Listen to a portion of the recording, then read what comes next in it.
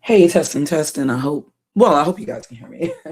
um, I know I said that I would give my voice a rest and I would not be up in here for a minute, but you know me, I'm going to respond to things on impulse and I'm listening to a live stream. Very interesting live stream, by the way. And I'm listening. Okay, let me just get to the point. Now, although I would acknowledge myself, as Black American as it would be on the census. Although I do believe that, and I have talked about this like on my other channel, that I do believe that who acknowledge that we are of descendants of Yasharel, or quote unquote Israel. Although I do acknowledge that I am a descendant of Yasharel or Israel, the people who are spoken of in the scriptures in the Bible. um, I do understand that, that is not on the census. That would not. I don't think that would be acknowledged on the census. Me being of Yahshua, I don't think that you know that they would change the census anytime soon. How so? I do understand, and keeping it real, although I do believe that we should now be referring to ourselves, and I will say elevating and referring to ourselves as Yasharel and acknowledging who we are as Yasharel and not simply as a color or a symbol or, yeah, especially considering now that I understand that there was more of an esoteric uh, reason behind us being referred to as Black people. It's not just about our beautiful melanin. Um, I believe it was something a little more symbolic, a little more esoteric. I've talked about that on my other channel. Um, yeah, and it's not to say that melanin is not beautiful. But anyways, I still, if I'm, in filling out an application and filling out a census form, I'm still going to have to mark myself off as Black American. That is what is acknowledged, right? Um, and I'm still in that, I can't deny that I'm still in a somewhat Black mindset. All right. Although I do know that I should be elevating um, myself to representing Yah or Yahuwah or Yasharel, representing my creator. Do you understand? All right. So y'all know where I'm staying there. Okay. But yeah, so you may still, you may still hear me speaking in black and white, if you will, and referring to myself as Black. Although I know I should be acknowledging myself as more so as Yasharel. But also it's a thing of me. I know that I need to represent, not just refer to myself as Yasharel, but I know I need to be better representing as Yasharel. So that's another reason too why I may still refer to myself as Black, because I'm still very much a part of what is considered the Black culture, the Black mindset. Do you understand? I'm saying I'm still very much attached to pro-Blackness, and I'm just being honest. Although I know I should be more pro-Yasharel, pro-Yahuwah, representing Yahuwah and his son Yahusha and Yahusha Mashiach, our Savior, who y'all may still refer to as Jesus Christ. Yahuwah, Hebrew, Jehovah, who you may refer to as Jehovah. Okay? All right, so you understand where I stand there. But I do acknowledge by the United States Census, I am Black American. I am a descendant of those who were said to have been enslaved in the Americas, who were said to have been taken from the shores of West Africa. I am a descendant of those who were enslaved in the Americas. My family coming from the South, me being born in Chicago, the Midwest, and my family coming from the South. However, why is it, like, okay, some say, what's wrong with referring to yourself, even if you don't follow Tariq Nasheed, what's wrong with referring yourself as foundational Black Americans if your ancestors, Lasheed, for you, if your ancestors had something to do with the foundation, had a great deal to do, being that my people were enslaved, and even post-slavery, my people had something to do. In fact, I have a grandparent, like a great grandparent, who has a park. I found out she has a park named after her in the South, and I was like, wow. And that was great to find out.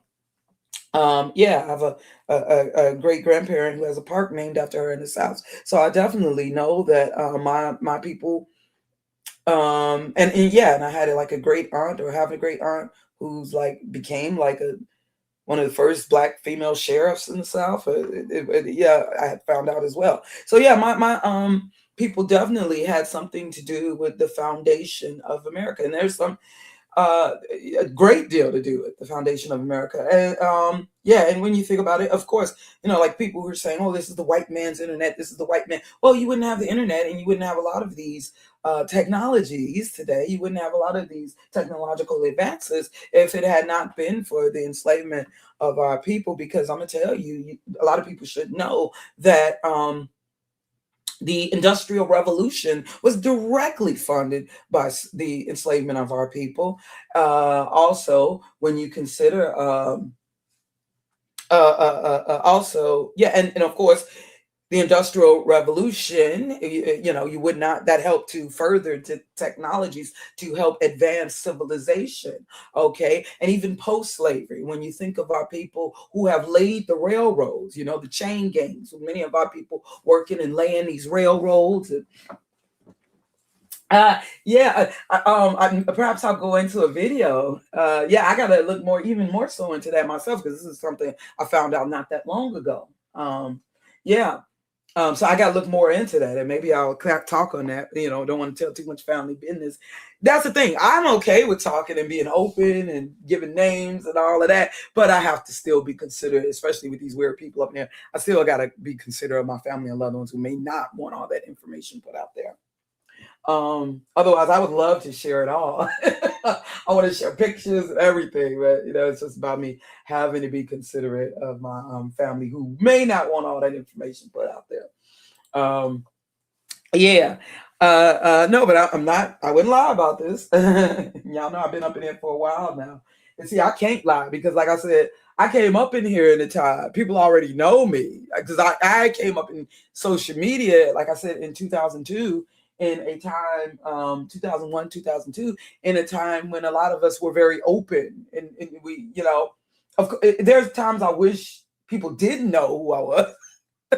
But when I just happened to come in YouTube or social media, now I was in YouTube in 2008. It was just a time when a lot of people were using their first and last name, even like in social media, and and sharing pictures, family pictures, what city we were from, and all that stuff. So even if I wanted to hide and this, and that, I couldn't do that. People already know who I am. I've been using the same name, Lashid, for you since like 2001 in social media, and I've been in YouTube. Yeah, there are times I wish, man, I wish I could turn back time. People never saw my face, but it's too late for that.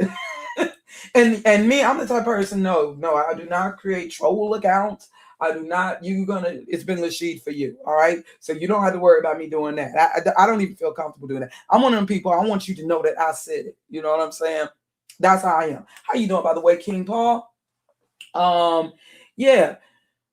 But yeah, like I was saying, definitely. So some people saying, okay, regardless, there are some people saying, well, I don't follow Tupac. I don't agree with everything he says. But I still like that term, foundational Black American. I just like that term. And actually, when I first heard foundational Black American, it did sound cool. It did sound, hey, Azure TV. Yeah, I know I ain't supposed to be talking today. Good morning. But I'm joking. I'm listening to something. I'm listening to a live stream from a certain sector. Oh boy, but I'm trying to leave it alone. I want to tell you about it, Azure TV, but like, wow. But anyways, in a familiar sector, like, wow, people wilding out. I see these YouTube streets. Oh gosh, there's a lot that's going on. I didn't know pro-blacks were such an enemy like this. But anyways, yeah. Okay, so there are those. Yeah. Now, I get it. I understand. Like some people, okay, they say, forget about Tariq Nasheed. I just like the term. I like using that term. I like um, yeah. I prefer that term as opposed to African American. And there are some people who they even though they may acknowledge that they have their African lineage. Now, I don't understand those who all together want to reject any sort of connection, any sort of, to Africa. Yeah.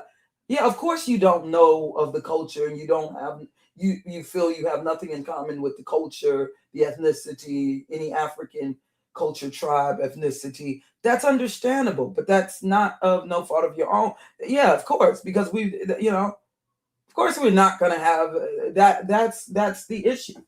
Yeah, that's because we have been totally, separated from it and not no choice of our own or our ancestors. But if you really do, if you have any sort of appreciation for your ancestors and not just the ones that go back just a few centuries, just like 2, 3 centuries, you would at least try to have some sort of, how, your people who were enslaved, your initial ancestors who were enslaved in the Americas, do you think they'd be cool with you just totally denying their history, which was snatched from them?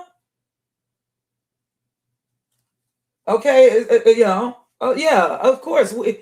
We're already, in referring to ourselves as Black Americans, we're already that there's already the delineation there. There's already the clarification there, and them stressing that, let's say they're Nigerian, and us, whatever, and us stressing that we're American. There's already there's already the delineation clarification, but you have to understand there's ethnicity and there's race. That does not mean that we are of the totally separate race.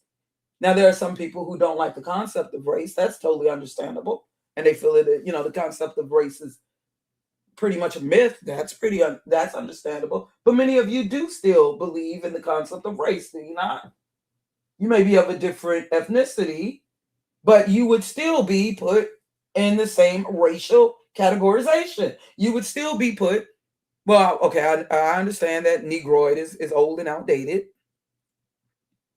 But anyways. Okay, there are people who are saying, I like the sound of foundational Black America. I kind of did too initially.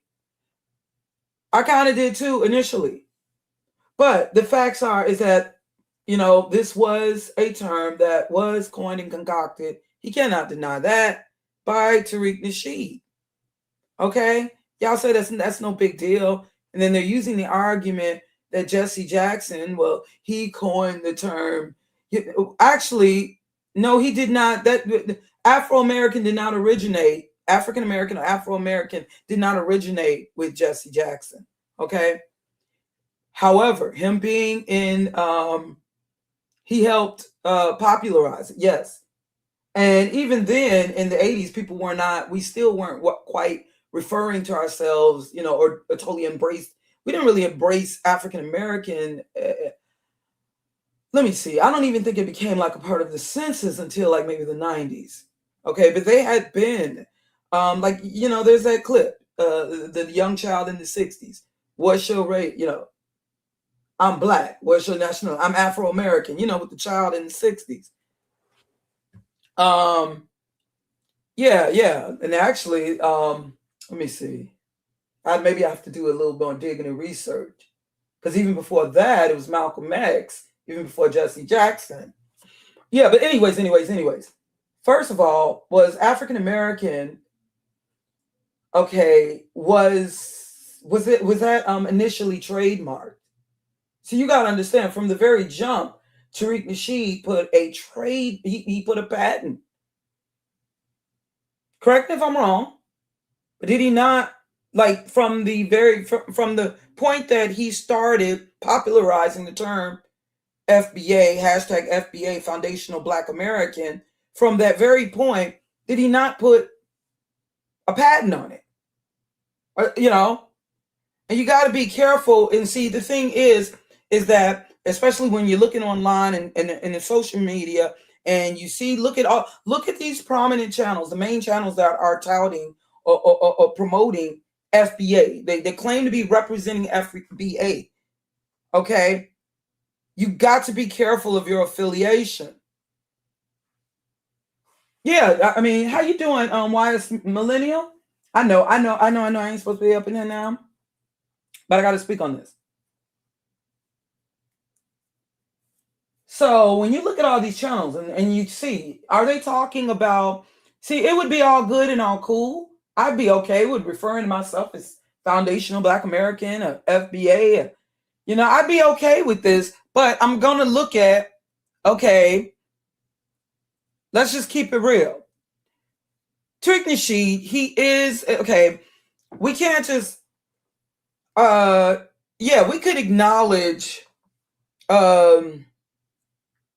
it as representing a lineage, supposedly.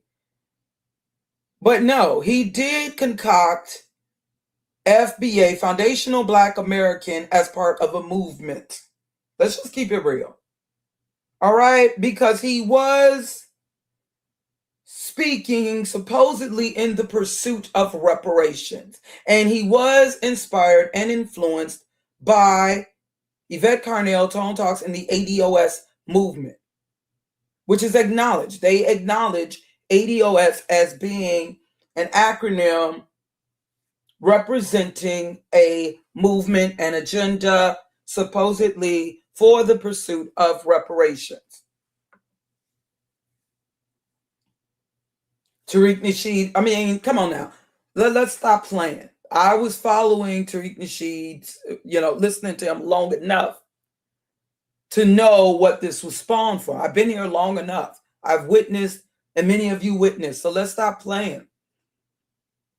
And when you do the research, as I have shown, because I said, let me do this for myself. I'm not going to just listen to another YouTuber, even whether it's just Taharka Bey or whoever else. I'm going to look into this myself. I said, let me look into this myself. I did it live in front of y'all to see if if it's true for myself. So we can't say that this was just something that was Photoshopped. I went to the site and everything to see if FBA, if Tariq Nasheed had put a patent, or had this patent, or had a trademark. And indeed, going back to as far back as 2019. So that was from the very beginning, from when he initially started referencing and using the hashtag and continuously saying over and over Foundational Black American. From the very beginning, he had this trademark. Do you understand? All right?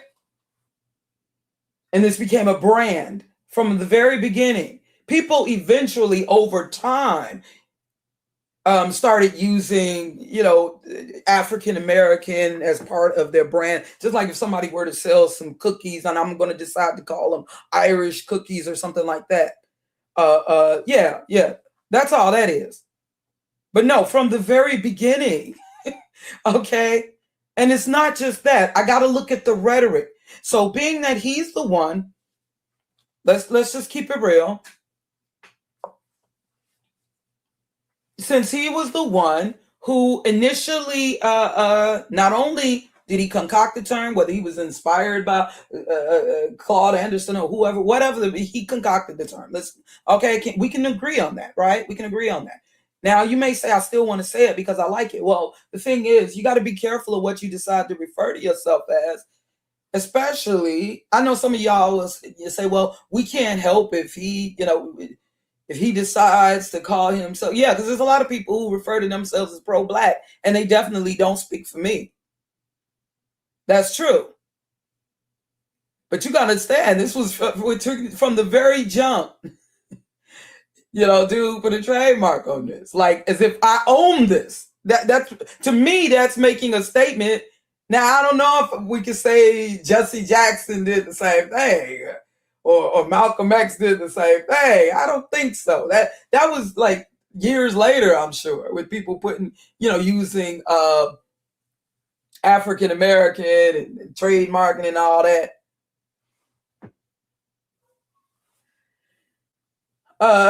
Yeah, so that's like basically she's saying, I own this. And then remember that whole thing with him and Michi X? That was like kind of weird to me initially, but now I have a better understanding.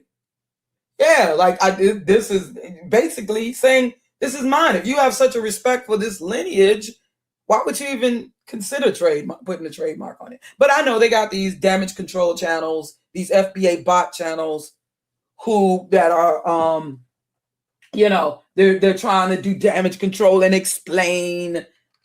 I'm not hearing that. I'm not hearing that. We all know, and it's not about me having, and that's not the first time Tariq Nasheed is also, with the whole more us. I believe he also had that trademark. But of course, we know that more has been referenced for centuries before Tariq Nasheed. So that's different. You can't make the same comparison. But from the very jump, foundational Black Americans. And notice, he doesn't say Black Americans anymore. He makes sure to say foundational Black Americans. Foundational Black Americans. Do you understand what I'm saying? Like as if he almost like he wants to distinguish Black Americans, foundational Black. Me knowing that I'm Black American by the census, I don't need to be reminded that my people are foundation. I don't need to be reminded that. Basically, I'm not saying that there's nothing wrong with the word foundational. There's nothing wrong with acknowledging that our ancestors laid the foundation in this nation. That's not the problem. Y'all stop acting like,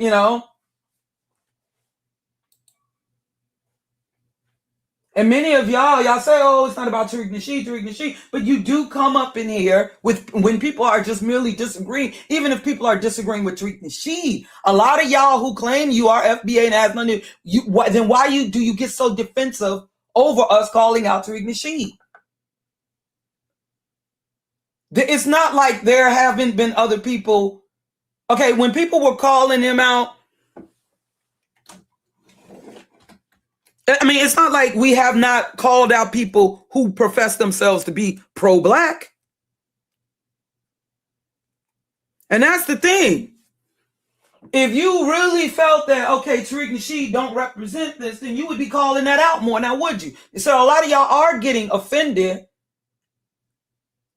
This is more about Tariq Nasheed because many of you are just offended on what we may say against Tariq Nasheed alone. I have had y'all coming up in here. I know what I'm talking about. You will come up in here and just be offended by what is said against Tariq Nasheed alone, even without us pointing out FBA or disagreeing with FBA. See, it's not about Black people disagreeing with Black Americans who are founded. Y'all know this, so stop playing. But when you go to, if we're going by what is online, what is in YouTube, the part of the world that Tariq Nasheed, okay, let's go to his channels, first of all. Okay, because now let's say if a person wanted to do, I've done this before, I'm gonna do this again. Let's say if a person wanted to see, okay, well, if they're a foreigner and whether they're Black, white, whatever, and they want to see and then let's say they just don't know really about the Black community, right? Or the foundational Black community, as y'all would call it, right? Foundational Black American community. And they want to learn something. And of course, we can't always trust what the media presents, but supposedly y'all represent real people, not actors up in here, right? You're not paid people. You're not paid agents up in here, right? YouTube is supposed to be, and social media. Now I can't even imagine what's going on in TikTok, but I'm just going to stick with what I've been seeing in YouTube. So let me see. Let me go to some of these. Let me go to some of these channels. Okay, because you got this one, FBA News and Updates, although they changed the name conveniently after I had exposed and showed how they referred to reference Godfrey as chimping out using a white racist. Okay.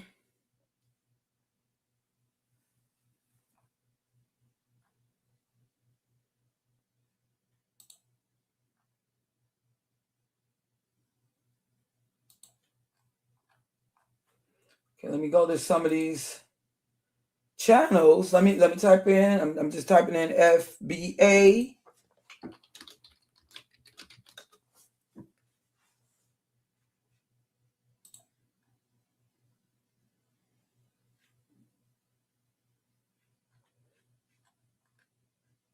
I'm trying to give you an idea. Okay.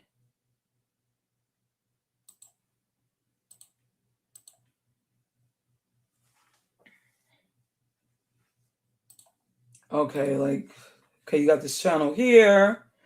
All right.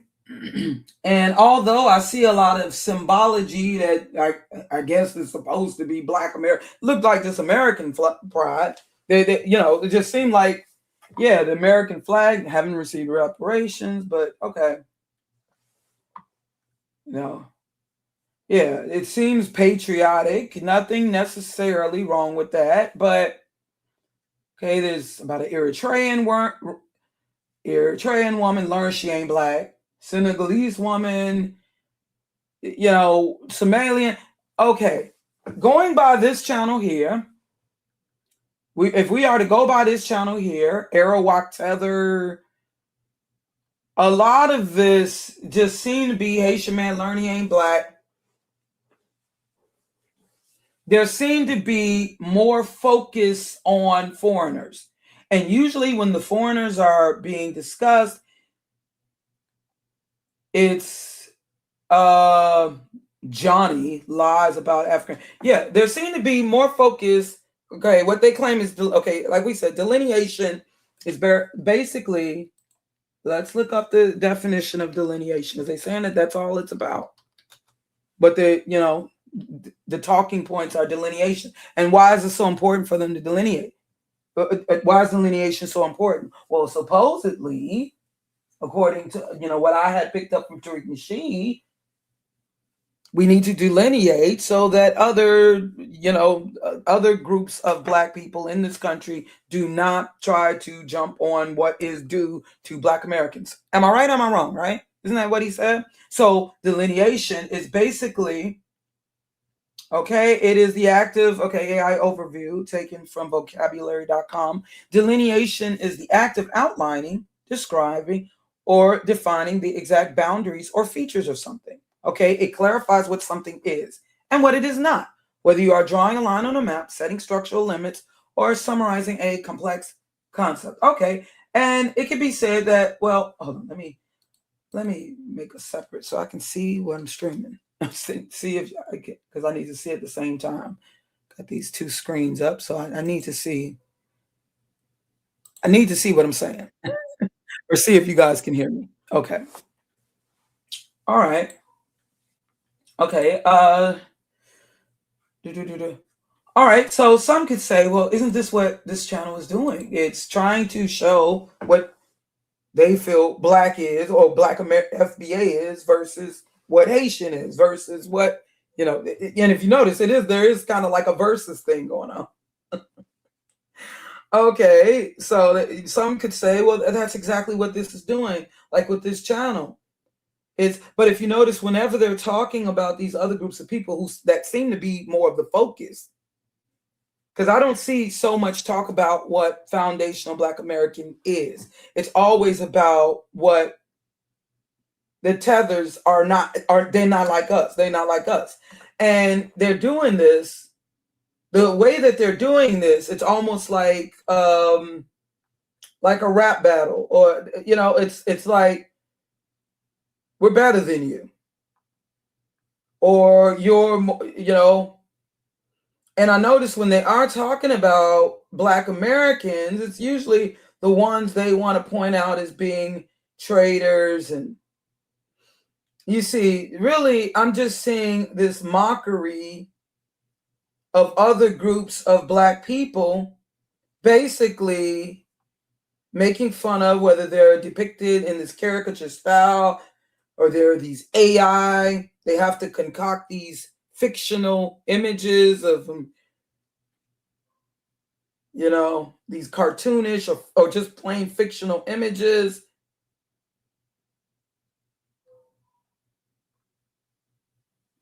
So it's just basically all this, you ain't me. You wish you were like me, but you ain't me. You ain't me. But what are you? But that's the thing. What are you though? Besides, you know what I'm saying?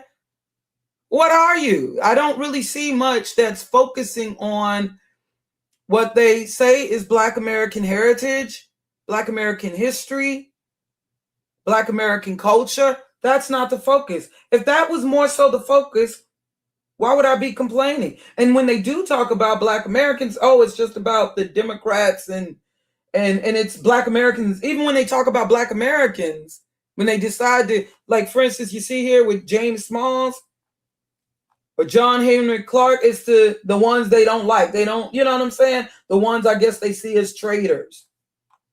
They're not focusing even on, okay, all right, so see something like this. This is how here's how America created Black ghettos. Okay, I can listen to that, even though that's not necessarily specifically on Black men. But this is something we need to know. But even with this, majority of this content, like on this channel, and I'm not going to take anything this channel says, especially after making using the racist rhetoric that's definitely been used against us. You know, referring to now, I'm not going to say that I haven't used terms like, referring to that became popular in our slang, referring to people as raccoons. And that's why I've been saying, let me try to refrain from using that term. But just straight up uses saying Godfrey chimps out. Come on now. I don't trust this. I'm sorry. I don't trust this. How you doing, Slaughter? I can't trust it. Okay, see, I could get with something like this. Black cities and institutions sabotage to kill. I can get with this. But this isn't, y'all know that this isn't the majority here. This isn't really, this is just basically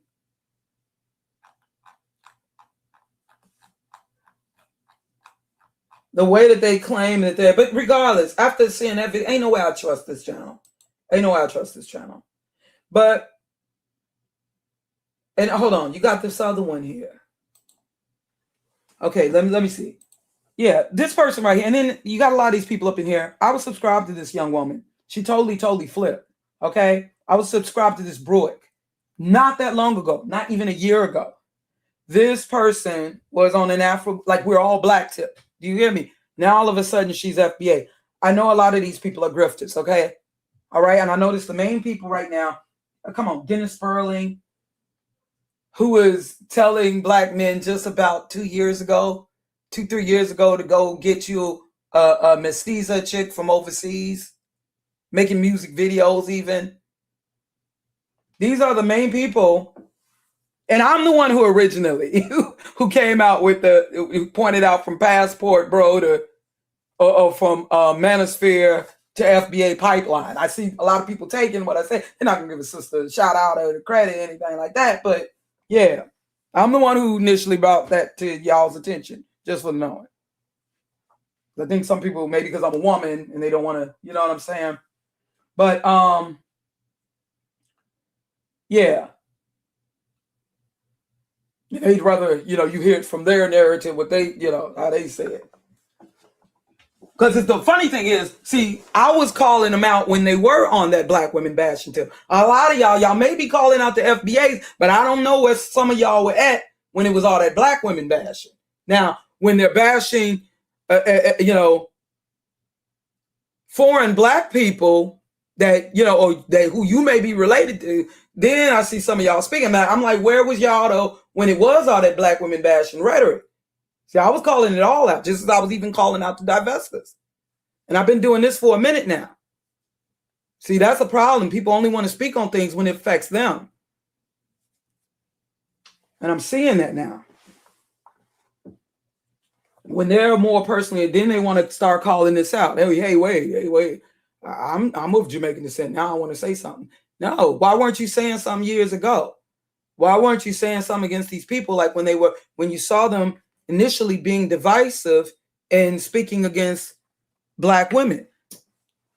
You cannot deny that I have went against those who have spoken against Black people, whether they have been Black women. Of course, I'm going to be more likely to speak on behalf of Black women, being more personally, offended as a Black woman. But I've also spoken against this rhetoric against Black men. I've also spoken against this rhetoric against, colorism and all of this that I've seen as unnecessarily divisive.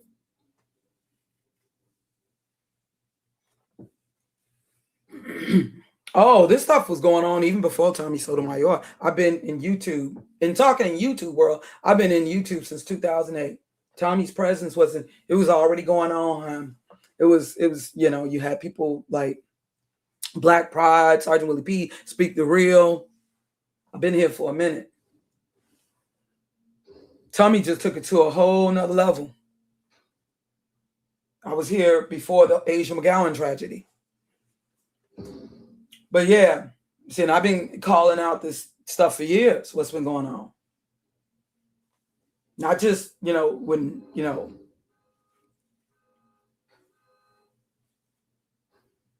But yeah, because that's what I do. I defend my people. That's just in me. That's what it's always been in me.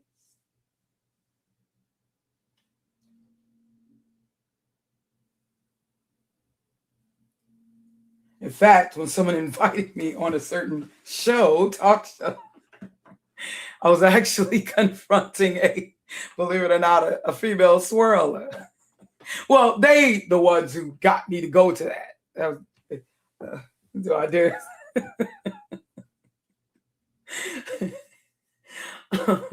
I can't say that was the call I made. I'm like in the call, like what? Yeah, but well, yeah. Anyways, yeah, a lot of these people. Okay, there's something. Let me see. I typed in FBA. Where's this one channel I saw that's, if we were to look at these channels that say that they speak on behalf of FBA, and they say that, they are not focusing on Black Americans. They're just so focused on, let's just keep it real. Yeah, they said this person here was a damn divester. This was it, Hey Love Jones. They said not that long ago. Now that's the funny thing, is I don't even know who this. I've only seen this person recently, in more, in more, just within this year. I've learned about this Hey Love Jones person. It's funny how people come up in here and blow up overnight. But they said just not that long ago, like yesterday, this Hey Love Jones, who's now touting FBA, they saying that she was a total divester talking against Black men. I'm like, what? Why are people acting like they forget? Like y'all can't be that brand new here if this was not known. So how was she able to flip that easily? Hold on. So there's this one channel that I saw. Hold on, maybe I don't see it here now. Look on another tab.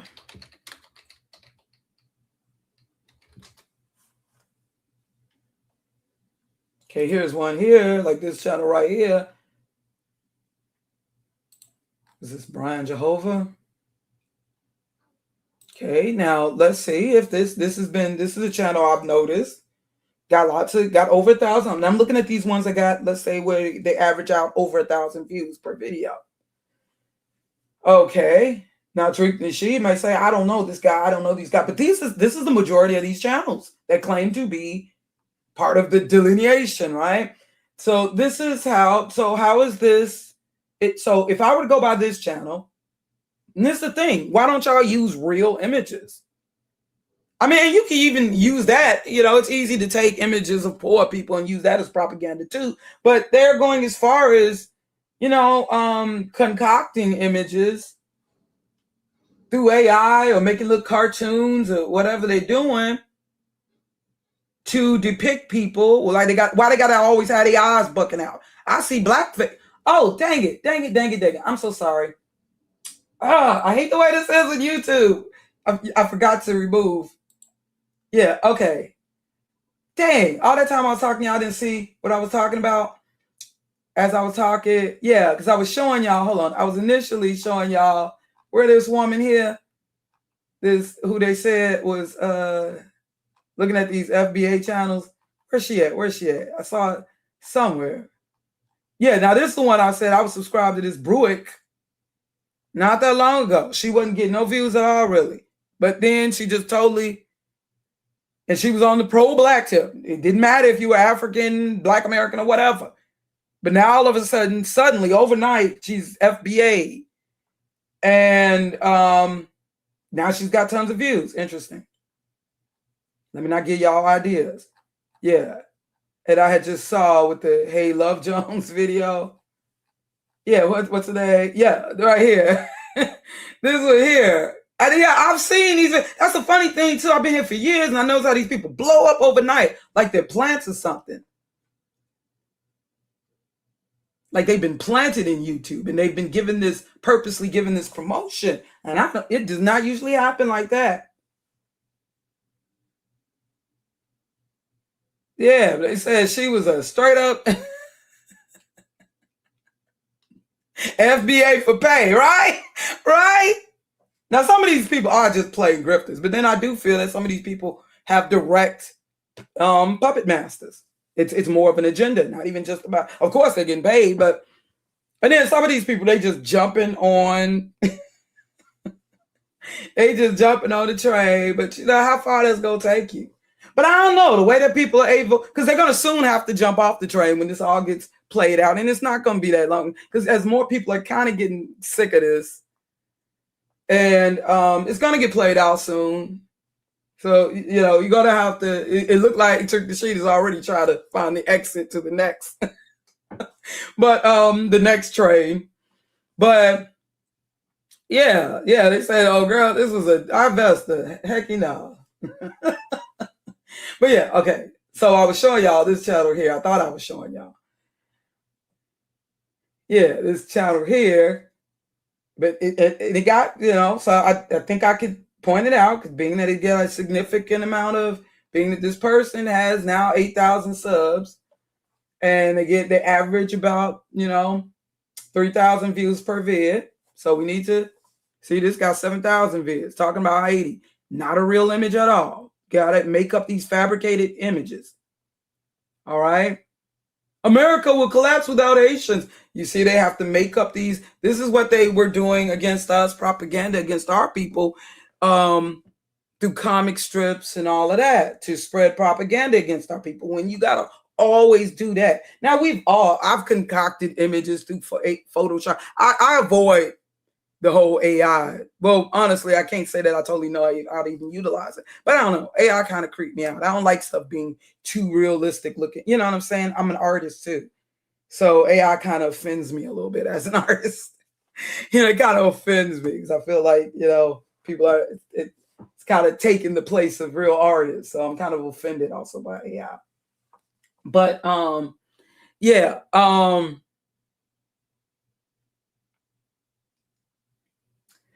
Yeah, this is, so if I just imagine this, you stumble on this channel, and this is teaching me about Black history. Why do the eyes always have to be buck, like Mantan? Like, this is, you know what this is giving me. Why are they always making them with these eyes bucked? You know what I'm thinking? Why is it? Yeah, y'all know the Mantan, Moreland. What's with this? They gotta always have them with the eyes bucked.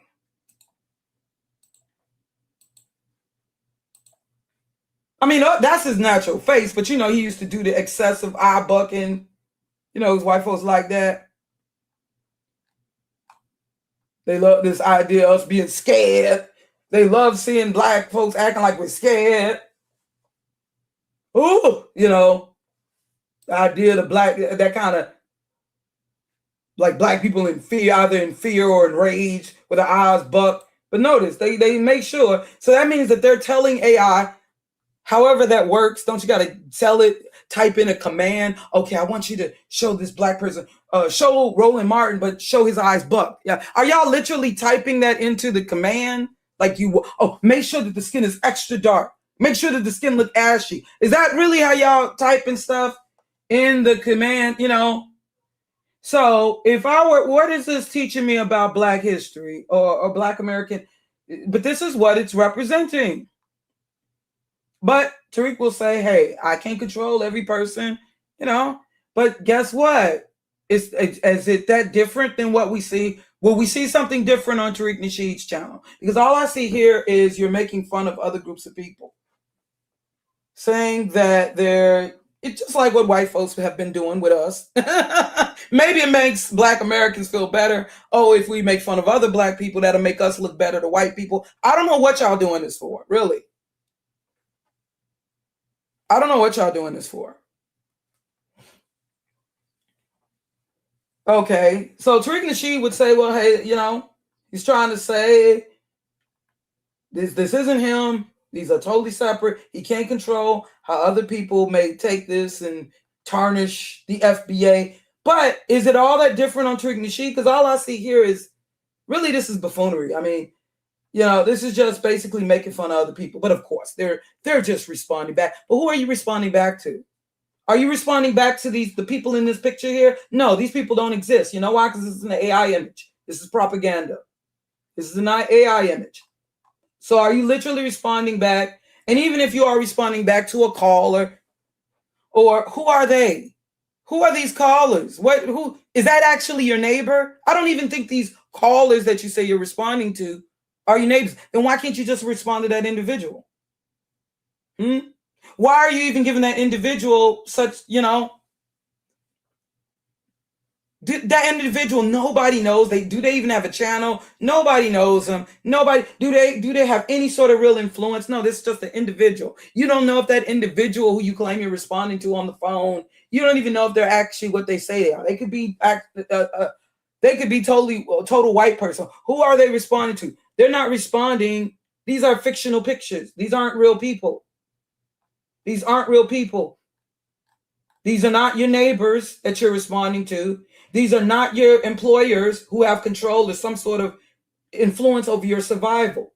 These are concocted images. This is how people start these cults here. And I've seen this even in these mixed light-skinned sectors, all these sectors. They will go and look for, they're actually seeking somebody saying something bad about black people or biracial people, whatever. They go and they seek. They'll go through, they're actually looking for it, because you're going to always find somebody who's saying something bad about it. Like, I don't care how nice I've been. There's always somebody. I could be very nice up in here. You best believe there's going to be somebody, even within my own people, that got something bad to say about me. So let's say if I decide, and I just magnify that, there's always somebody don't like you. All right, you're going to find somebody that don't like you. It's just like, this is what they were also doing in bashing black women. They'll go and find the scummiest example of a black woman, knowing doggone well the majority of black women probably don't even know what ghetto gaggers is, right? Do you think the majority, that is something like below 1% black women participate in? And this is what they were doing for years. And they will take this. See, this is what black women in general are doing. You see, now they also got a site called Thug Hunters, right? Now, how do I know about that? Forgive me for even knowing about that.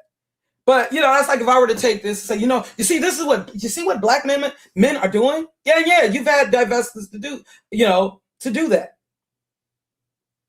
But I know if I was to ask average brother about ghetto gaggers or other, they probably, I hope, they wouldn't know what I'm talking about. I'm just being a part of social media, responding to this stuff. So, also, I was sent a video by a white racist my early days in YouTube when they used to get inbox, and they were sending me, and I remember they sent me white racist trolls who didn't like me, white men, sending me a thing with ghetto gaggers.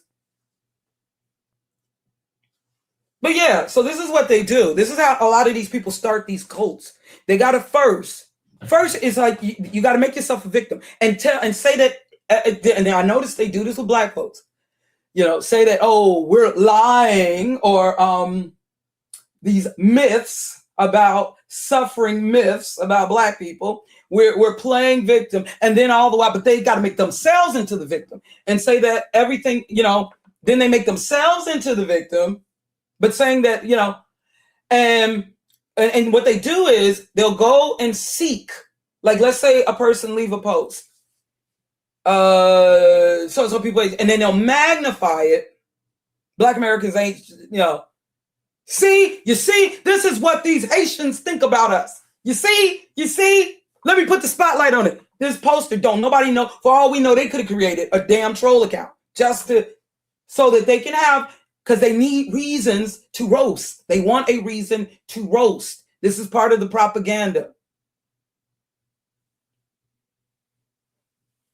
Oh yeah, I used to get, I was getting threats, Miss Cardi, because you know I've been here long enough. The initial people, of course, coming at me were white men. Oh, but then it was after when I years later when I started addressing and I've always been speaking in defense of black women and black people, and black men. They for the most part they heard me. They had no issue with me, but it was only when it only became about black men when I addressed Tommy. Because so that told me that it was about Tommy having a cold follower. Then they tried to make me like this angry black man. Before that, black men were hearing me. They knew doggone well. They know why, but then I realized, people like Big J, Triple X, Chief, you shut the fuck up, because he was a Tommy Sotomayor follower. He been up in there following people, like, even though he's now trying to distance himself from the manosphere, trying to act like he don't like these guys. No, I remember the history. You had an issue with me, and that's when they started making videos on me. Oh, Chief, you exposed, yeah. Even though but where's the proof for them? Where's the proof of me bashing black men? Nowhere.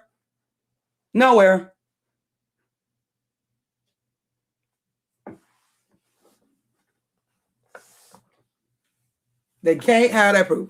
Can they find proof of me defending black men even before Tommy Sotomayor? Yes. That goes back to the message forum days. I'm the person who put time and effort into the Bill Cosby series, and not just individuals.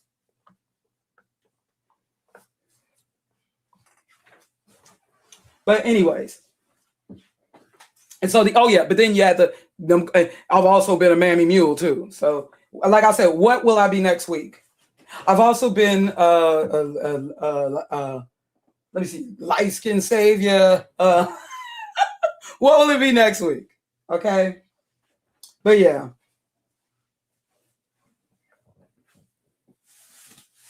Yeah, that's what the people in the mixed light skin communities decided to tag me as. What's it gonna be next week? But yeah.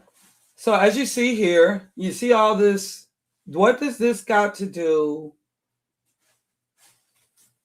So if I were to learn about, only thing I would learn about Black Americans. Okay, thank you. Right, exactly.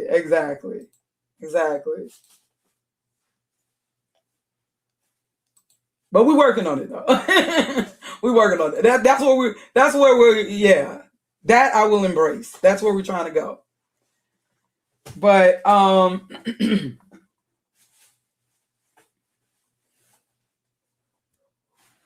yeah. So you see, if I were to going by this, I would think that there's nothing about Black American history, heritage, culture, and I am all for us. I definitely talk about this, especially as a Bible believer who knows that we are descendants of Yasharel, and I know that not all quote unquote Black people who would be put in the racial demographic of Black or Negro, I know that we are not all the same. I definitely want us to, I took advantage of addressing that in addressing the film The Woman King. Remember all the controversy over The Woman King? And that's why I definitely took advantage in wanting us to know who were the Dahomey. And yeah, that's why I also talk about, if you notice, I talk about the Igbo, well, some of the videos I got a lot of videos on private. Yeah, but on my other channel, I'm trying to, get that to grow more, where I'm talking a little more seriously. Not saying that this ain't serious, but yeah, so because I definitely feel that we do need to know that we're not all the same. All right, I definitely need to feel that we need to know that. And also, I feel like if we know our differences, we can have better respect. I think that that's been part of a problem, trying to lump everybody the same. Not all Caucasian people are the same. Not all, and put everybody in a box. I think that's part of the problem. So I'm all for us learning that we are different, but not necessarily saying better than. Now, however, when it comes to spirituality, that's where, I know there's going to be some conflict, because I can't talk like, oh, well, your faith, it's okay for you to have your faith and I have my faith. And no, because then I would be talking, no, I can't talk like that. I can't talk that new age, because then I would be showing a lack of faith. So that's where I fear that we may bump heads, that's where I may fear that. Yeah, but I can't be afraid. I know I can't be afraid. I'm going to have to go there. Yeah, that's where I might offend you, or I should, if I am going to offend you. But I don't understand why anybody would be offended in acknowledging the differences are, in our ethnicity, culture, and even lineage. However, you got to understand that race was not lineage based. The concept of race, all right, was not lineage based. Now, yeah, initially, us being enslaved, being chosen to be enslaved, it did have something to do with our lineage. And that was a little more, and really not our race. And that was something a little more spiritual. But eventually, in what is now the United States, lineage did not matter. That's why there was the Moores-Sandry. Why do you think there was the Moores-Sandry Act? You had those who were supposedly protected under the Moorish identity, who were claiming they not like us, and in the Carolinas. Okay, but eventually, yeah, our ethnicity, it didn't matter in the race. Eventually, it was just about, because understand, slavery initially was not about the concept of race. The concept of race, that's not even really about lineage. That's really about phenotype, cranial indices, and phenotype. Okay, definitely in the Western world, and more specifically in the United States, ethnicity didn't matter. At a certain point, ethnicity, now initially, when they chose to enslave certain specific groups of quote unquote Black people, it was about, well, it was about money, but it was about, it was specific group of Negroes. But yeah, but the concept of race, which actually came later, that was about yeah. But let me not go all into that. But anyways, if I were to look at this and these fictional images here, most of these images are fictional. It's just seemed like a channel for making fun of Black people, mostly foreign Black people. And it seemed like it's just about making fun of Black people, mostly foreign Black people, and Black people like right here, I guess, who are Democrats or whatever they see as bad for Black people. Just making fun of all those who they see as bad Black people. If you're foreign, I guess you're automatically bad. And if you're Black American, if you have a philosophy they don't agree with, that they quote unquote FBA feels is unhealthy, then we got to make fun of you too. Like if you're a Democrat or whatever they feel is, yeah, these fictional images. Yeah, you see this here. What is it? Serving fried chicken? Oh, cornbread and stuff. Yeah, I just see. So I would get the impression that Black Americans, or what they call, no, not Black Americans, but FBA, Foundational Black Americans, I would get the impression, see, look, all negative making fun of negative, negative, negative, negative, negative, negative. I would get the impression, well, these Black Americans, they love talking about people. They're just negative. These are some negative people, and all they like to do is roast. This is all that they like to do is talk about people.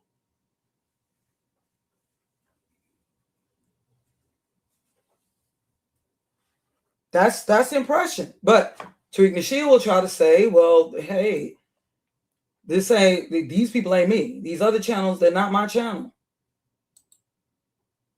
Okay, but is it all that different at Tariq Nasheed's channel? Is it all that different from what we've been seeing, at least for the last 2-3 years? Is it all that different? Look like they learned this from somewhere. Going by what I'm saying, is it all that different? Bam. Bam. These look very similar, doesn't it? Look like you've influenced some people, Tariq Nasheed.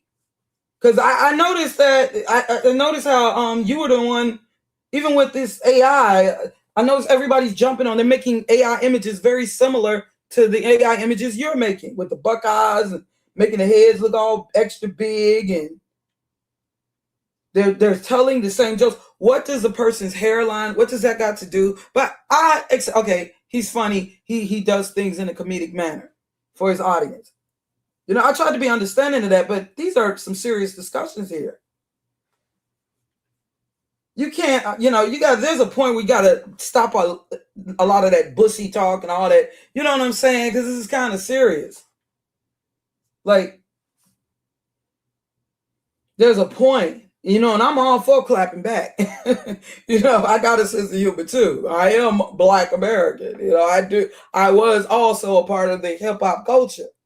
So I know about that. But there's a certain point now, because come on, Tariq Nasheed, you and I, we're both in our 50s. There's a certain point, and we have a responsibility over these people who are listening to us. We have a certain responsibility.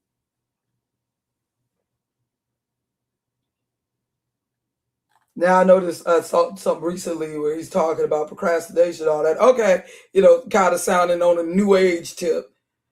Hey, I guess I'd rather see him going in that direction, but I know it's not going to that's just token stuff.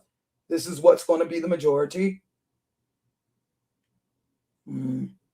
Of all people, R. Kelly, you want to focus on, but I guess he's just giving celebrity news here. Of all Black Americans, in the midst of all this, there's R. Kelly. Okay. Look, fictional image showing a Haitian grilling a cat, taking from Donald Trump. Oh yeah, Tariq Nasheed, what do you think about with the reparations movement in Evanston, Illinois, my state, being blocked? What do you think about that? I know you're quick to, like, let's say if Jasmine Crockett stubs her toe and says, damn, you're quick to do a video pointing out how ratchet she's acting. But what do you think about, because y'all said that y'all were the ones who claimed that Donald Trump wasn't so bad, and y'all were the ones who claimed that he was the only one open to listening to the discussion or even giving consideration to the discussion of reparations, right? All right, so he is in the ultimate position of power, right? Why are you not talking more about that? What is your opinion? Has he addressed that? Maybe I'm late. Has he addressed that?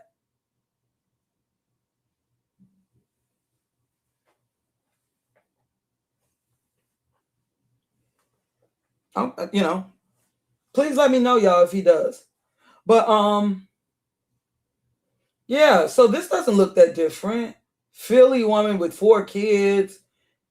You see, even when they're talking about Black Americans, it just seemed to be negative.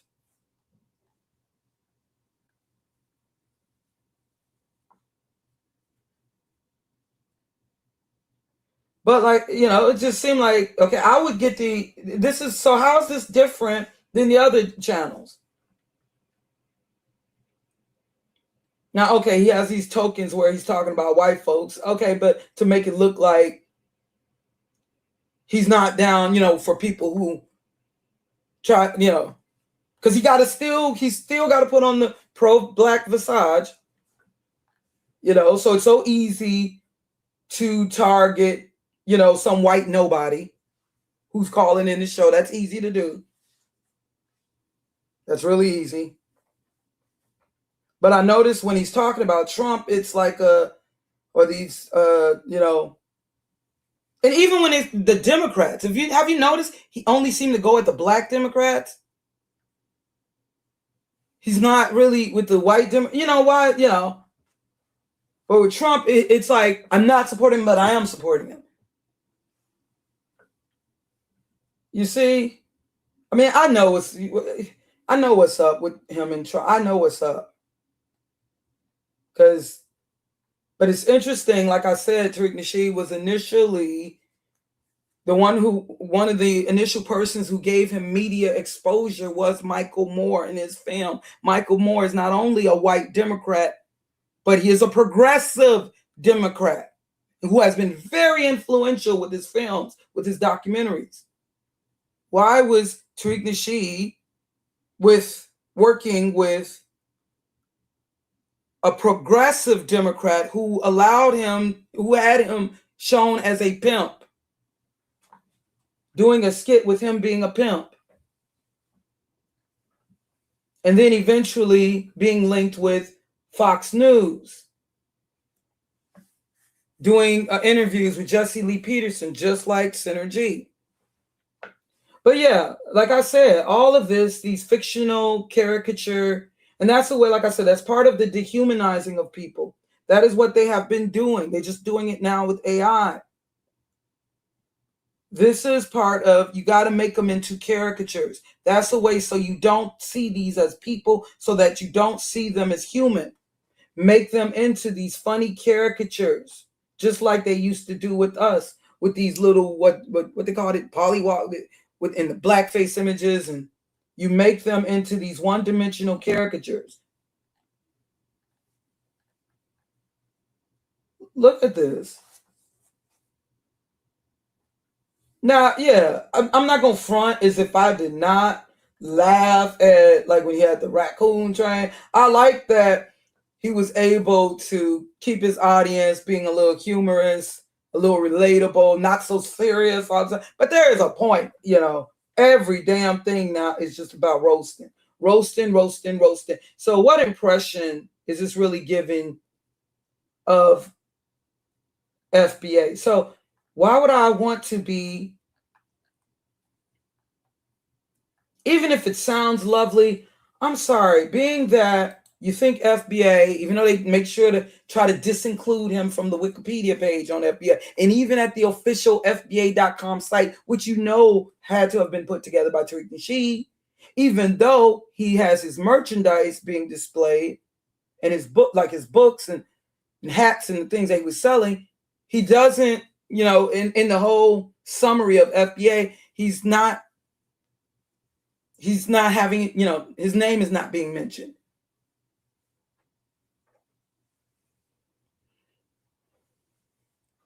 So I'd rather not. I don't think it's wise. If I were you, there's no way I would want to be linked with foundational Black American. That is something that Tariq Nasheed concocted. And there's just too much about Tariq Nasheed that is questionable, his past and all. Like, okay, if you knew that I had did some, let's say if you knew I was, let's say, a con artist, and I decided to say, let's call ourselves, even if it sounded really, really cool, let's call ourselves melanated warriors, or whatever, and you feel it sounds really cool. Yeah, we're melanated warriors or whatever. And you really like to, but what you want to be knowing that, let's say you found out I had this history, and also, like, just yesterday I was talking totally different.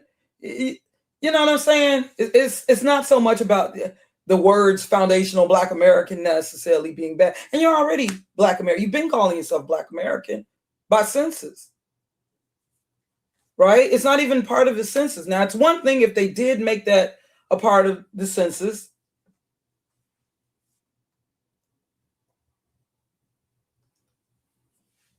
Or if y'all were really against Tariq, you would totally be opposing his talking points. You would be saying, like, I remember there was people who called themselves, we're going to take over the golden sphere. I remember there was a certain person and we're going to clean it up and we're going to, some things though, I'm sorry, you can't fix. But yeah, I mean, like, there's not really any opposition to Tariq Nasheed, but y'all just only want to stress he's not your leader. Although you're still using the talking points, you're still using the slang, you're still making reference to tethers, you're still, you know what I'm saying, talking about bush meat, cheetah pea, plebiscite babble. What's all the stuff I've seen from every one of your comments? You're all parrots. See, there are Black Americans. I can't say, if you notice in my comment section stuff, I don't have though, and these are people who regularly would follow on my channel. They don't agree with me on everything like that. We don't say all the same terminology. Of course, we speak English, use a lot of the same slang, but y'all seriously, it's so. Yeah, and after seeing all this, I was like, oh no. At first I thought it was a cool term, but after, like, no, hecky no. I can't be with this. I can't rock with this. Hold on a second, y'all.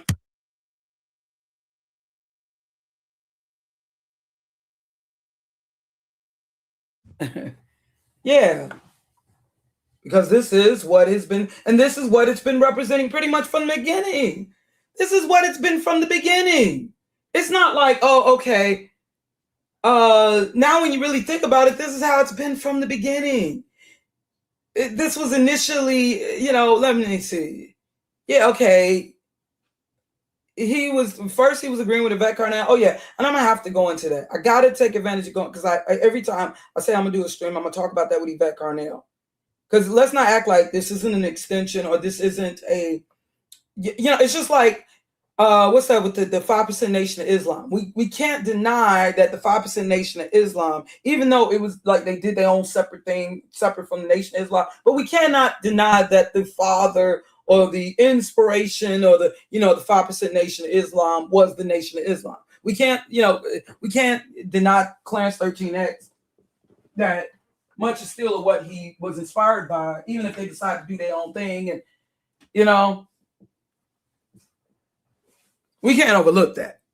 All right, they are like an extension of the Nation of Islam. We can't,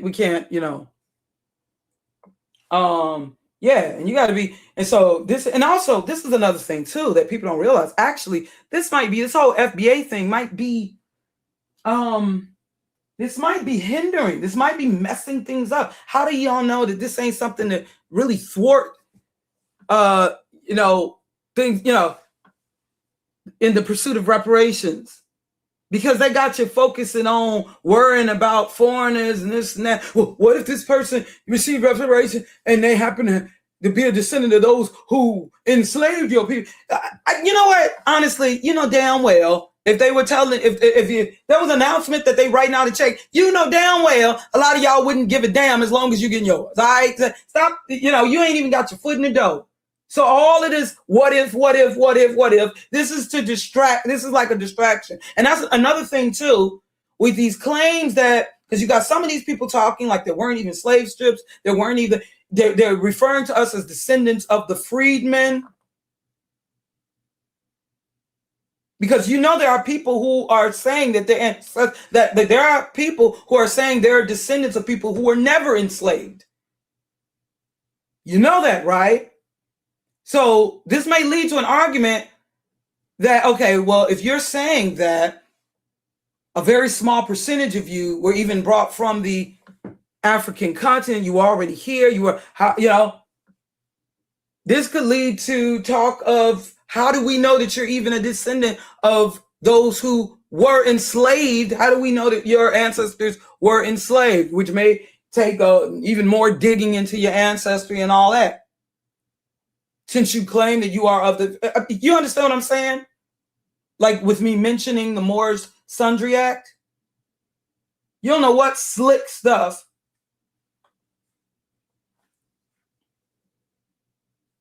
But yeah, anyways, because it all seems it seemed like it's a distraction. I believe that there were those who were really serious in the pursuit. And you know what? Let me go ahead, because before I even go into like, well, I'm gonna go real quick and talking about, like I said too. It's the same thing with those who do not want to refer to themselves as Black Hebrew Israelites.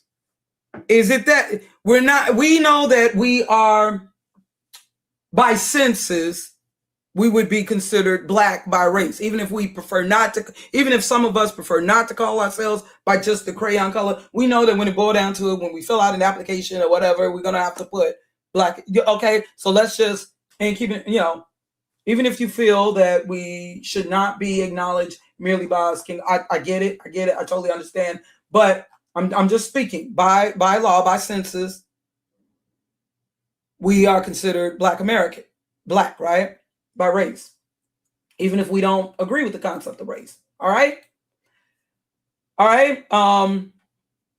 So I'm not denying that I am Black or Hebrew or Eber, or of Yasharel, aka Israelite. No one's denying that. But I remember online ministries, Sister Deborah, let me see.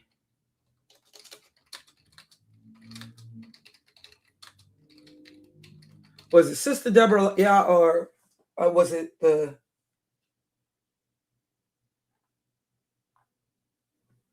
Now, I don't know what's up with Ringo TV.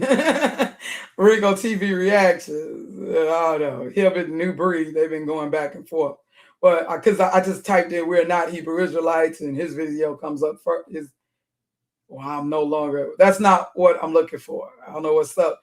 Yeah, what's up? Yeah, I know him, and well, I unsubscribed from New Breed a minute ago, as I say, some questionable stuff. But hold on. What I'm trying to look for, was it redirecting Sister Deborah or the online? And there were some people who did not like the video, but I understood where she was coming from. I understand where they were coming from. I can't find it. So redirecting, was it online, man?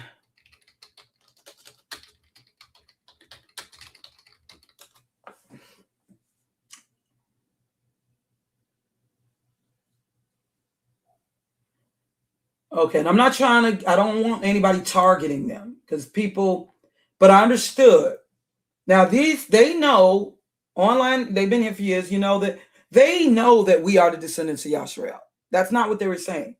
But they were, and the reason, okay, like I've known that I was of Yasharel or Israel, descendant of Israel. This is something I learned from my brother, from one of my brothers I had four, but going back to the 80s. This was first brought to my attention, my brother who found it, who learned of this in 86, and it was 1988. I stayed with him as a teenager.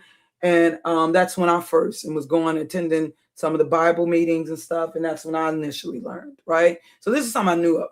But it wasn't until online really where I heard this term Hebrew Israelite used like that, right?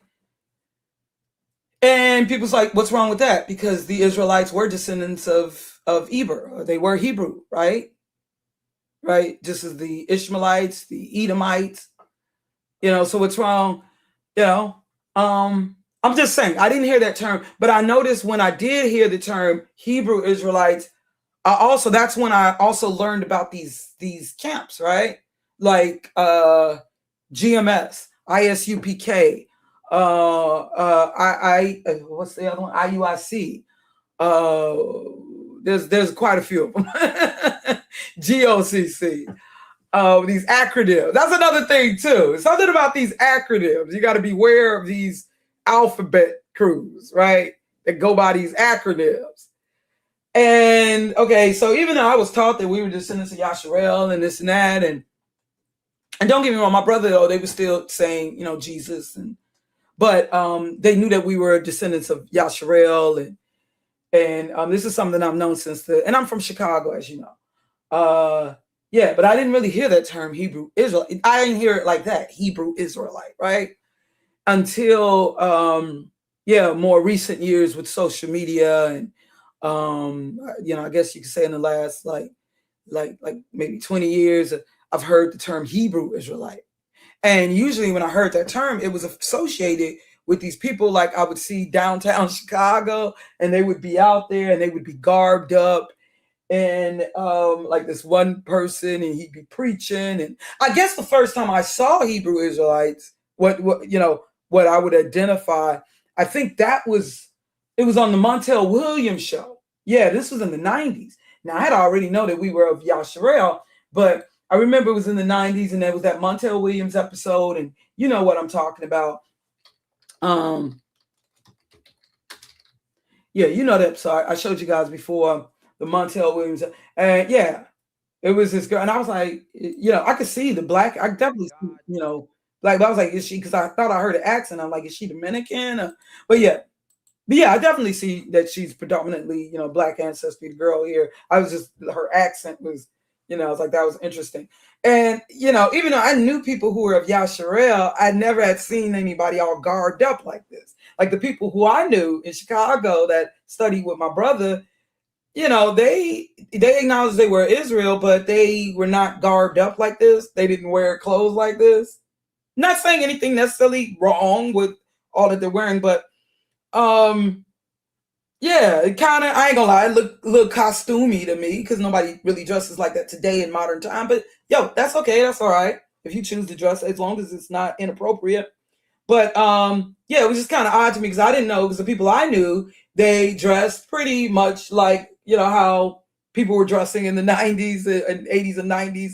And only thing is, it would be more modest. And I will say this, like with the people that my brother studied with, I noticed that the women, they did have their head covered. And at that time, the women, they were not really wearing pants. They were wearing, like, the people who my brothers was studying with at that time, the women were, their heads would be covered, definitely during the time of us, reading the Bible and study, like when we'd congregate.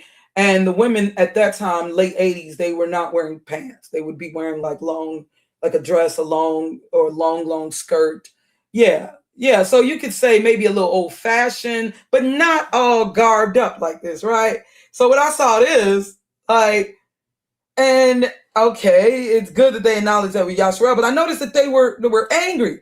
And it just how convenient it's on a show, Montel Williams talking about hate groups. So I'm like, hate group, because the people I studied with, it wasn't hate being taught.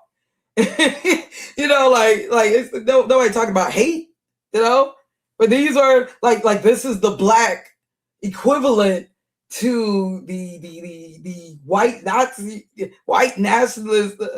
I'm like, okay, all right. Look, that's like saying that, these people are synonymous with the KKK. And the KKK has a history of lynching and brutality and really stuff that affect your survival. The Hebrew Israelites, or those who they say are Hebrew Israelites, they do not. But anyways, okay, I guess they're saying they're the equivalent, right? But I noticed he was very angry. They were very, very angry. And some people could say, rightfully so. There are even people in this comment section here. Yeah, like, yeah, it was right. It was right. It was right. Wow, somebody speaking some sense. It seems to me that Montel Williams and his show were used as part of the protocols of the learned elders of, they say, Zion Playbook. Interesting that they post that there. Interesting. Yeah, because I'm looking back on this. What was you doing, Montel Williams? Well, Montel Williams, he used to have some shows. Now, like when he had Gary Webb on there, but I noticed he stopped with them kind of shows. But yeah, I was looking. So imagine me looking at this. I'm a young adult. I remember this, 1993. I was in my own apartment by then, with my, one child. And I'm looking at this like, I know people. I'm from Chicago. I definitely know of black people who know that we are of Yasharel, but they don't really talk this extreme. They don't, you know what I'm saying? I'm like, okay. But I guess this is a representative. It's a way of them grouping us all together, right? Yeah, so And then in more recent years, I learned this term, the term Hebrew Israelite became more popular. And so they want you to think of people like this, well, maybe not Kanye, I don't know. But this is what they want you to think of. And this, like people like this guy here. And I'm going to tell you, even though I've known going back to the 80s, I ain't know nothing about no 12 tribes chart until more recently.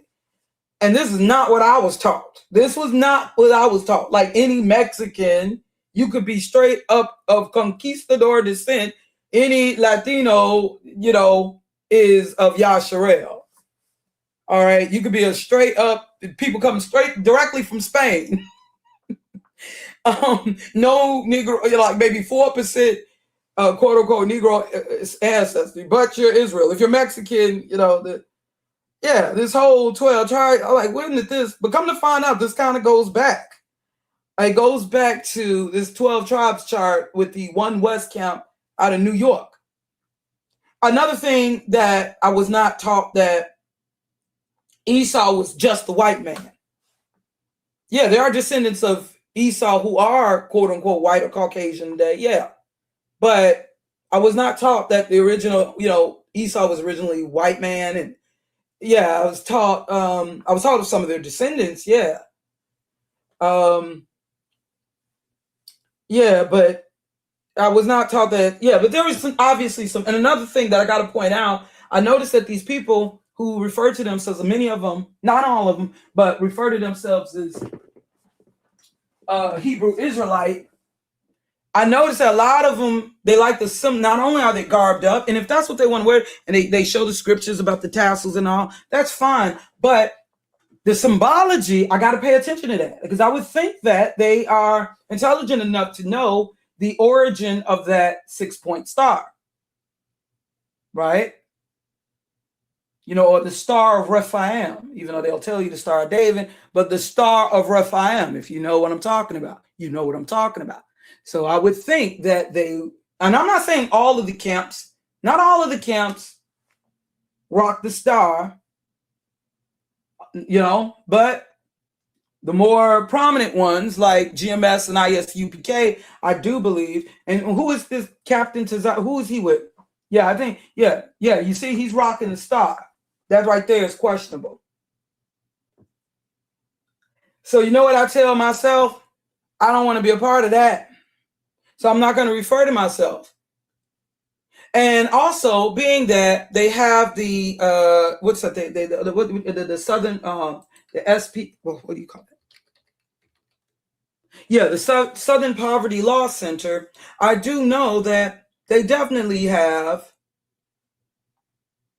Hebrew Israelites listed as a hate group. Now, I can't really be too concerned about it. If they want to sound us a hate group, if they want to, why should I be concerned? But understand why I'm saying this. Yeah, somebody tried to use that on me. Somebody from the mulatto sphere. They tried to use that on me. Now, if you want to disagree with what it is that I believe, actually, and if you think that's hateful, oh well. But they were trying to link me with, people like the person that was on the Montel Williams show. You understand what I'm saying? Now, it's one thing if you just don't agree with what I'm saying and you think that what I'm saying alone is hateful, then oh well, so be it. But they're doing this on, being, the person was being deceptive. All right. They're being deceptive purposely for the sake of, false propaganda and thinking that they could target somebody.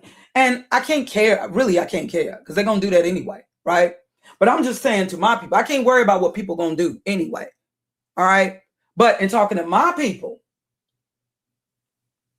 yeah, because that person I had to just totally block and learn to ignore. But in talking to my people, so when you look at, yeah, that's the thing. They want to lump you in, and that's on purpose. That's on purpose. They want to lump you in with people who may be part of an agenda, because I have to question, and it's not saying that this guy here, for instance, is not saying that he doesn't say things that I wouldn't agree with. Of course, there are white racists who may say some things that I agree with. Like, we should all be able to agree that, let's say, molesting children is wrong. I think we should all agree on that, right? Even though some of them may be secretly doing that.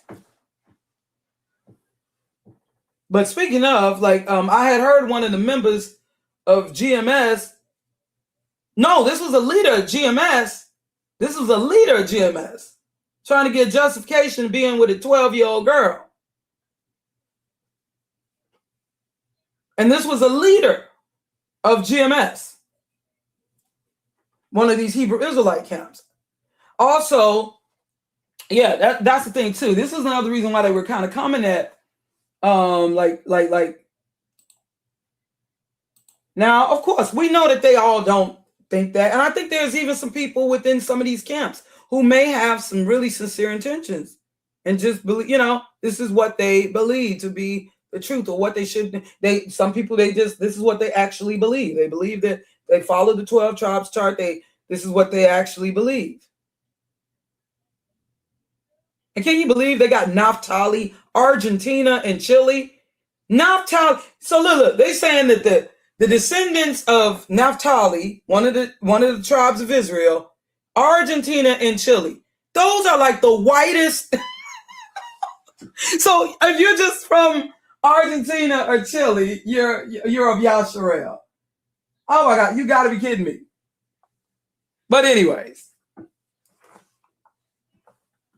which makes no sense. But those are like, that is like the most, yeah. Are there even any people of Negro descent in those countries? I mean, of course I know that there are, but they're very much a minority. I'll tell you that. Argentina and Chile. But anyways, I digress. But yeah,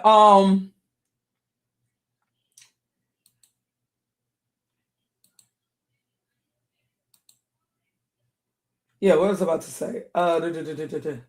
Yeah, they had a series, Tarnished Awakening, Watchman Reports.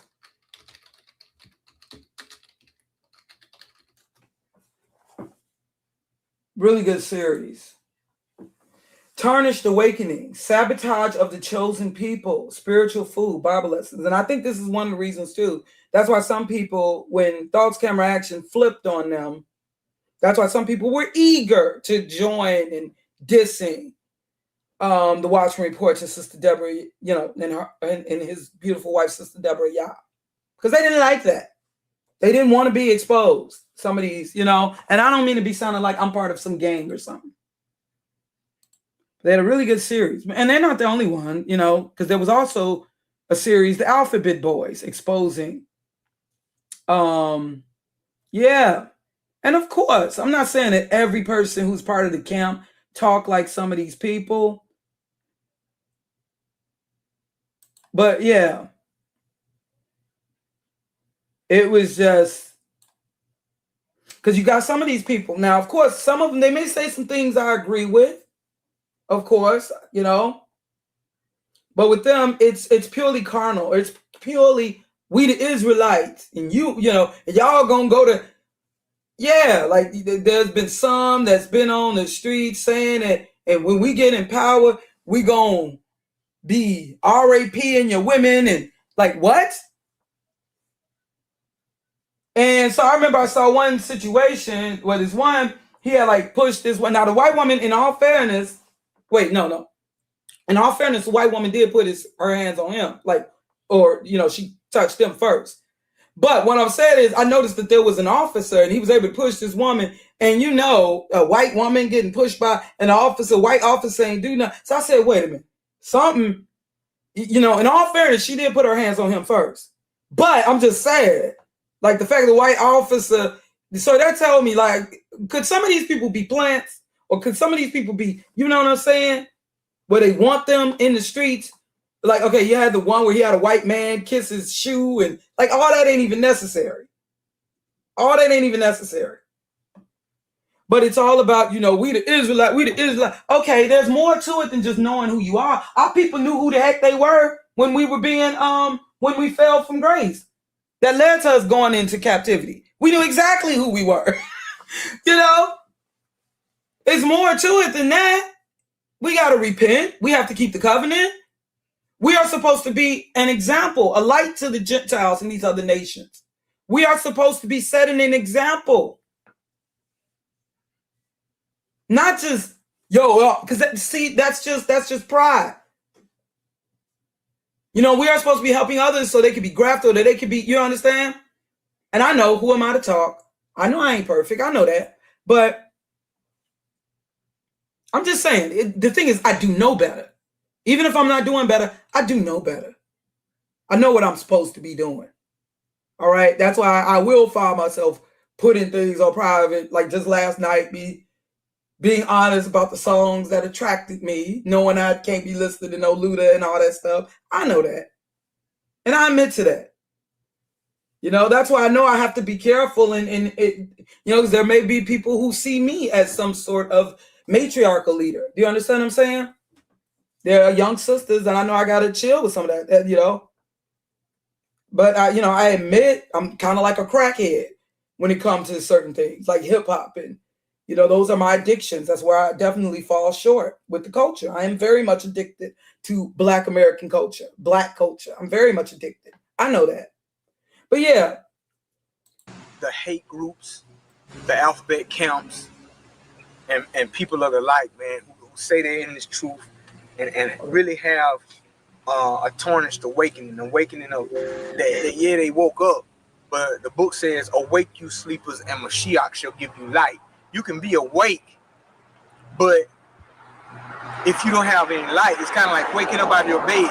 You wake up out your bed and you have no light on, you're going to stumble over a table or stumble over a nightstand or anything like that. But until you flip that light on, you don't have any truth. You don't have any way. And that's why he says, awake you sleepers, and the Mashiach can give you light. The light that we're talking about is the light that we shine, man. It was a testimony that I want to share and tell you, man, about this guy I used to work with. I used to work with this guy named Chris. Okay, I don't mean to, I don't want to, you know, but I do want y'all to check it out, because you do have some of these people, not to just focus on the negative, but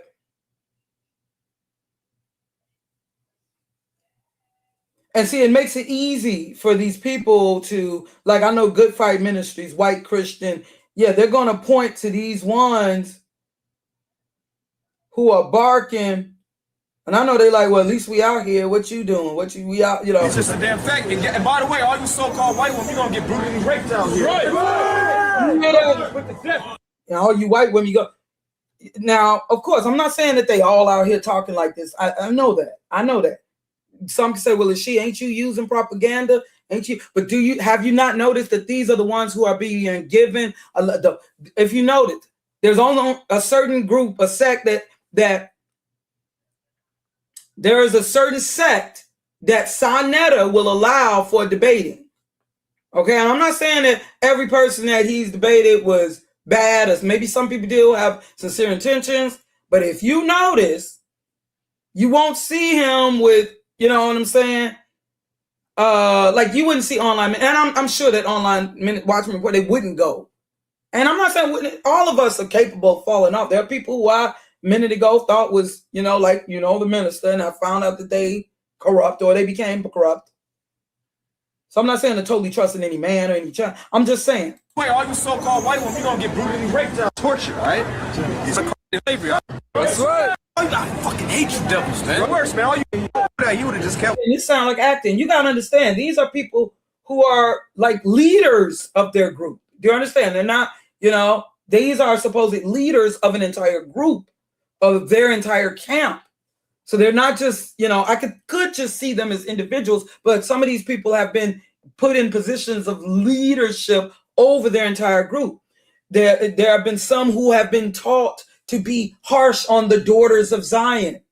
Where then next thing you know, you have sisters up in there like that one. You remember the one that did that video, Black Women Drop the Ball, that I did my very first video in response to? And she was talking about Black women are self-hate and all the brothers was loving her because she was saying that Black women are the enemy. But now, then years later, she's talking totally different. And she claims that she was part of the Hebrew Israelite camp that was very, I guess, like in a sense, abusive.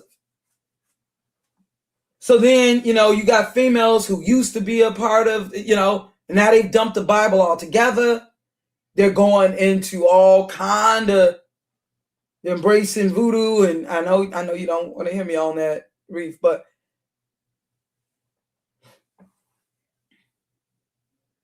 say, all right? So y'all can sit up here and listen. Y'all of America then, right?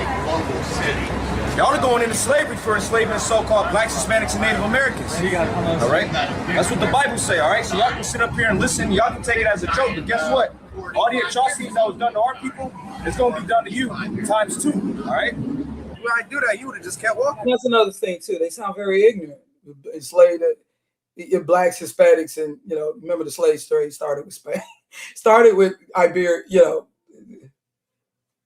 the Caucasian descendants of Iberia. Don't forget that now. But, or the Middle Passage, that is. But,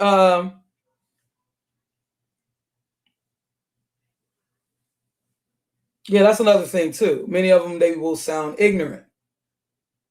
They'll say that the Haitians represent the West Indies, but then they'll have the West Indies. Okay, they'll say that Levi is the West Indies, but then they'll have Benjamin as Jamaica. Or correct me if I'm wrong on that, but I'm like, isn't Jamaica part of the West Indies? Isn't Puerto Rico part of the West Indies? And stuff like that. Like, okay, it's kind of, that's another thing too. You don't want people representing you that just straight ignorant too. Now. All right, so y'all can sit up here and listen. Y'all can take it as a joke, but guess what? All the atrocities that was done to our people, it's going to be done to you times 2, all right? When I do that, you would have just kept walking, man. And then when we saw him again, he gave respect and death to all you crackers, man. That's right. That's right. I want to bash your fucking head, man. That's right. Listen how hateful. Listen how that sounds. Now, their industry, these sound like some straight up plants. I'm telling you. And the young. I want to take these babies and I fucking hate you devils, man. Worse, man. All you white people, you so-called white people, you're the devil, all right? That's right. That white bitch is the most size gonna put you on a damn workout plan, all right? That's right. When you running from the judgment, right? And all you so-called white people, you punk faggots, you going into slavery, all right? I'm gonna destroy you, man. Before you get any of that, get Revelation 19:10. Yeah, so you hear all that. Now, yeah, we've all made some generalizations. I understand. We generalize, like in talking on white people, white racism, black people. We generalize when the issue gets too big to individualize. I get it. All right. Of course, when I'm talking, white race, I'm not talking about every white person, but the issue of white racism, it's systematic. It's not. It's not just a thing about some individuals who don't like you. You know what I'm saying? Because it's systematic. When things have been set in stone, set in laws, and this has been going on for centuries, and the country was established off of white racism, we could say that it is a system. I don't like using the term white supremacy, but it is a system of white racism where it does have more of a direct effect on your survival. So yeah, it's understandable why we may call out or may generalize in speaking on white people, white racism. Okay. Even if we know that not every white person is, but the way that they're going about this here, I understand why we may make certain generalizations, all right? And I don't have to totally agree with things to understand. But you see the way that he is talking here, which is totally unnecessary. And it's totally, how is this, this is not beneficial. And even going as far as saying, we're going to RAPE your women and all this kind of stuff. You see what I'm saying? So this is what and that's on purpose. That is on purpose. And this is a person who has been given, obviously, some sort of authoritative position in his camp, to be in the forefront speaking. Somebody gave him knowing that he speaks like this. Do you understand? So they're going to associate with the group, not just see him as an individual, because this individual has been given by his camp the position to lead and be out there. And do you understand? So, and I understand when I started hearing Black Hebrew Israelite, or just Hebrew Israelite, when I started hearing that term, it happened to be when I began to know about people like this. Not like the people I had already knew. And I remember my brother was like, he don't want to be confused with these people. And even with Kanye West, who may not be all garbed up, he acknowledged, that's another thing too, these celebrities. Yeah, okay, they may acknowledge that they're of Yasharel. Okay, who's that one rapper talking about dark-skinned women, but now he's of Judah and all that? They may notice, I think Kendrick Lamar also, they may notice they're of, he noticed he's of Yasharel, but he's toting the red, white, and blue proudly. Yeah, but he too noticed he's of Yasharel. You got a lot of these ones. Yeah, they may notice they are Yasharel, but look at Kanye West. And then he's got Marilyn Manson. He knows he's of Judah, but he's on stage with Marilyn Manson. He's on stage with like this white. Hold on. Y'all know what I'm talking about.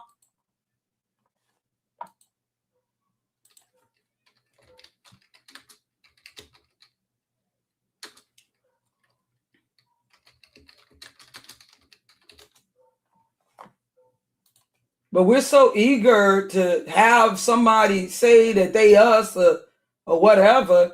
I mean, you definitely gotta consider reparation. Like, what was this?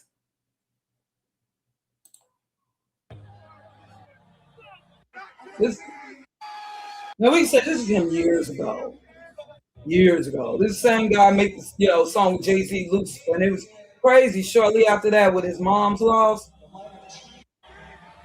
Yeah, but you remember that? Yeah, I just remember that scene with a guy. No, it wasn't so much this. When he was like moving all weird. And then not that long ago, even after him acknowledging that we are Yasharel, wasn't he on stage? Yeah, because I never felt right about this song. I never felt right about this song. I know some people, I never felt right about this. It's just something that was wrong about this. And then not that long ago, he's with Marilyn Manson. And this was even after I believe him acknowledging, this wasn't that long ago. He on stage with Marilyn Manson, who I believe got some pedo accusations against him.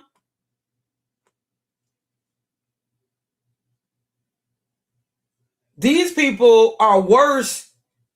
And he knows that he's of Judah and all that, but yet he's got his woman like bucky naked on the red carpet. And that's when I was like, you know what, that did it. I'm done.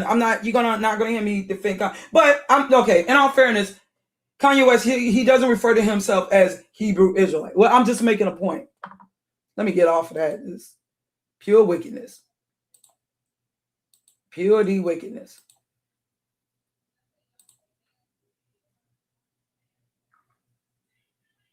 Yeah, let me get away from that.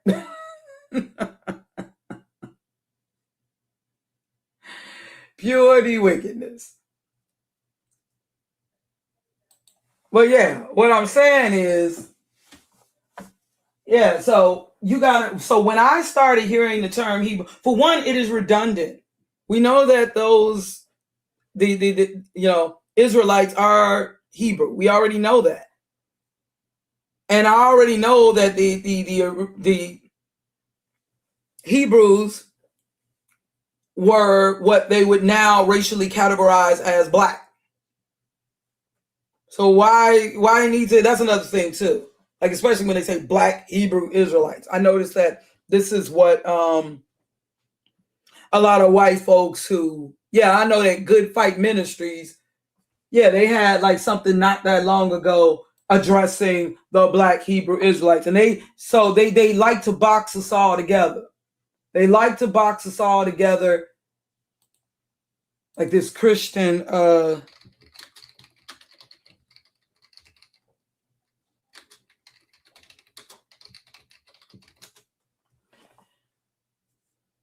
Yeah. And so they take this guy here, and I'm not gonna lie, I still follow, I still listen to Good Fight Ministries channel, but they take eat the meat, spit out the bones and things.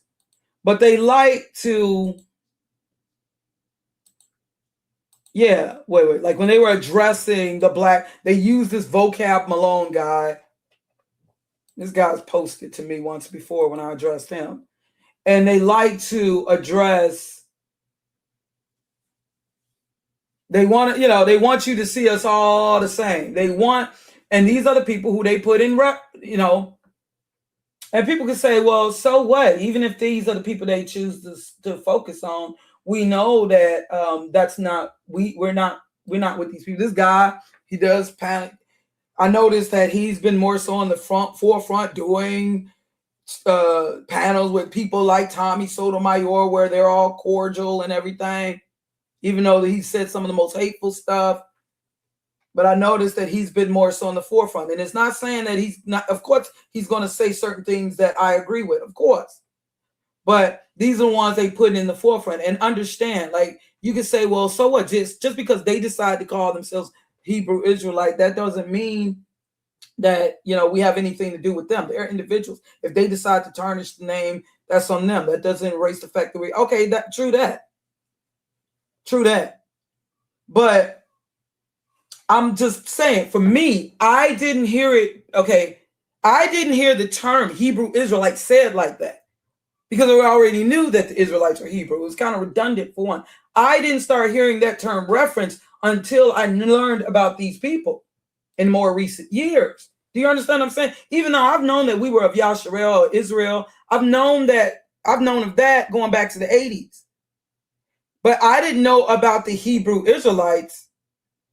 I mean, I didn't hear that term Hebrew Israelites until more recent years, like the last 20 years, I'd say, with these people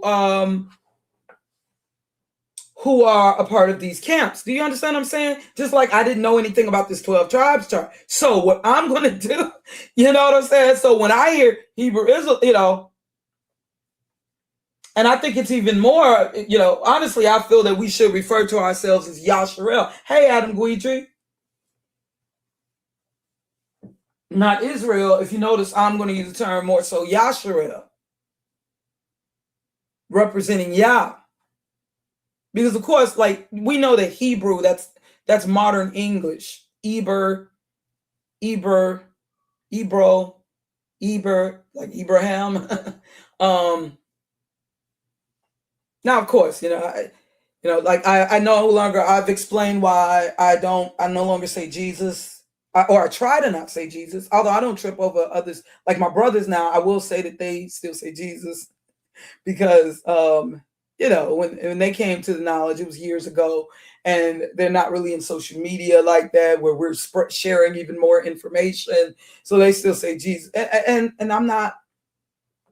And I don't want to debate with my brothers, and I'm kind of afraid to, especially as me being the baby sister, I don't want to come, that you should be saying this, and maybe that's just fear on my part. And also respecting those as my older brothers, they still say Jesus. And, but I myself, because I've learned, like on the origin of learn a little something, like we may even be saying Esau, and not realize it, because Esau is very tricky. Edom is very tricky.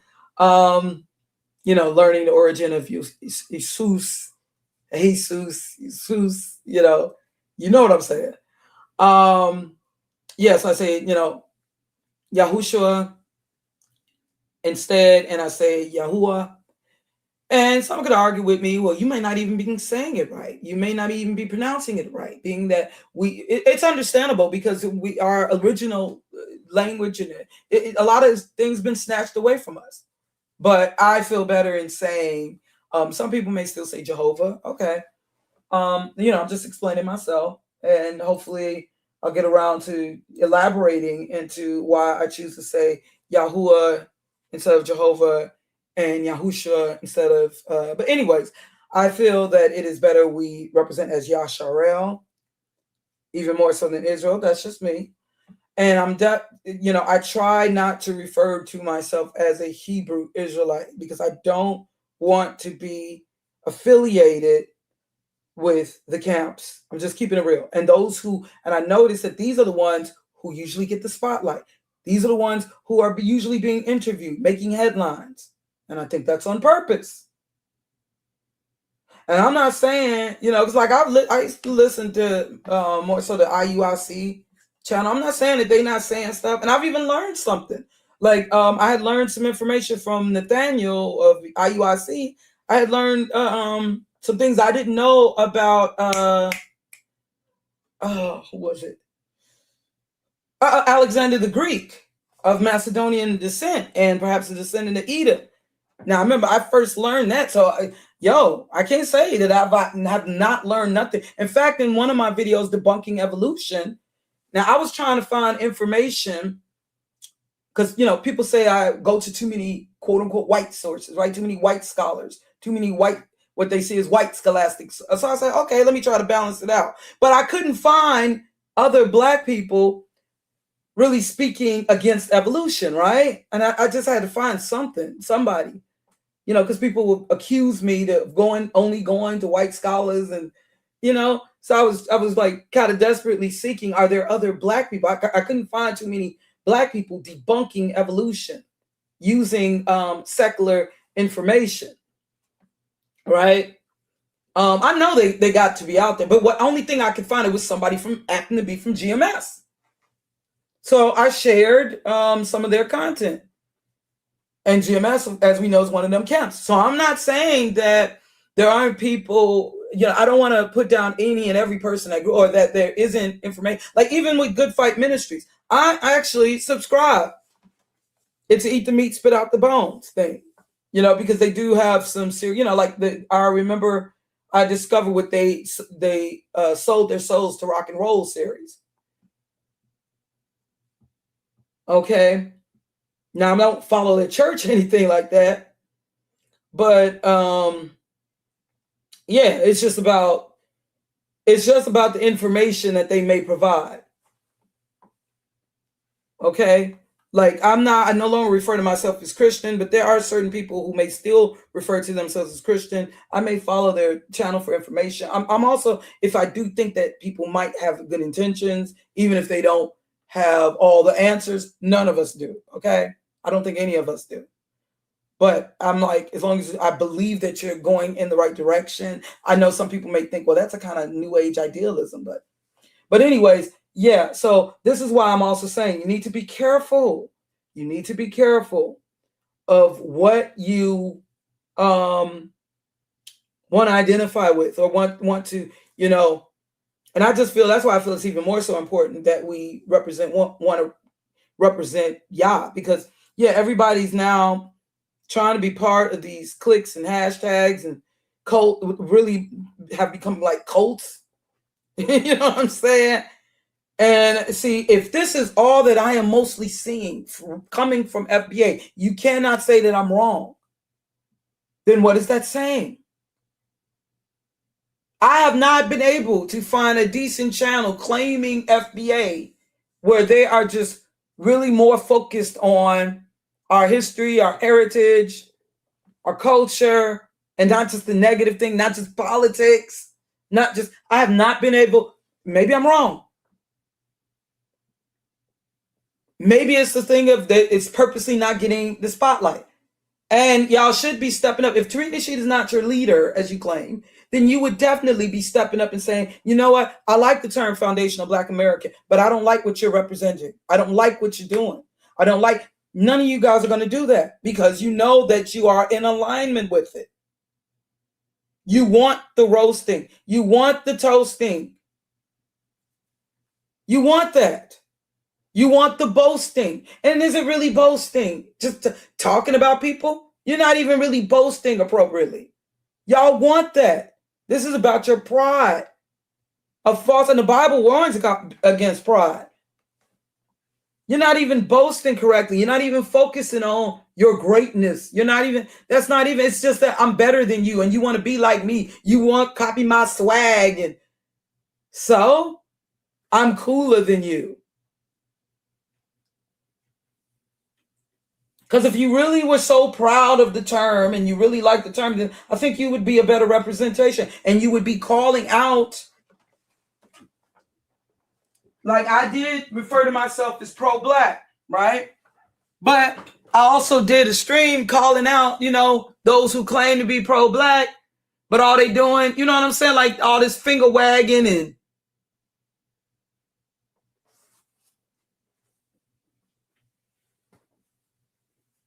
people get mad at me seeing me as a traitor because I stand, yo, you don't speak for me.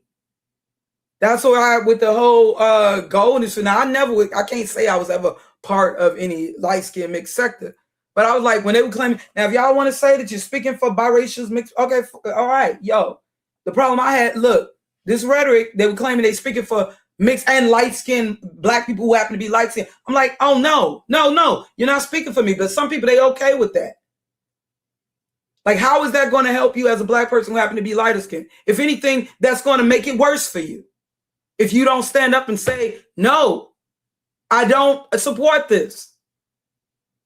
But they didn't care. Hey, as long as these other females, and I'm not being talked about, like this ain't about defending yourself or just giving your testimony or your experiences. No, this is just a bunch of sitting around talking about how black female, darker skinned females are jealous of us. They want to be like us.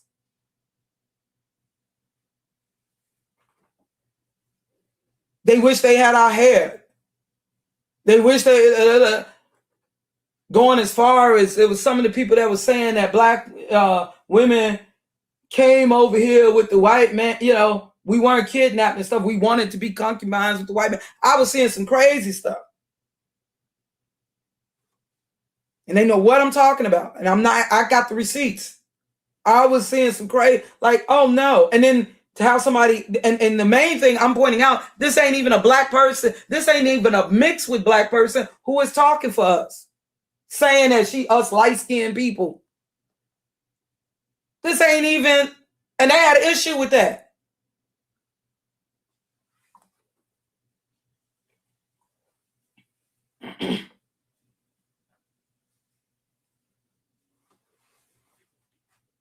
Because I had the courage to stand up and say, no, this don't represent me.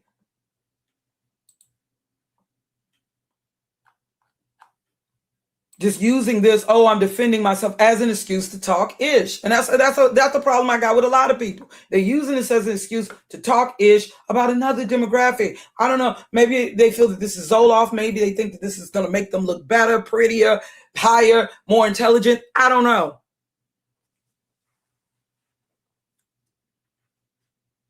This is not about just defending yourself, and it sure ain't about promoting yourself.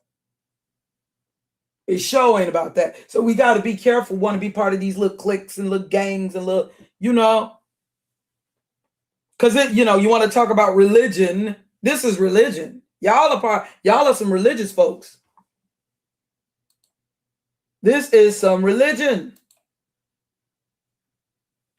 This is a cult like, and it's funny, I did my stream yesterday, like 2 persons came up, like they feeling the same, like they really getting frustrated with what's going on in social media right now. But, I got to say this. I got to take advantage. I got to say this. I got to talk about this. Did not get, first, let me share this. June 23rd, 2026. Renewed debate over Evanston's reparations programs as Trump administration seeks to end it. All right. This has been shared by WTTW.com, news.com, news.wttw.com. WDTW, that's a channel in Chicago. Okay, and this was posted on June 23rd of this year. The Trump administration is putting its weight on ending a reparations program in Evanston aimed at addressing the legacy of housing discrimination experienced by Black residents. The program, launched in 2021, aims to provide payments to Black residents and descendants of Black residents who experienced housing discrimination in the city between 1919 and 1969. So understand, that would also include Black immigrants. Last week, the U.S. Department of Justice filed to join, and understand, remember, I told y'all I went to a Kingdom Hall in Evanston. Last week, the U.S. Department of Justice filed to join an existing lawsuit challenging the program. Christine Vinson, local counsel at Judicial Watch, whose organization represents the plaintiffs in the lawsuit challenging the Evanston program, said she believes the U.S. filing a motion to intervene helps the lawsuit. This is a pioneer test case, Vinson said. All over the country, there are various municipalities and perhaps even states that are considering these issues, and everyone's looking towards this case. And so it is a big statement move that the DOJ decided to join. And it sends a statement out to these other municipalities around the country. The lawsuit challenging the Evanston program was filed in 2024. The lawsuit argues that the program violates the Equal Protection Clause of the 14th Amendment by using race as an eligibility requirement. In its motion to intervene, the U.S. also argues that the city of Evanston has violated the Fair Housing Act by offering and providing financial assistance for housing because of race. Not just ethnicity, but because of race. Okay, let's get it clear. A city, and you got a lot of people in Evanston, and a lot of people of Haitian, Jamaican, this is about race, not just ethnicity now. The lawsuit argues that the program violates the Equal Protection Clause of the 14th Amendment by using race as an eligibility requirement. Did I read that already? Oh, yeah, I think I did. Well, let me read again. In its motion to intervene, the U.S. also argues that the city of Evanston has violated the Fair Housing Act by offering and providing financial assistance for housing because of race. A city of Evanston spokesperson said in a statement, the city of Evanston maintains its position on the legality of the Evanston reparation program. While we are cognizant of the filing made by the DOJ, the city does not provide comments regarding active litigation. Xavier Ramey, CEO of the social impact consulting firm Justice Informed, said Evanston having a reparations program shows the city has a governmental interest in repairing the racial harms experienced by Black residents. They were saying we cannot move forward as a township, as a city.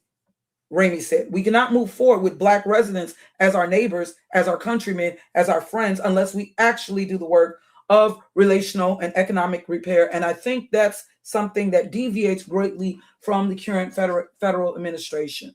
Okay, so yeah, again, the Trump administration is putting its weight on ending a reparations program in Evanston aimed at addressing the legacy of housing discrimination experienced by Black residents. Now, being that Tariq Nasheed is so invested in politics and in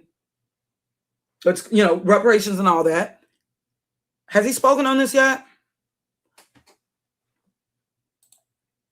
Has he addressed Donald Trump in speaking on this, or has he been focused on the tethers and This wasn't about ethnicity. This here is about race. All right. And those who have been in these communities, and remember, my city, the city of Chicago, for those who don't know, the city of Chicago.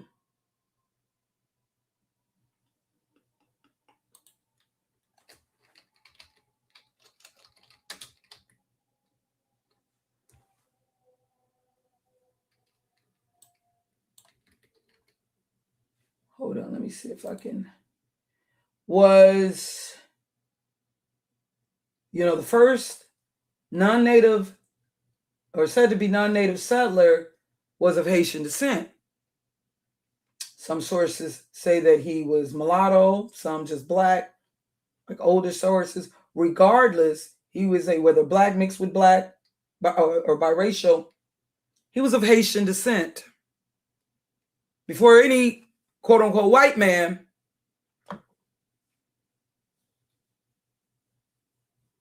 or even what Tariq Nasheed claims is FBA, unless he's claiming that this is before. No, this is, I believe, after what he claimed, the ethnogenesis. But hold on, let me maybe if I go to bookmarks manager.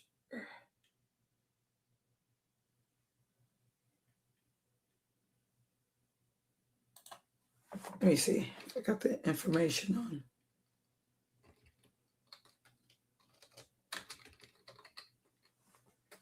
Just for the knowing. I thought I had it on. I thought I had in my. I thought I had one of the books saved.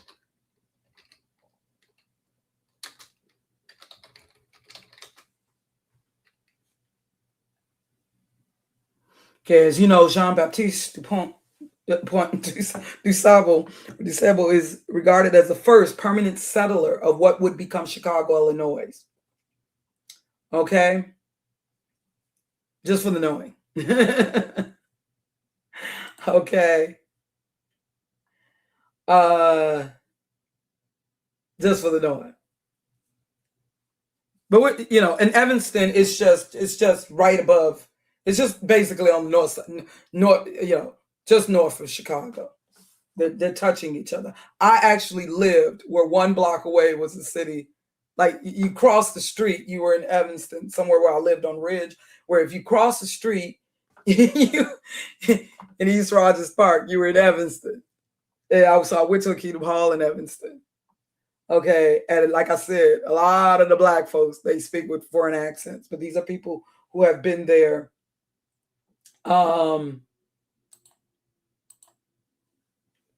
Yeah, there are people who have been there.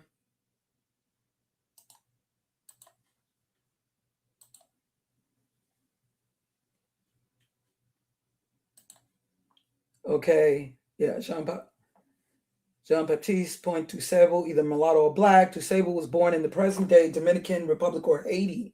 Well, we were taught Haiti. Little is known of Dusable, but the British military refers to him as a handsome Negro and well-educated. In 1779, he settled in Chicago and promptly built a sumptuous house, which was 22 feet by 40 feet long. Just like I had to show and disprove. Who was that he was claiming? Oh gosh. Oh my gosh. Not Frederick Douglass, but who was that?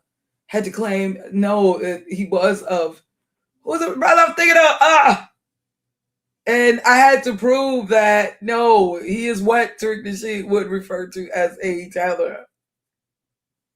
Oh gosh. Oh, you know, I talked about it now. It wasn't that long ago. And he claimed that this person was a foundational Black American. And I had to show. Yeah, this is the city of big shoulders. Yeah, we had to also, you know, I took a course in the history of Chicago also in college. But, oh gosh, what am I thinking of? I hate when these won't come to me. But yeah. But of course, you know.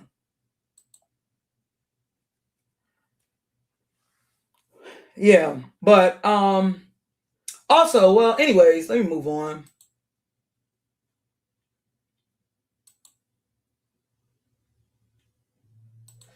I just want to yeah, because I don't get around to this. Now, we know that Tariq Nasheed, we do know that, let me see. Let me see if I can find the video offhand. We do know, oh goodness, that even though he eventually, you know, I don't know what led to the clash between him and Yvette Carnell, but he was, once upon a time, I do recall him speaking kind of fondly of ADOS. Now, this is, I guess, this Ogun Rebuke Racist and Xenophobes channel, how FBA founder Tariq Nasheed co-opted ADOS. You say Yvette Carnell made up the DOS term. That's a good term. I take my hat off to her. The DOS term is a very good term. I actually like that. Descendants of slaves or descendants of slavery. Very good term. Now, I like that term. You know, I have my differences with Yvette Carnell, but sometimes people do good things. I like that term. Now, it's no coincidence that not very long after, you know, he with the FBA, Coinky Dink, I don't think so. American DOS, descendants of slavery. Descendants of slavery. All right. I'm here. That's a very good codified term. I like that. And we need to jump on terms like that. He said we need to jump on terms like that. I don't know what it is with these acronyms, though. Big shout out to Yvette. Now, I remember I first started seeing that. Maybe it was before that, but I know it was like 2018, 2017, 2018 for sure. And I didn't know with the ADOS. I was like, what the heck? And everybody was putting it in their title. Hashtag ADOS, hashtag. And, you know, all the people, the black channel, a lot of the black channels I was subbed to and stuff. And I'm like, what is that? You know, why is everybody jumping on that term? Carnell and Antonio Moore. One thing I do commend them about. And that's Okay.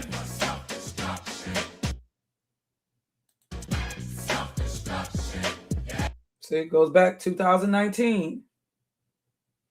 Got the hashtag. Well, you gotta understand from the very beginning, that whole thing, the Jesse Jackson African American trademark, that I don't think that Jesse Jackson had put a trademark, and also it didn't originate with Jesse Jackson.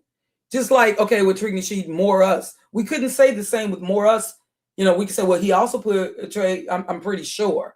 I haven't really looked all in it. I'm pretty sure that he put, you know, had More Us trademarked. I'm pretty sure. I don't even think I need to even look that up. However, we know that, you know, more is that's been referenced, you know, that's been a term referenced, you know, referencing a demographic for centuries. We know that. And even with African American, before people using that as part of their trademark, you know, for their brand or whatever, it's already been, you know, a term that was being used. All right. So to even make that comparison, but from the very jump, he felt the need from 2019, from the time he began, and I do believe it was around that time he started FBA. He from the very jump, he had it trademarked as if like, this is what I own, this is my brand. And for Michi X to even claim that she's taking it, you know, or whatever, the way they were talking about it, like this is a product or something. Like these were two businessmen, you know, like beefing.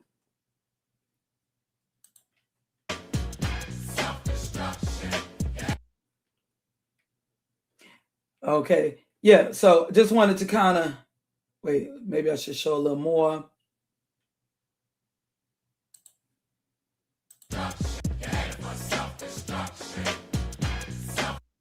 Okay. In fact, they're playing this song.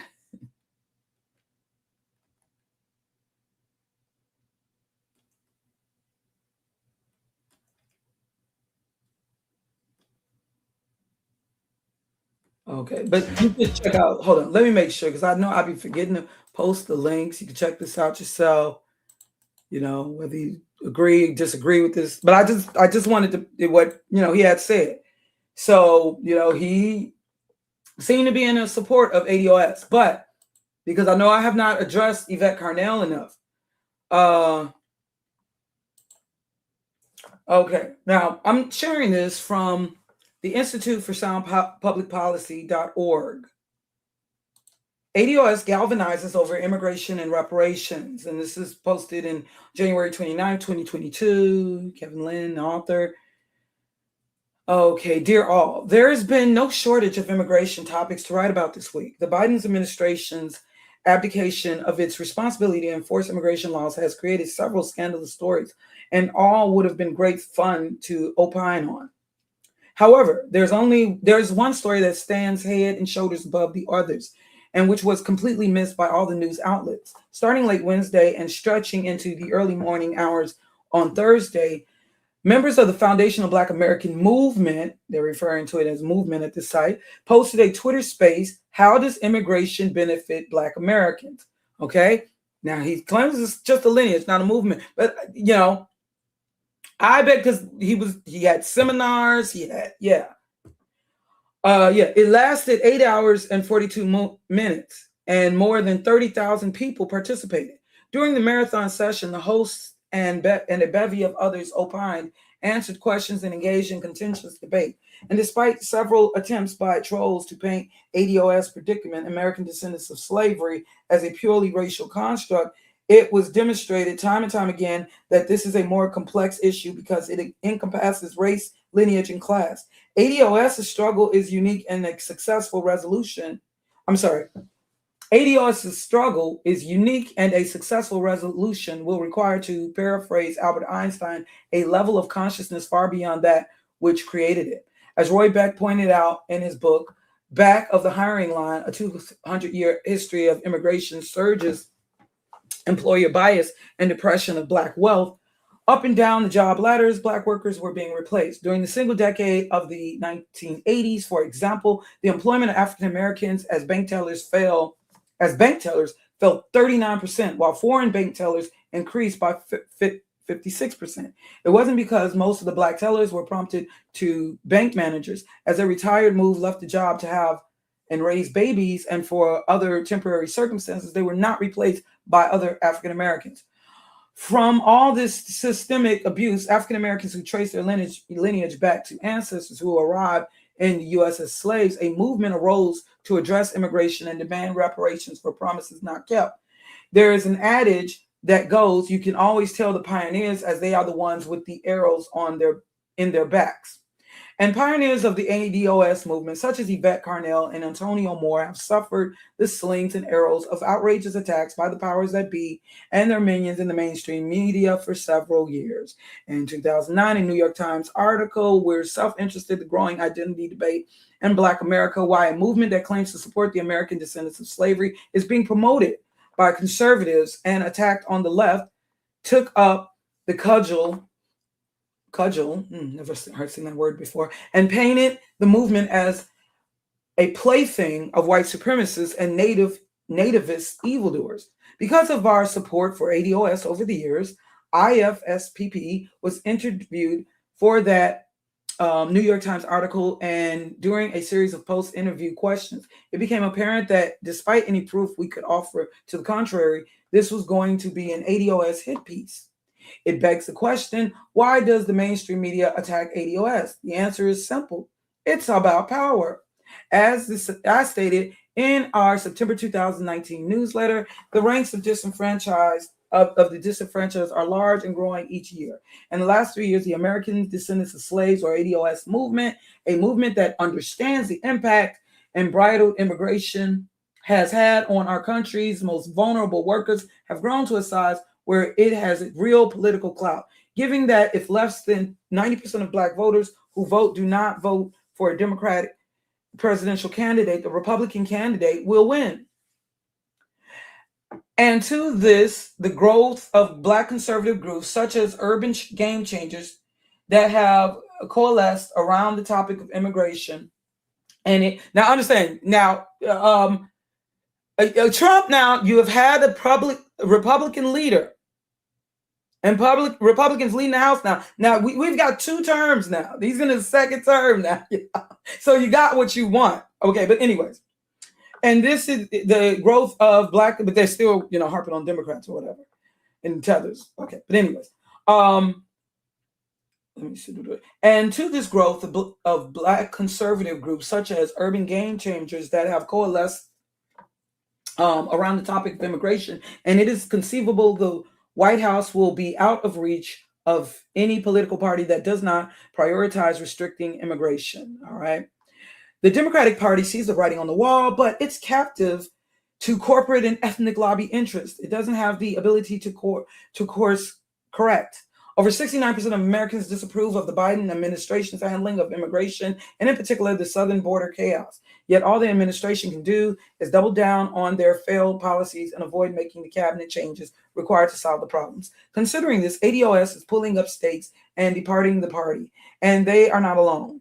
Hispanics are leaving in droves as well. Although I no longer hold out much hope the Democratic Party will reform itself, and I believe its days are numbered, this is no cause for the Republican Party. This is no cause for the Republican Party celebrate. I think they meant to celebrate. Okay, obviously that's a typo. It too has its work to do. Its elect Okay, there's some typos here. It's elected, elects and electeds and stakeholders must put the interests of U.S. citizens before corporate interests, and it must rid itself of the globalists and neocons that have dampened the prospects of working people and especially ADOS. In closing, there are heady and chaotic times, but not a time to despair. Out of the chaos will come important and necessary change. I agree with the author John Michael Greer, who stated this aspect is favorable for the collective imagination and favors new ideas, aspirations, and efforts in the arts, literature, and culture. If other indications support this, it can inspire new political or social movements or give new vitality and inspiration to existing movements. It favors the emergence of new fads and fashions. In solidarity, Kevin Lynn. Okay, so I'm trying to be fair and balanced here, right? All right, I'm trying to be fair and balanced here.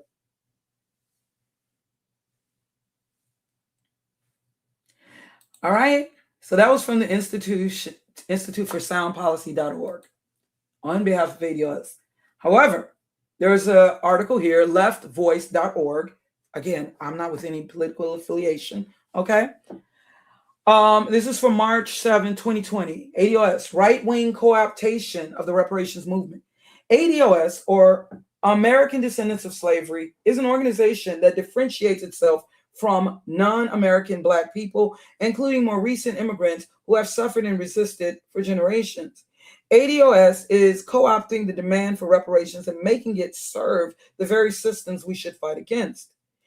In Mama's Baby, Papa's Maybe, a piece exploring the traumatic legacy of slavery and sexual violence on Black family structures, Hortense Spillers describes the Middle Passage as the site of a rupture in identity, culture, and physical flesh. Kidnapped Black people were forcibly transitioned from various tribal and national African identities to American.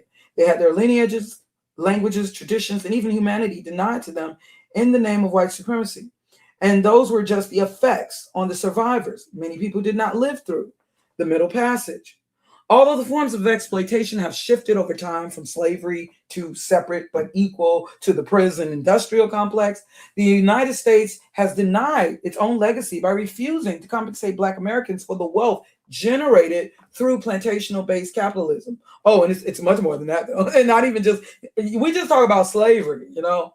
But yeah, legislation around reparations had remained stalled for decades until it re-entered the national conversation around 2014.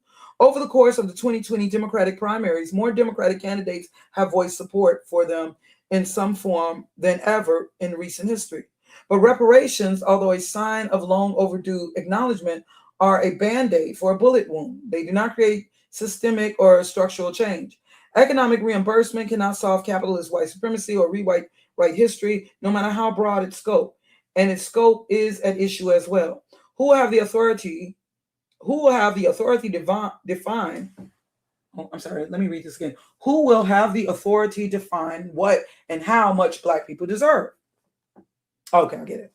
Having conversations around reparations is a good first step, but it won't take us all the way. To create change, the change we need, Black Americans, okay, yeah, they needed a comma. Black Americans must build solidarity with other working class groups, both inside and outside the diaspora. I agree. Only the overthrow of capitalism, the system that colonized and enslaved us in the first place, can lead to Black liberation. Now, I don't know if but understand, this is, I'm reading to you from two different ends, okay? I can't say I totally agree, but okay, you know, yeah, I can't say that I fully support capitalism, but at the same time, I'm not trying to have us, you know, I don't think that, you know, yeah, I'm not saying that this is the communist or Marxist rhetoric either, okay? You know, I'm not saying that, okay? So I get it, okay? Let me see. Only the overthrow of capitalism, the system that colonized and enslaved us in the first place, can lead to Black liberation. White supremacy is a global force, and it requires a global network of resistance to dismantle. I do agree. However, within the Black diaspora, the issues of reparations and identity has birthed a new form of Black nationalist politics that threaten the possibility of such solidarity. You said it sounds like a Marxist argument. Yeah, that's why I was, like that's why I was like, let me intervene. But let me not, just because a person's calling out capitalist, that doesn't mean that they're. But in all fairness, this is from leftvoice.org. Okay, so obviously this is a site, but I try to be fair. I'm trying to be fair on both ends. Okay, so what is ADOS? ADOS, or American Descendants of Slavery, is a group founded by Yvette Carnell and Antonio Moore that is in favor of reparations for the descendants of slaves who were held in captivity in the United States, affirmative action for slavery descendants, and government subsidy of education and health care. Their strategy involves differentiating themselves from non-American Black people, including more recent immigrants who have suffered and resisted alongside us for generations. For them, reparations are based on a specific kind of American identity, and Black immigrants should be barred from accessing affirmative action and other sets asides intended for ADOS, as should Asians, Latinos, white women, and other quote-unquote minority groups. While addressing the issues Black Americans face in their specificity is important, doing so by scapegoating other marginalized groups and aligning with white supremacists is a misstep. According to Media Matters, co-founder of ADOS, Yvette Carnell, is a board member for Progressives for Immigration Reform, which has been identified by the SPLC as a front for the far-right group Federation for American Immigration Reform, FAIR. FAIR, or quote unquote, or FAIR, has supported Trump's border wall, mass deportations, concentration camps, and other violent and racist policies. Carnell, by associating with white supremacist groups, is pushing for material gains for Black Americans by targeting undocumented people. Before ADOS was a movement, it was a hashtag. Combined, Carnell and Moore have 30,000 followers on Twitter and over 114 subscribers on YouTube. Okay, from the time that this article's from 2020, by the way. All right. Yeah, this is really really kicking off during the time of the pandemic. But anyways, on social media sites and online spaces dedicated for intra-community discussions among Black people, like Black Twitter and Lipstick Alley, ADOS is a frequent topic of conversation. Yeah, I remember it just was everywhere. People argue that no one has ever cared for or fought for Black Americans, pointing to the anti-Blackness of Black immigrants and other people of color. A Black version of right-wing talking points is reiterated. Immigrants are coming to the U.S. and benefiting from the work and advocacy of Black Americans, stealing jobs and attacking members of the Black community. ADOS plays up these anxieties and presents xenophobia as the solution. Now, y'all can say that this is, but with FBA, even more so, it is kind of showing this is what I'm seeing with these channels. Because they could be making some good points, but this is what I'm seeing with these channels, though. I can't deny that. Like xenophobia is the solution, talking about tethers all day long, instead of really staying focused on, instead of keeping your eyes on the prize, if you will. You know what I'm saying? Come on, we can't deny this ain't what we've been witnessing, definitely with FBA. But I'm not, I'm not saying I'm more so for Yvette Carnell, because I didn't even know that there were certain things that she had said, her and Tone Talks, that I did not realize till more recently. Okay, to an extent, pointing out a lack of cross-ethnic solidarity is a fair point, okay? All right, so they're trying to be balanced. Again, to an extent, pointing out a lack of cross-ethnic solidarity is a fair point. However, there's also a rich history of building political coalitions between different groups. Yeah, I could definitely speak for Illinois.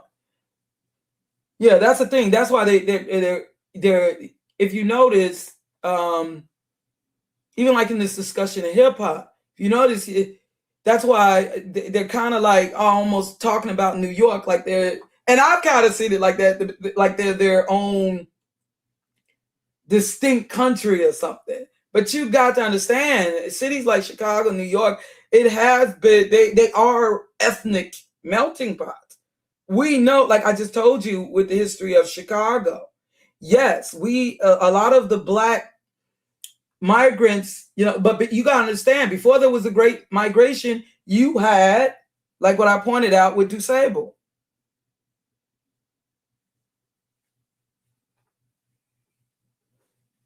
Yeah, I believe you. I believe you, Adam Guidry, on the SPLC. Absolutely. Just like all of this media is pretty much control. You know, I agree with you.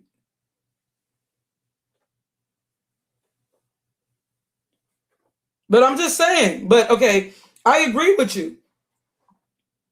I agree. I know why they got. I noticed how, you know, just like with them listing Black, Hebrew, Israel, and they're gonna see us all the same. I know what's up. But I'm just saying, it doesn't mean that what was said. But I mean, that's the thing. But is it true that? Is it true that Yvette Carnell? That's the thing. Is it true that she is a board member? Is or was a board member of the Progressives for Immigration Reform? And is it true what is said in regards to the Progressives for Immigration Reform? That can't, you know, if that's a fact, that's still a fact, despite the intentions behind the SPLC. You know, that's what I'm looking at. Like, for instance, with, you know, the Good Fight Ministries, I know that they are off and wrong in their assessment of Black people who acknowledge that we are Yasharel. But that don't mean that other things that they said, you know. Yeah, I'm not saying it. And of course, like I said, this is from leftvoice.org. I'm not with the left. In fact, I've gotten strikes on my channel for, you know, things on Biden and the Clintons.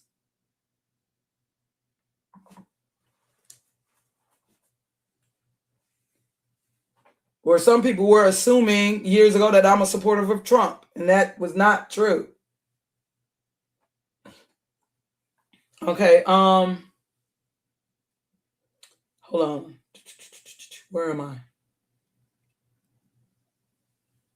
Yeah, but I'm just looking at what's the facts. Of course, you can't trust the message. I get it. You can't trust if you can't trust the messenger. I get it. I get it. I totally understand what you're saying there. But when it boils down to it, yeah, it's like I said, a lot of us, I'm not going to just look at the fact that you work, like people tried to use that, like for instance, on A.O. Kamati, aka Irritated Genie, that he was part of Homestead Security, or I myself, I had worked at City Hall, worked for City Hall, and also worked with a well-known nonprofit Christian organization. I was a caseworker, case manager, and also did volunteer work with them. However, if I were to dig into the history of this organization, I'm pretty sure I would find out that there was some Freemason links. You know what I'm saying? I'm pretty sure. It's kind of hard to avoid, but if it is true that you are a direct board member of, you understand what I'm saying? And like when I worked with this, a lot of the things that we know today, we may not have known years ago. Whereas today, yeah. Come on now. A lot of stuff we just don't know. I can understand like Black folks years ago becoming a part of this work, you know, and it's kind of hard to avoid in this country that we live in. So many of us work for companies. And I mean, it's kind of hard, even us utilizing this platform when we know who owns, you know, who controls this platform that has been used, YouTube, which has definitely been used for propaganda. But I mean, this is just something to consider. Maybe she doesn't know. You know, like I used to study with Jehovah's Witnesses. Didn't know jack squat about Charles Taze Russell, and you know what I'm saying? And then he sort of, yeah.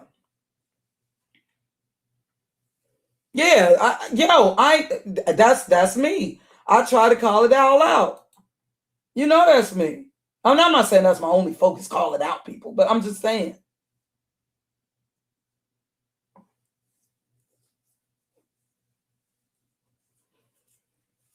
You know, I don't know if you remember a couple of years ago, because we were Shorty one thought that I was a Trump supporter and stuff. Now all of a sudden, no. But see, at that time, it was around the time of Biden. He, and I'm not just saying, oh, soon as a person is put in this situated leadership, now I want to. But it is what it is. You got. And I also by that time, I was no longer even voting, and I've been very open when I did vote. Going back to November '92 when I first voted. Yeah, I did used to vote Democrat. I didn't like seeing myself as part of any party or anything. I was just looking at, okay, what's going to benefit the poor? What's going to benefit, you know what I'm saying? That's what I was mainly looking at.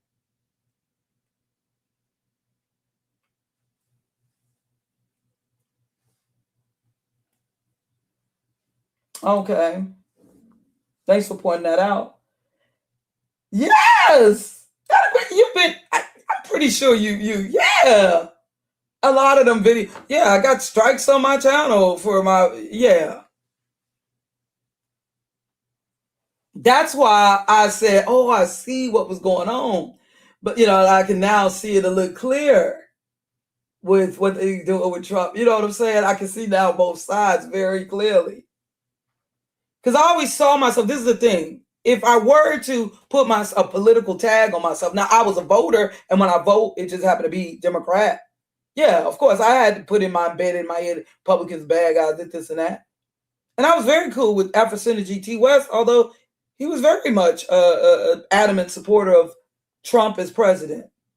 He felt that, but I really do think that even if I disagreed with him, regardless, but I do think that he believed, the thing is with Alpha Synergy T. West, I still supported him as a brother, just as I support New Possibilities, who's Democrat leaning. And he definitely believed that we should exercise our right to vote. That's very important to him. But I supported both brothers because I do believe that they believe that this is what's best for our people. Do you understand? Even if we don't totally agree on everything, I don't agree totally with. And I remember, New Possibilities being disappointed with some of us who decided that we were not even going to vote. I understand. I totally understand. With me, it's just something a little more spiritual. With others, maybe they were listening to the treat the sheet rhetoric. That wasn't the case with me, though.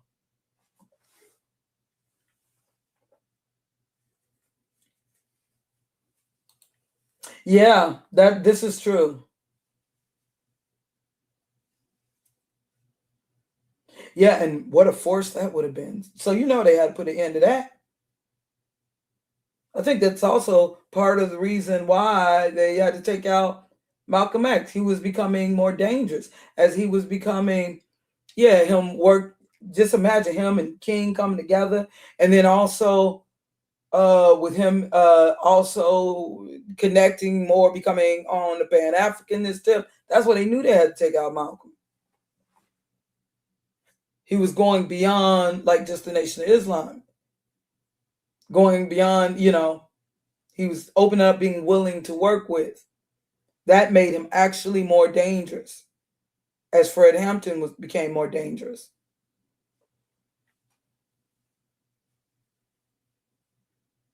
Okay, I'm glad you acknowledge that. I'm glad that you acknowledge that.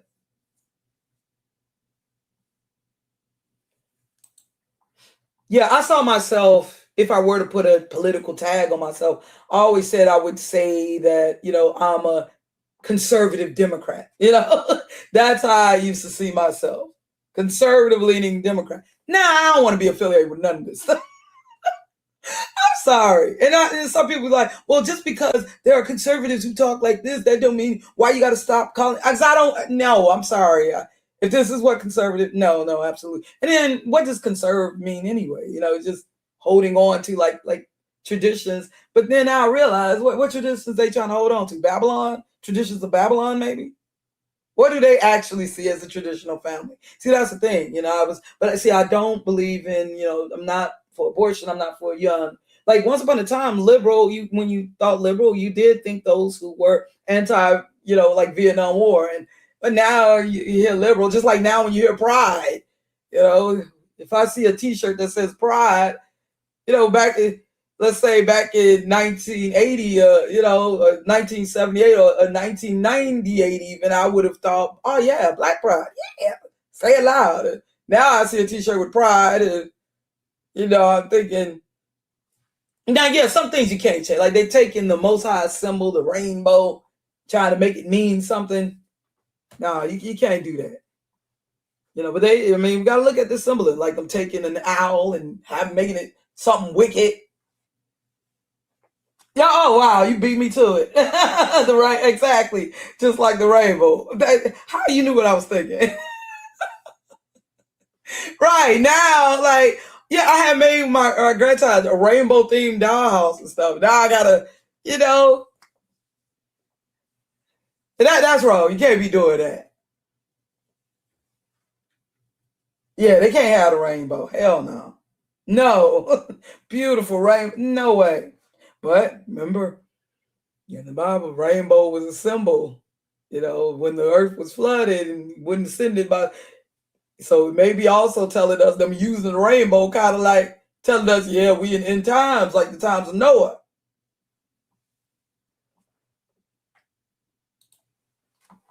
But yeah, I'm sorry. Let me get back to before this be another 5-hour stream, because I ain't supposed to be up in there now. But I don't know. This is still. I keep catching these lives. I keep getting nosy, peeking in, and next thing you know, I'm up in here speaking on impulse. Okay, where were we? All right. Where was I? Because my brain is okay. This looks right.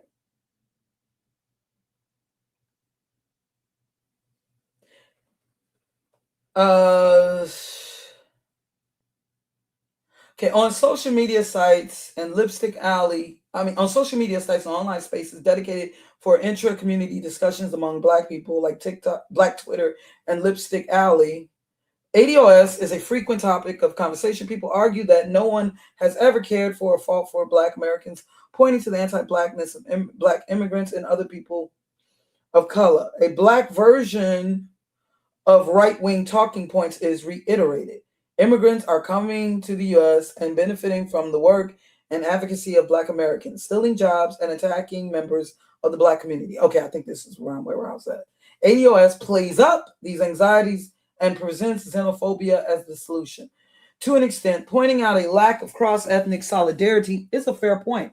However, there is also a rich history of building political coalitions between different groups. For example, Asian Americans fought beside Black Panthers during the Civil Rights Movement under the motto, Yellow Peril supports Black Power.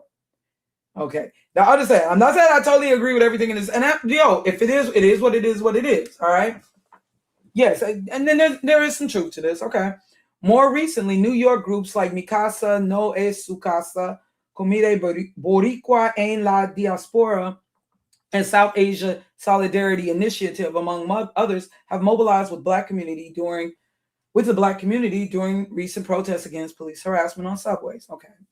Tiffany Drayton writes that on its surface, ADOS should be a strategic. Yeah, okay. Me being from Chicago, of course, I know, like with the Puerto Rican Lords.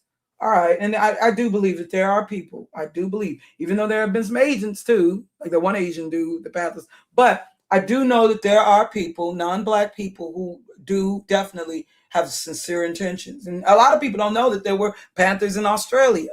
A lot of people don't know. I do believe that there are people with sincere intentions. So let me put my little pride aside for a minute.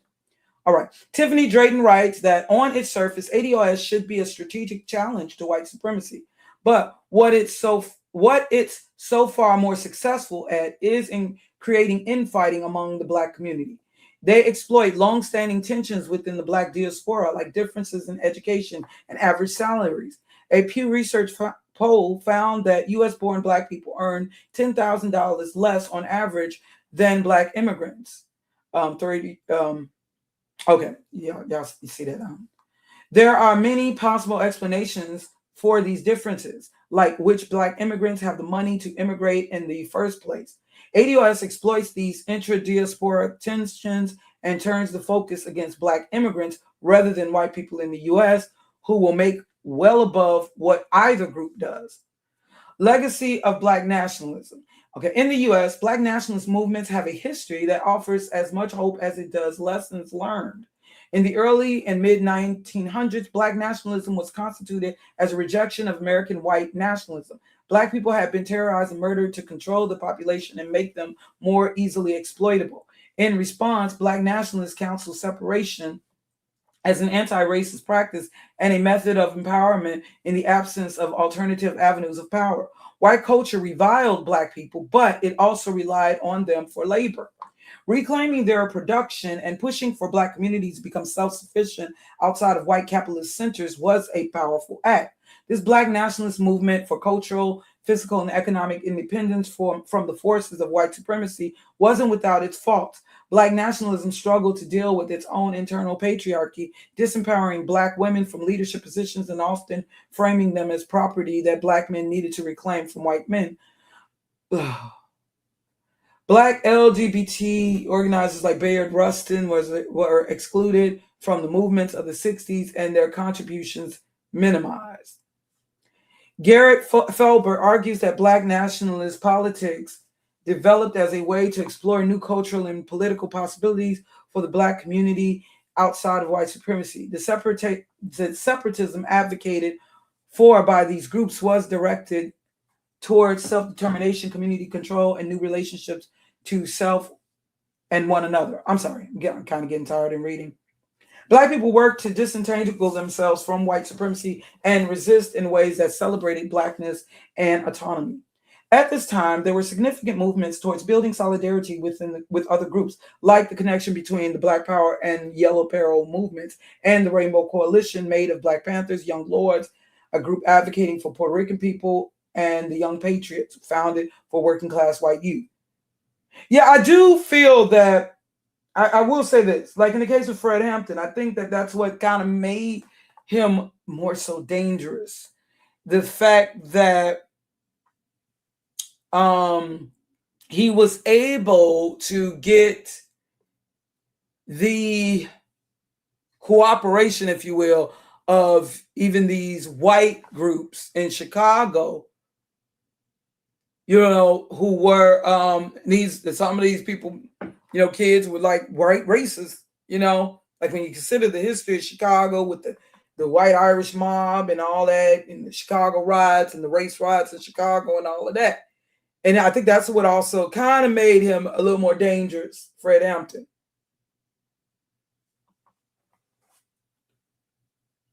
Not saying that, because there's a time that I totally believe that we should be exclusive. And I know that as Yasharel in the Bible, that we are to be ye separate. This isn't just about race, though. This isn't about race, actually, with, you know, being told, Yasharel, be ye separate from this world. But of course, we understand that we are living in this world. We are, you know, it's so, of course, we're going to be realistic. But what is meant by be ye separate, however. So, yeah, I do definitely believe that we have to be like somewhat exclusive on certain things, especially when we're talking about the family structure and community. However, we, you know, even if we're not in a direct coalition, we do kind of depend to some degree, even if you disagree with me, on cooperation. I don't know if I totally agree with that, but, you know, and being realistic, all right? And being realistic.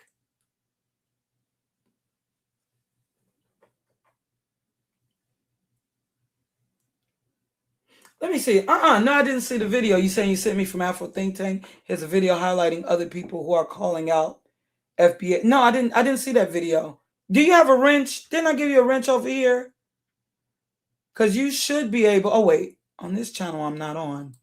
Not on mine. You should be able to post links in the comment section, because I do believe I gave you a wrench. Let me switch to see if you random. Yeah, because you should be, as long as you have a wrench, you should be able. Why don't you have a wrench? I made you a moderator.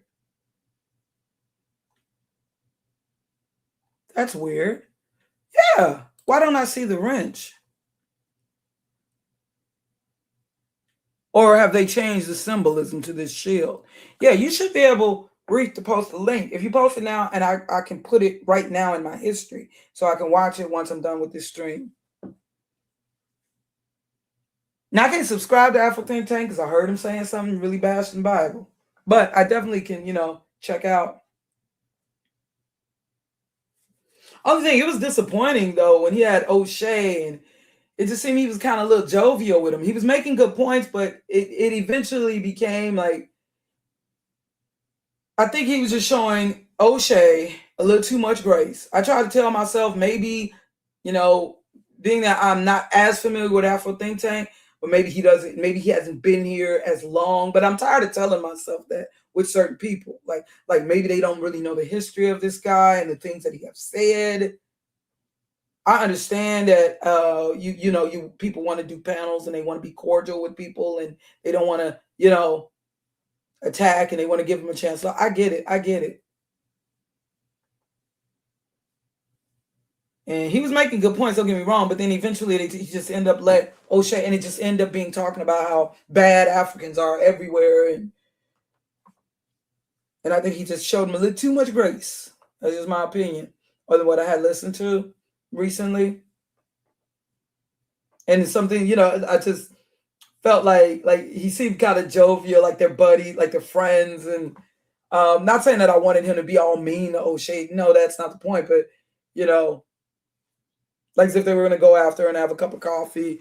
You know what I mean? It was like a little too, where it's like, okay, this is serious. And you're saying serious. And you have said. Because you saw when O'Shea came over here, and this is another thing too I noticed with O'Shea, he will try to pay people, bribe people. Like dropping, making these little drops. Tommy used to do that very same thing. And I watched how people just straight flip. Because so they should help them get a new TV or whatever. I watch people just, next thing you know, same people, they were making all these videos. If you know, you see, I'm making these videos address FBA, but it's not a thing of me, oh, you know what? I want to come today and keep bashing Tariq Nasheed. Yeah, but these people are going hard on Tommy. It wasn't even about Tommy's talking, just call him coon, this and that. Next thing you know, I'm seeing them, they in videos, they shaking hands, giving fist bumps with Tommy. I'm like, wow. All it took was a little donation. Tommy was going far as paying people to roast others, just like he paid somebody, I believe, come at me.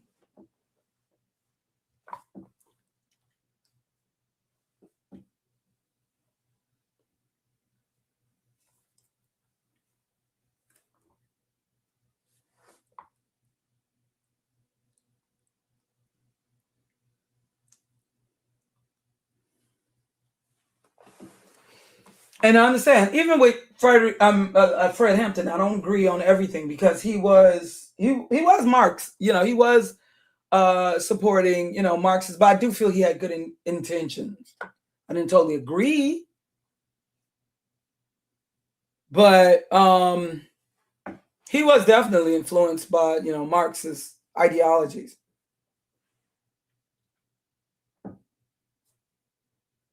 But yeah, I do think that he had good intentions, and I do believe that he was more so of a threat. Right. He was radicalizing poor people from all backgrounds.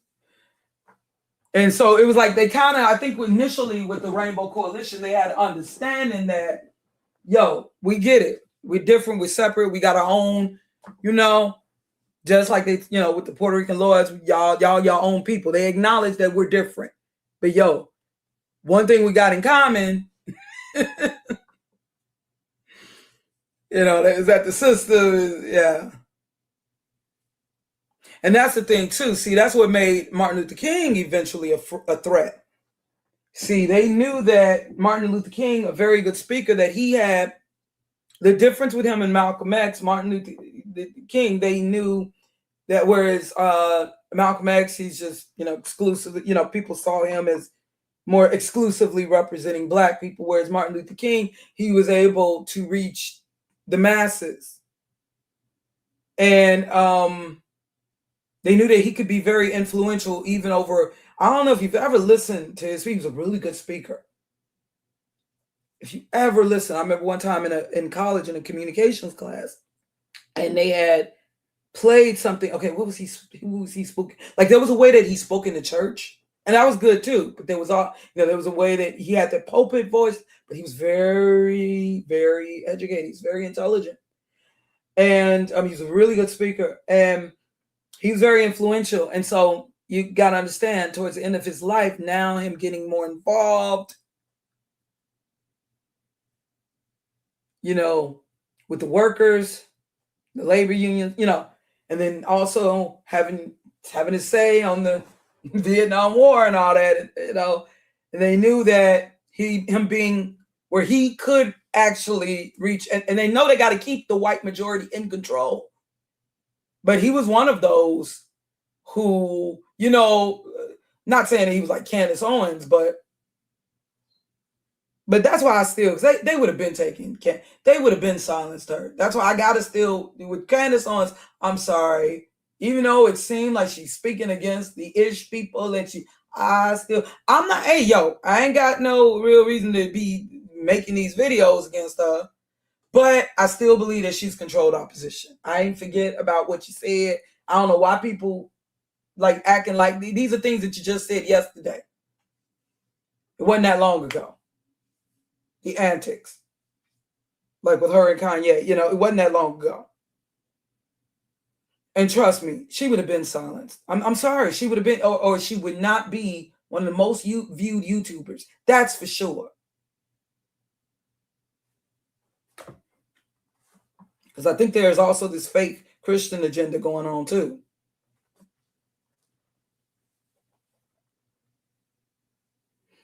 Okay, you saying he's not familiar with how OSHA? All right. But anybody, even looking at his channel now, he is so messy. He is so. Okay, in fairness, he did call him out. So, okay.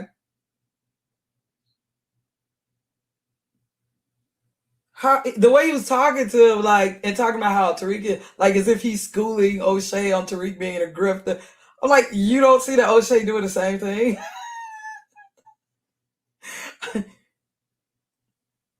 He is a gossipy. But I mean, if you no,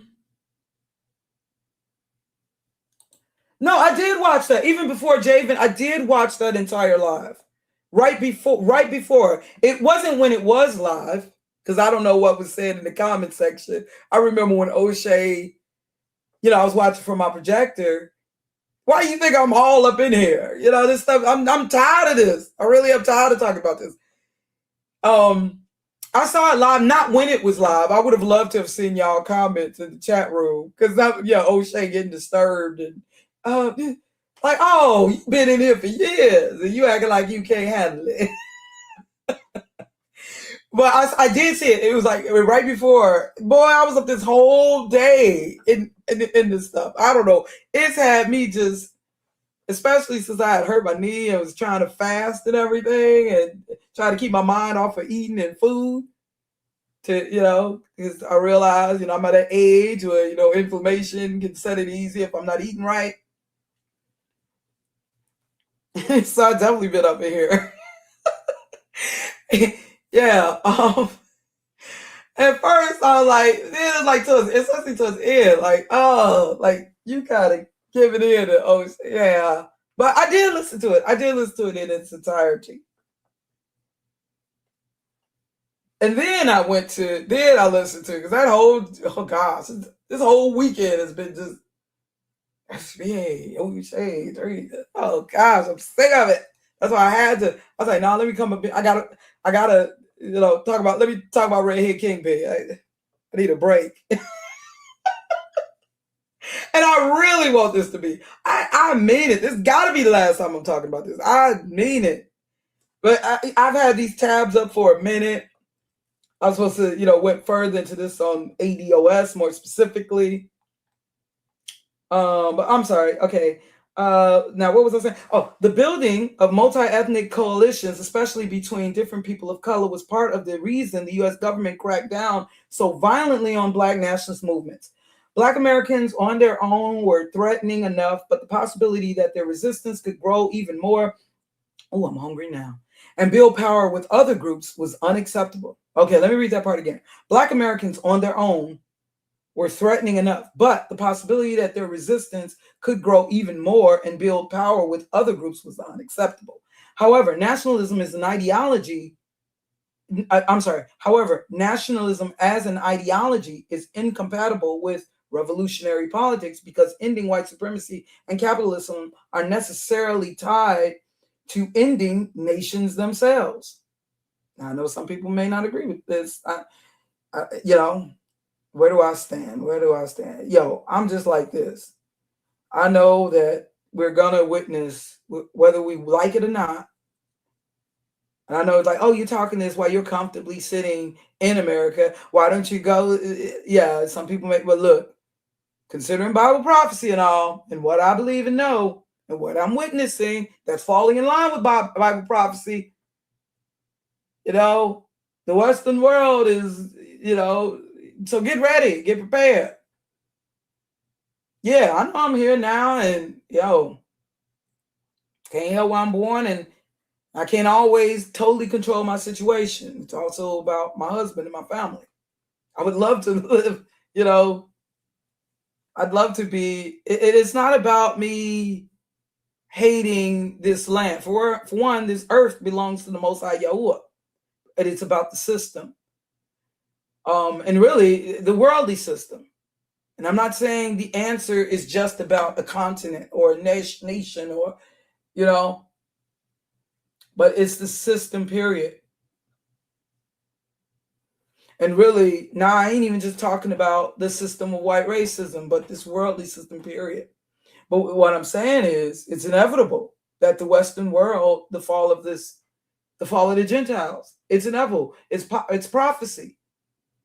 It's prophecy. It's probably, I know some of these books that have been removed and separated from the scriptures, referred to as the Apocrypha, that goes more into talking about, now, you may not believe it, but it goes more in detail talking about the end of the Gentiles. But we know that these books were a part of the, original canon. They can't deny that. And there it goes a little more into detail. You saw the end of the Gentile, and things are lining up.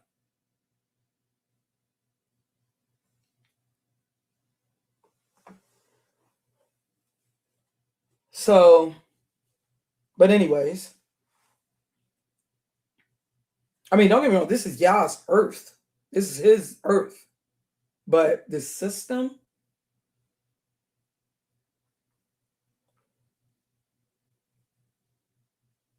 yeah, okay, I'm sorry. However, nationalism, wait, where was I? Okay, let me just read this paragraph again. However, nationalism as an ideology is incompatible with revolutionary politics because ending white supremacy and capitalism are necessarily tied to ending nations themselves. And without coalition building, Black nationalism can become a movement that elevates the issues of a particular group above others to the detriment of both. In early phases, this was elevating cis straight. See, I don't like this terminology. Cis straight. What the heck was cis like when they say cisgender? What does that mean? What is that anyway? What is the origin of that anyway? Hold on, give me a second, John. I know. I'm losing focus of the article. Cis most commonly refers to cisgender, meaning persons whose gender identity matches the sex they were assigned at birth. Lord, the term is used in contrast to transgender. But what's the CIS though? What's the prefix? What's the? Anyways, I'm sorry, y'all. Okay, but yeah, this is the leftvoice.com. But okay, eat the meat, spit out the bones. Let me stay focused with the point being made. Because there are some things I agree with, but there are some things I can't say I rock with the article. But anyways, in early phases, this was elevating cis straight Black men over other Black people. I'd rather read it. This was elevating black men over other black people. Now it's elevating only black people with a particular colonial lineage over those who come from different backgrounds. Black nationalist politics play a rich and complex role in the history of black resistance, but they can also be co-opted to serve the very systems they fight against. ADOS finds common ground with white supremacist groups on the issue of immigration and legitimates them through this. I'm sorry, let me sit closer. It allows organizers to strengthen those of the in-group and isolates others, including potential allies. The overthrow of capitalism and advent of more radical leftist systems will not occur through the privilege of particular marginalized groups or the strengthening of any state. Okay, we're almost done with this article. Nationalism is not a politics of liberation. Nationalism is not a politics of liberation. Rather than building power through the solidarity of different groups, it divides the marginalized and shifts our focus to reactionary infighting rather than confronting white supremacy and racial capitalism head on. The history of African Americans in this country is specific. These institutions were built on the backs of our ancestors, and our blood will be in this soil for centuries. But we aren't the only ones with a bone to pick. Indigenous people and the Central Americans who lived here before colonialism ought to have a say in things, as well as immigrants pushed to the U.S. because of destabilization and violent regime changes. I'm sorry, let me repeat this sentence again. Indigenous people, okay, and the Central Americans who lived here before colonialism ought to have a say in things, as well as immigrants pushed to the U.S. because of destabilization and violent regime changes funded by the U.S. Okay. 3 of my grandparents are descended from enslaved people in North Carolina and Georgia, but the 4th was a German immigrant. Am I only entitled to 3/4 of reparations? Okay. This ain't my story now. How does that math change when you consider the mass RAPE of black women during slavery?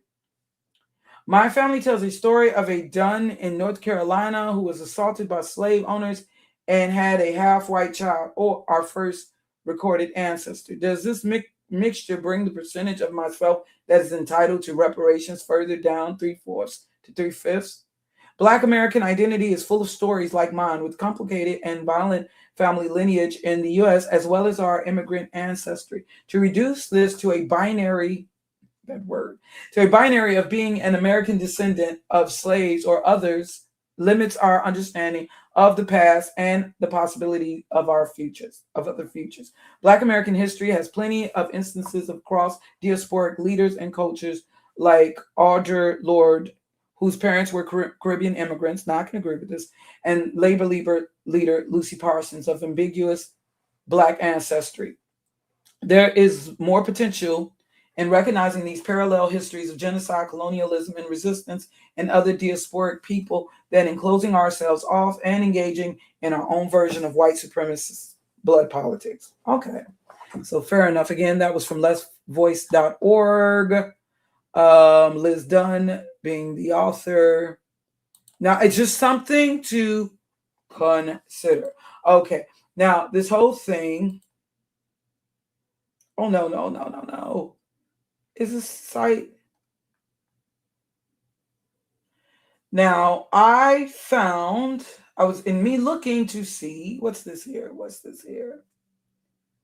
Because I was looking, I just wanted to see Yvette Carnell. Could there be some truth with Yvette Carnell being connected with FAIR?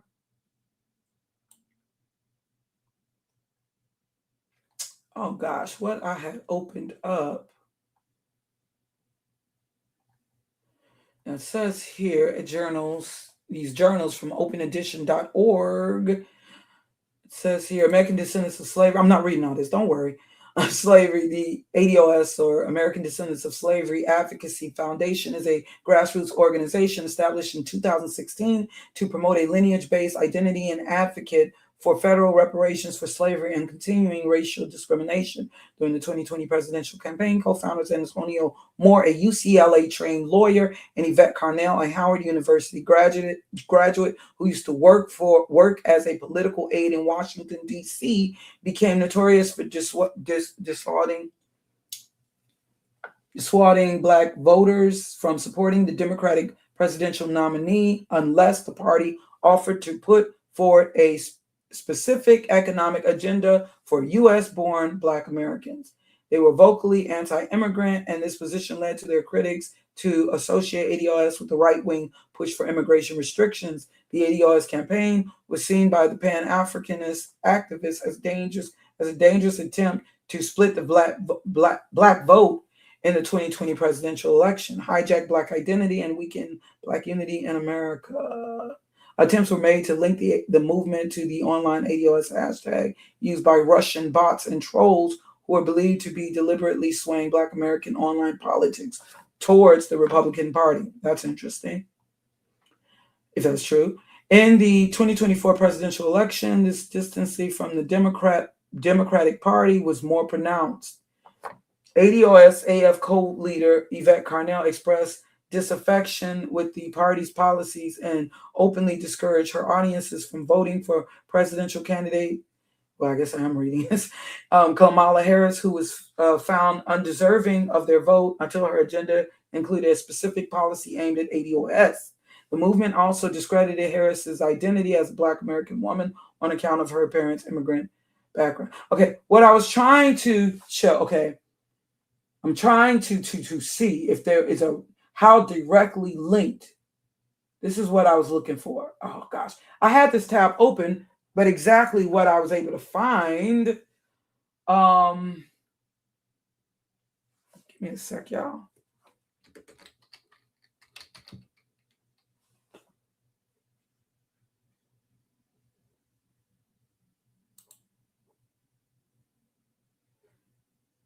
What I was able to find. Okay, well, I got some archives here from goodmorningamerica.com that does, okay, this is archives from Good Morning America. You know the show, goodmorningamerica.com. And these are some archives here from goodmorningamerica.com. Rapper and activist Talib Kweli is an outspoken ADOS critic. While he is also an activist for Black economic power and is pro-reparations, he disagrees. Y'all know the rapper and activist Talib Kweli.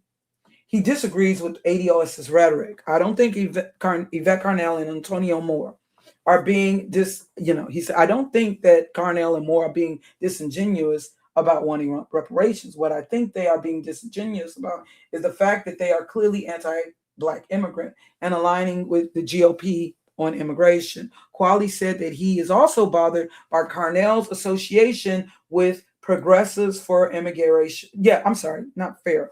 With progression, I didn't mean, yeah, that's what I was looking for. Maybe that, hold on, let me do PFI.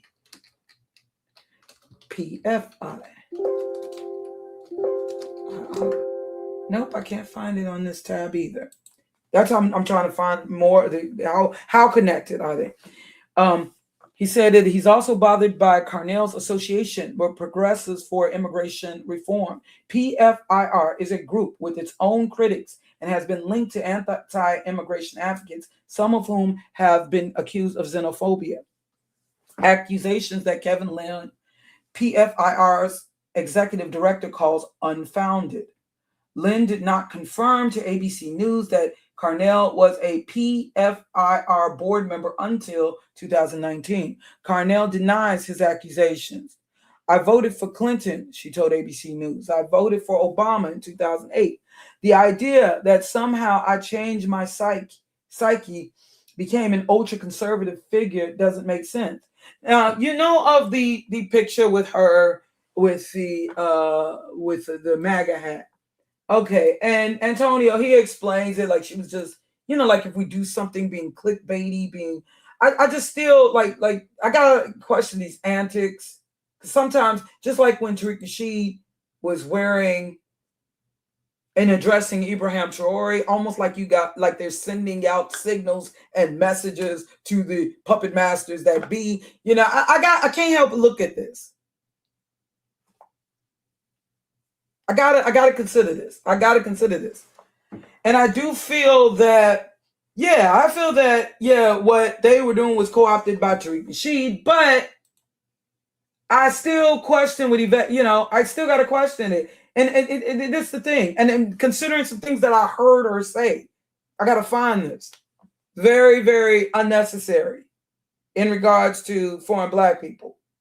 I've heard it sounds like some white supremacist-ish. I got to find that more specifically. Dang, I wish I could find it right now. Because I'm like, oh, I didn't know she said this. All right. I'm sorry. It did sound very, very, I just can't offhand. What'd you say? All right. Dissuaded her followers from voting only to end up with a demon in charge. Nice job. Okay. Yeah. I mean, like I said, I just talked about myself and why I wouldn't vote. I didn't feel the need to come up in here. Y'all shouldn't vote. I didn't feel the need to do that. I just explained myself, why I wasn't, This is not about a slick way of trying to get you to vote Republican. No. Or hoping that the Republican candidate would win. Absolutely not. With me, really, it is a thing. Spiritual, be ye separate, not supporting this world. It really is a thing about that. And that is the truth. Hell no, I wouldn't support no Republican. That I don't even want that for the optics, But and that is about a bias. But you got to understand the era that I grew up in. I can understand, like let's say before JFK and blacks voting more Republican. I can understand it. I'm just saying I grew up in a different era. Of course I'm going to be thinking Reagan and but understand. No. Trust me, I would not have gotten the trouble in YouTube that I got in. All right. If I was so left leaning, understand. I got strikes. See, it's interesting that they didn't get no strikes. Their videos about the Democrats didn't get strikes. Why did my videos get strikes on them? Very questionable. Also, it was closer to the election when I had my videos, and it wasn't so much about the Democrats. It was certain people who happened to be of the Democratic Party. I was pinpointing, you know what I'm saying? It wasn't about, I want to make videos on the Democrats. No. Like, for instance, my Who Built the Cages, Joe, that it came at that. And it wasn't about me. I wasn't. See, so I think that people also took that as me being pro-Trump. No, it's just I wanted to remind people in talking about the 94 Crime Act and all of that. And I saw that, by lying about certain things. I did this. He said 1 minute he marched on Washington. The next he was, I'm going to look, if I find that you've been lying about some stuff, you're supposed to call it out. I don't care who you are.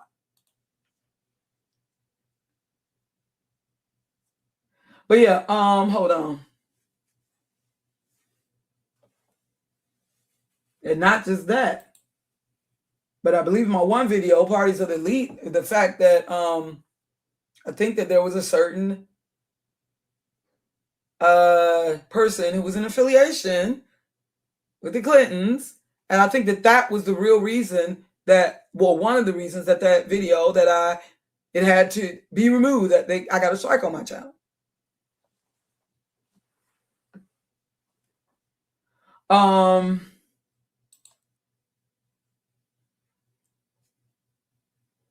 But this is,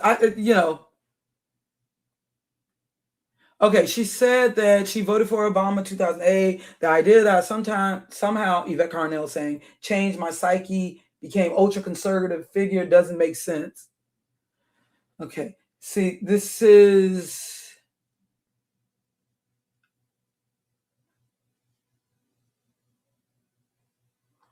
All right, I have to, please remind me. I used to be so much more polished and organized, making sure to post my sources Okay, Miss. No, I don't really want to. Okay, there's an article here, retraction on.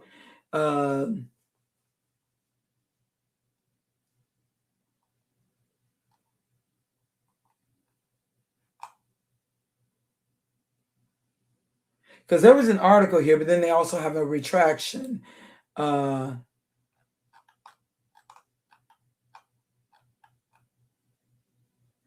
Disinformation, retracted disinformation, create ADOS and the strategic weaponization of breaking news. There's been a retraction on this article, but I don't really want to go into that right now. And this claim that Russian money was funded to right-wing creators through a pro-Trump media outlet. This is NBCnews.com.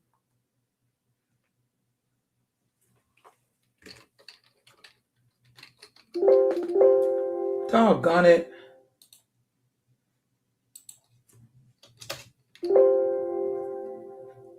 Hold on. This isn't what I'm looking for. This isn't what I'm looking for. But anyways, hold on. Let me just, because I've been looking into that as well. But where's the article? Where is the okay? Well, but I thought I had this stuff up. Oh, okay. Who is okay? Let's go into the PFIR. Okay. Last thing, yeah. Project. What is Project for Immigration Reform? What is this exactly? The Institute for Sound Public Policy fights for Americans who have been impacted by immigration policies and offshoring through a mix of policy analysis. Okay. Let me just give you a wiki quickie, or should I go here?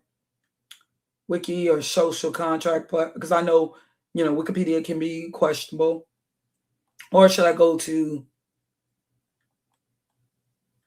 okay, I'm gonna just give you a wiki. Now I could go to the info page, but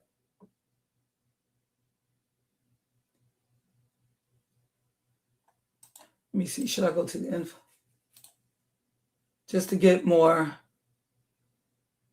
this isn't really giving me information that I'm looking for though. This tab isn't really, hold on.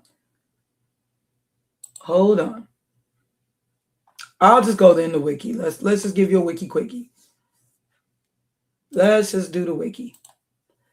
Okay, so the People for Internet Responsibility, PFIR, is a global and ad hoc network of individuals concerned about the operations, development, management, and regulation of the internet. Wait, hold on. This ain't what I'm looking for. No, this is not what I'm looking for. Hold on. What am I typing wrong? No. This isn't what I'm looking for. It's absolutely, okay, maybe it'd be best if I go look up with John Tandon. I thought I had these tabs open. And I wanted to look at, no, what's his name? Oh, I'm going crazy now.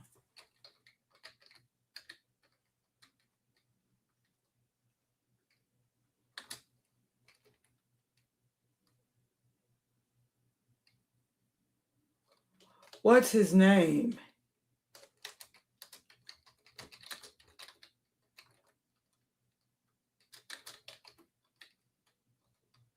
Y'all help me out. What's his name? Okay, I'm gonna have to go back to the Good Morning America article. Let me go back to the Good Morning American article. I thought I had all this opened up and lined up for me to go to. Where is that Good Morning America article?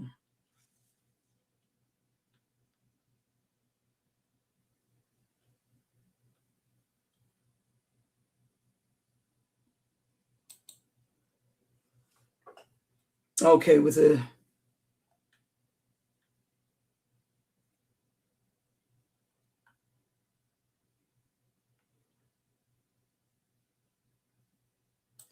or Progressives for Immigration Reform. That's more of what I'm looking for.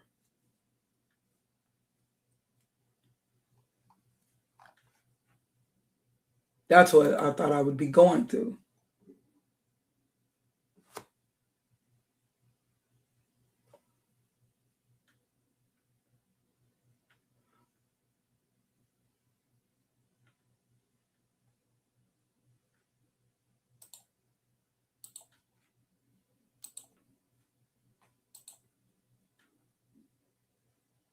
Nope, that's not. I'm just trying to get a little more information. That's all. Okay. Yeah. That as I thought, the name has been changed. Okay, here's something Wikipedia. Okay, Federation for, yeah, so it is FAIR, Federation for American Immigration Reform. All right. So obviously the name has been changed, or yeah. All right. The Federation for American Immigration Reform, FAIR, is a nonprofit anti-immigration organization in the United States. The group publishes position papers, organizes events, and runs campaigns in order to advocate for changes in U.S. immigration policy. The Southern Poverty Law Center classifies FAIR as a hate group with ties to white supremacist groups. FAIR was founded in 1979 by Michigan surgeon and white nationalist John Tandon. Other co-founders include Otis Graham and former Gulf Oil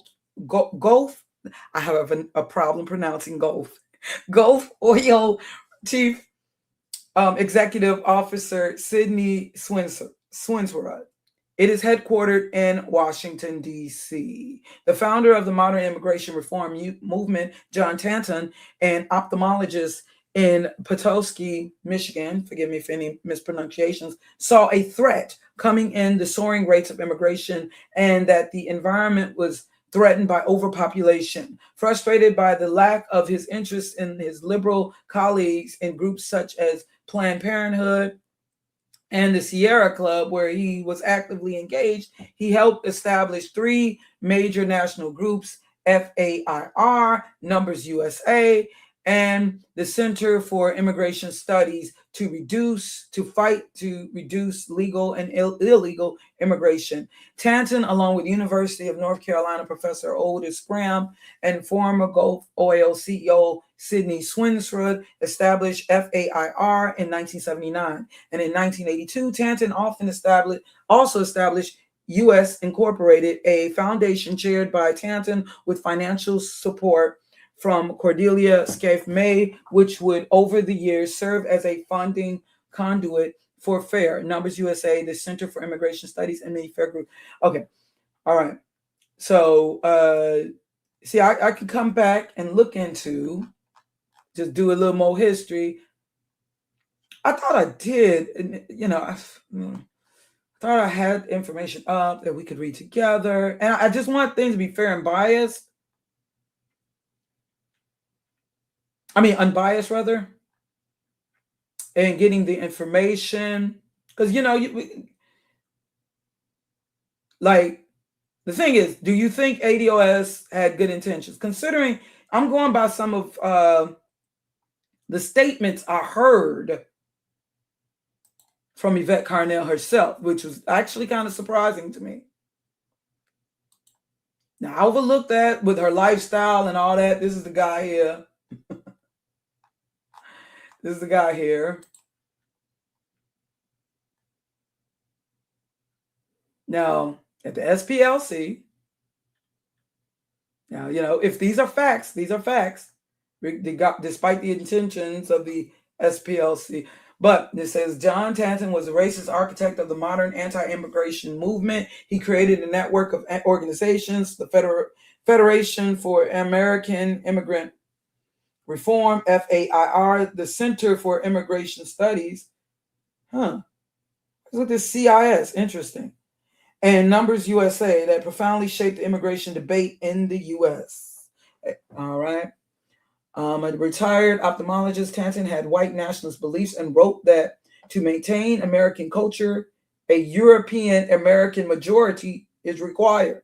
In his own words, I've come to the point of view that for a European American society and culture to persist requires a European American majority, and a clear one at that. This said to be a quote of his, December 10, 1993, letter to the late Garrett Hardin, a controversial ecology professor. I have no doubt that individual minority persons can assimilate to the culture necessary. Now, notice how they're very, very,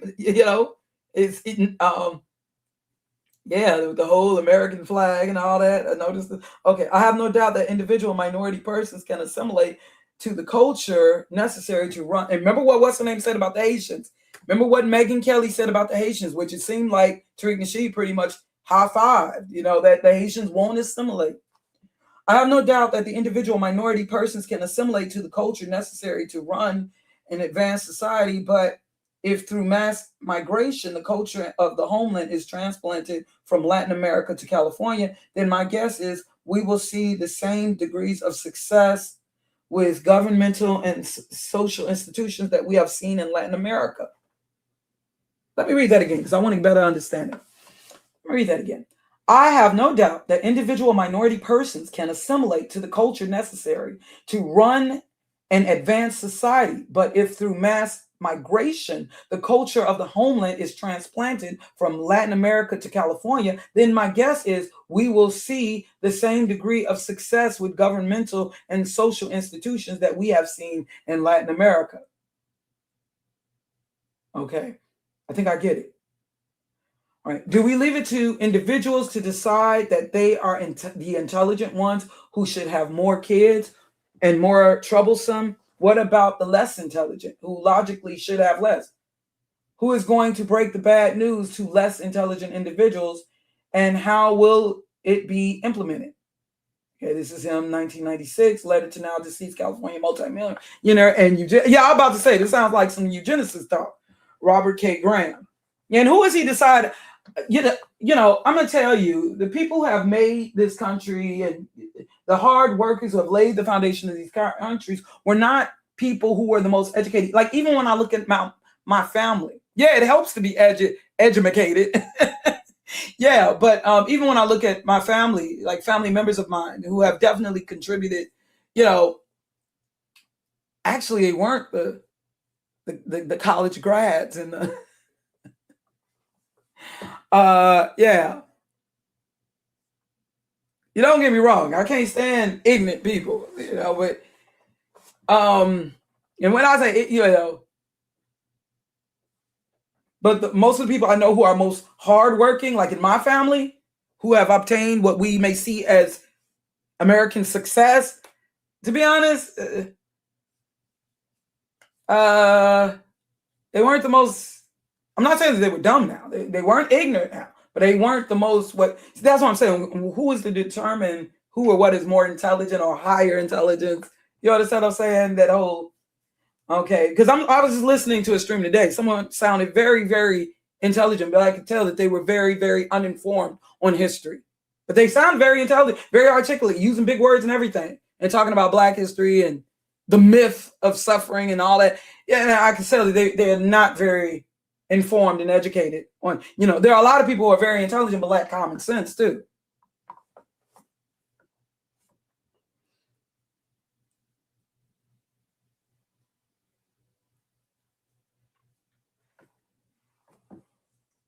I write to encourage keeping track of those on our same side of the issue, interesting, but who are nonetheless our competitors for dollars and members.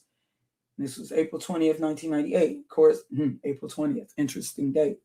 Correspondents asking fair and poor ladies to ensure they receive mailings from American Renaissance, a pseudoscientific magazine focusing on race, intelligence, and eugenics. The underlining was in Tanton's original letter. Now, the bottom line is, if this is how this guy was, these are his quotes, despite the intentions of, the SPLC, it is what it is, what it is. Okay, but the thing is, I want to know how linked, it's one thing, this person just happened to be the employer of, like if this person just happened to be your boss, but you don't necessarily agree with your boss, or they just happen to be, but how influential. Maybe if I look up publications, excuse me, y'all. I'm just trying to make a link. I'm just trying to make a connection. Okay, maybe if I'm trying to make a more, is there really a more direct connection? That's all I'm,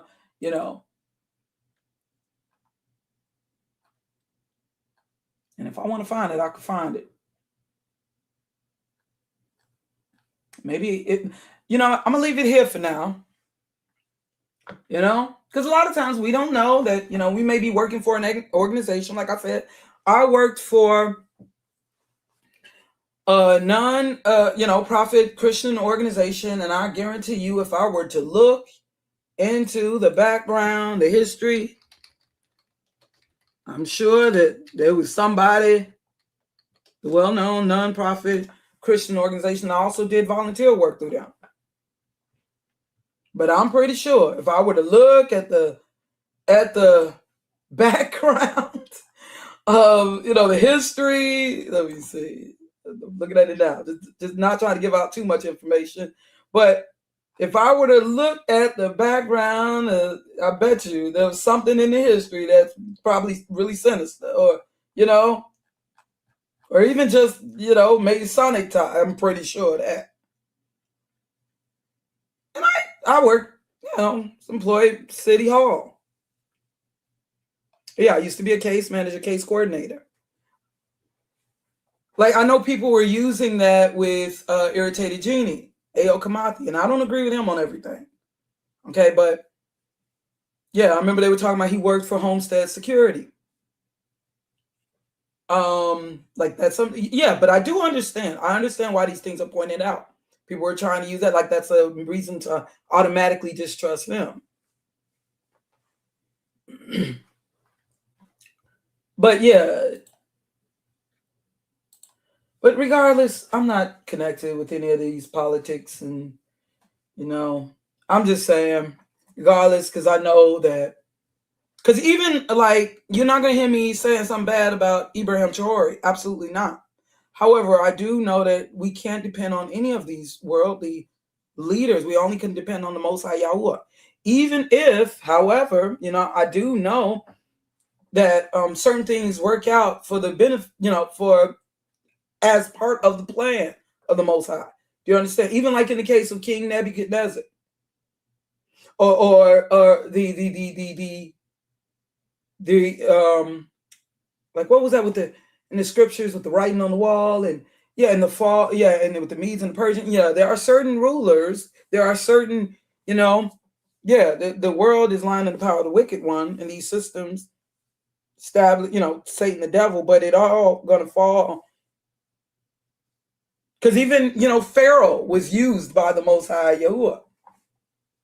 It said that it was the Most High who because even in the case of Donald Trump, not saying that he approves of Donald Trump, but it's all going to work out as part of Yah's plan.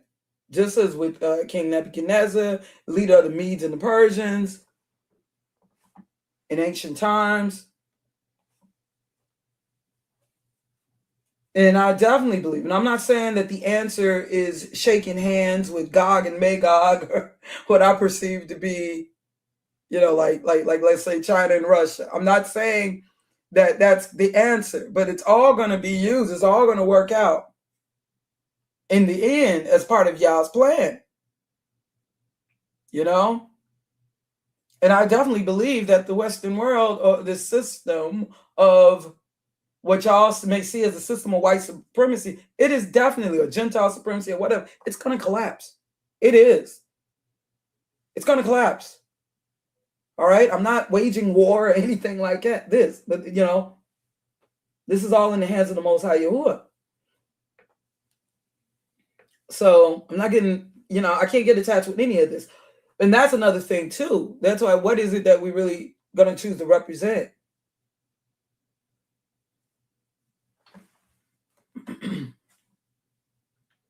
Let me see what you said. According to FBA, Black Americans must be 25. What? Oh, well, I guess I'm not then. Maybe that's why they calling me a tether. Like somebody left a post, so you African mixed with African. I said, I guess if you say so, whatever. Oh, shit. Well, I guess I'm definitely not FBA then. My DNA, okay, what they say, according to FBA, they actually said that. Miss Cardio Queen, somebody actually said that. Now, I know that you had that one person that black skin is amazing. Like, for real? Is that true? I want to see if somebody said that, though, really, though. I know that them exoticals be talking that stuff. Well, I guess I guess I am just a talented. It doesn't matter. If I descended from those who were enslaved in the Americas. If that's the case, are they talking about DNA? I thought that the FBA totally disregarded DNA.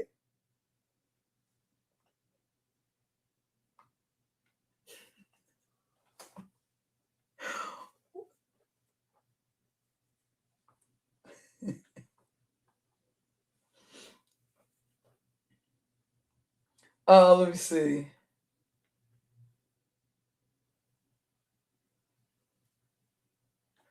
Okay. Tariq has always said he was apolitical. His listeners need to register that when thinking of political efforts. Mm-hmm. Saying, I remember that a lot of left-wing media outlets were trying to say that ADOS was started by a CIA agent. I didn't hear that before, who was getting funded from Russia. Really? I don't know if I believe that. Yeah. Yeah, but this is just recently me hearing that. The Democrat Party was going wild with these lies.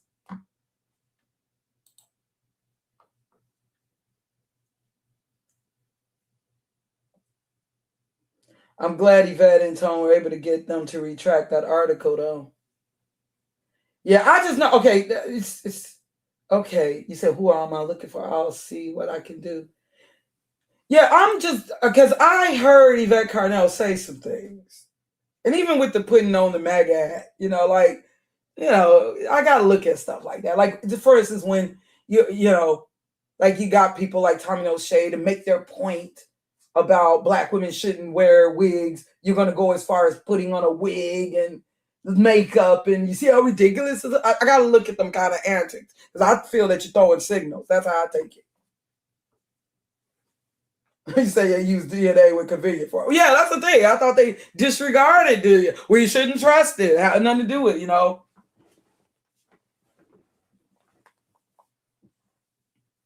Okay. No, it was a lot that was told on Joy Reid's show on MSNBC when she was a host there. The CIA agent rumor was a lie. They came up with that. Okay. Yeah, I can believe that.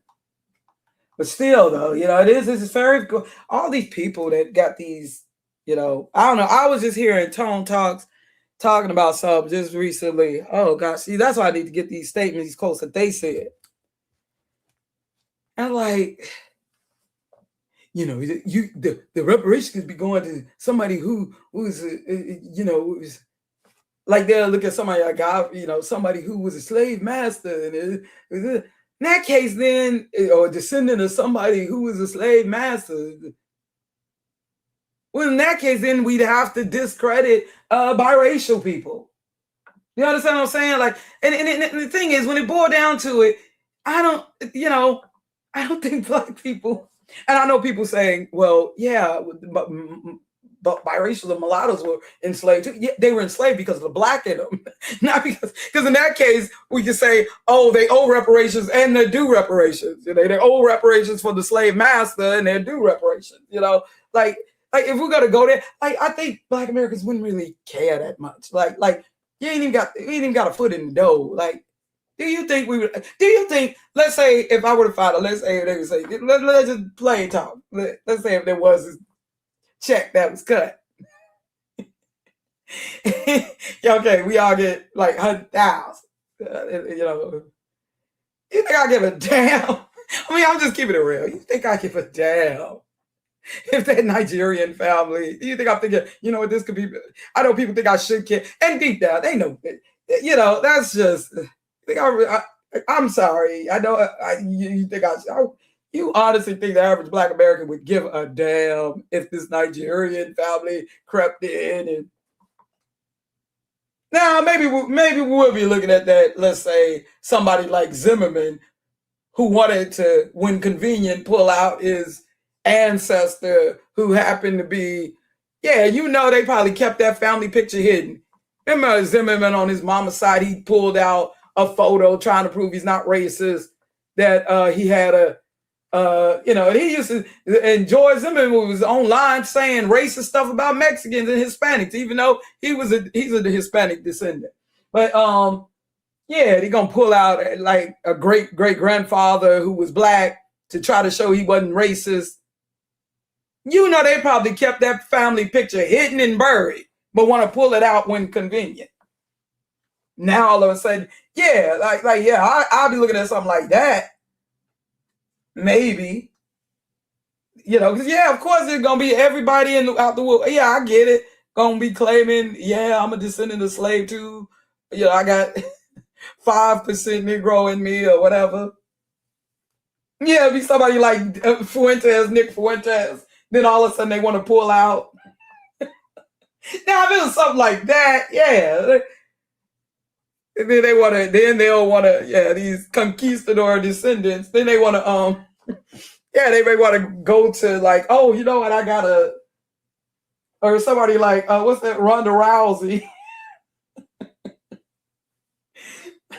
Then all of a sudden they want to take you to they black family, they black ancestor.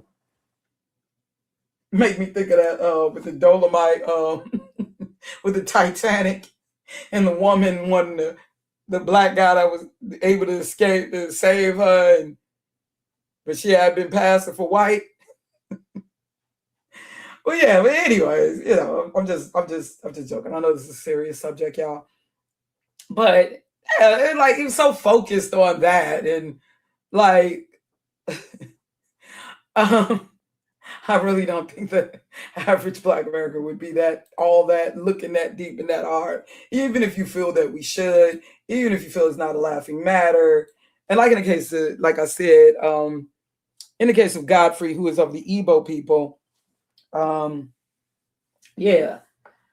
This idea that we sold that's another thing too, this whole idea, we sold our people, or just, I think we need to know more specific, what happened and who the people are. And I don't know that, but that's a whole nother conversation. Yeah, I don't know. Y'all they say, I want to see that where they say to be FBA, you got to be this percentage, because from what I've picked up, they are trying to disregard DNA because they know Nigeria is going to be on top. They know that, like Nigeria, Ghana, Benin, they know that they're going to see that at the time. They're going to see, West Africa nations. They're going to be matched up with the West African nations. Because we're talking about race or lineage. We're not just talking ethnicity here. Regardless, race was based on race was just based on phenotype. Skull crazy. They weren't looking at ethnicity like that. Now that wasn't originally the basis of slavery. Slavery wasn't just originally about phenotype. If we were to take it back to the 15th century, but eventually the brutality and what we face in America, your lineage or eventually that didn't even matter. That's why they felt that there was a need for the Morris-Sandry Act. And that's what we got to realize. And so we've had Black people suffering in this nation just based on phenotype alone. And this has been for centuries now. All right. So y'all, enjoy the rest of your day. Gosh, no matter what I do, it's going to be hours long. It's going to once again try to take a break. Try not to come back up in here on impulse. Try to give my voice a break. Also, I hope this die down soon. I really do. I don't know. I keep seeing stuff that keep having me run my butt up in here on impulse. I may need a break from all of this conversation. I hate misinformation. I hate the idea that we're being deceived. And I just hate, but just remember, you don't want to be identifying yourself with these hashtags, these acronyms, hashtags.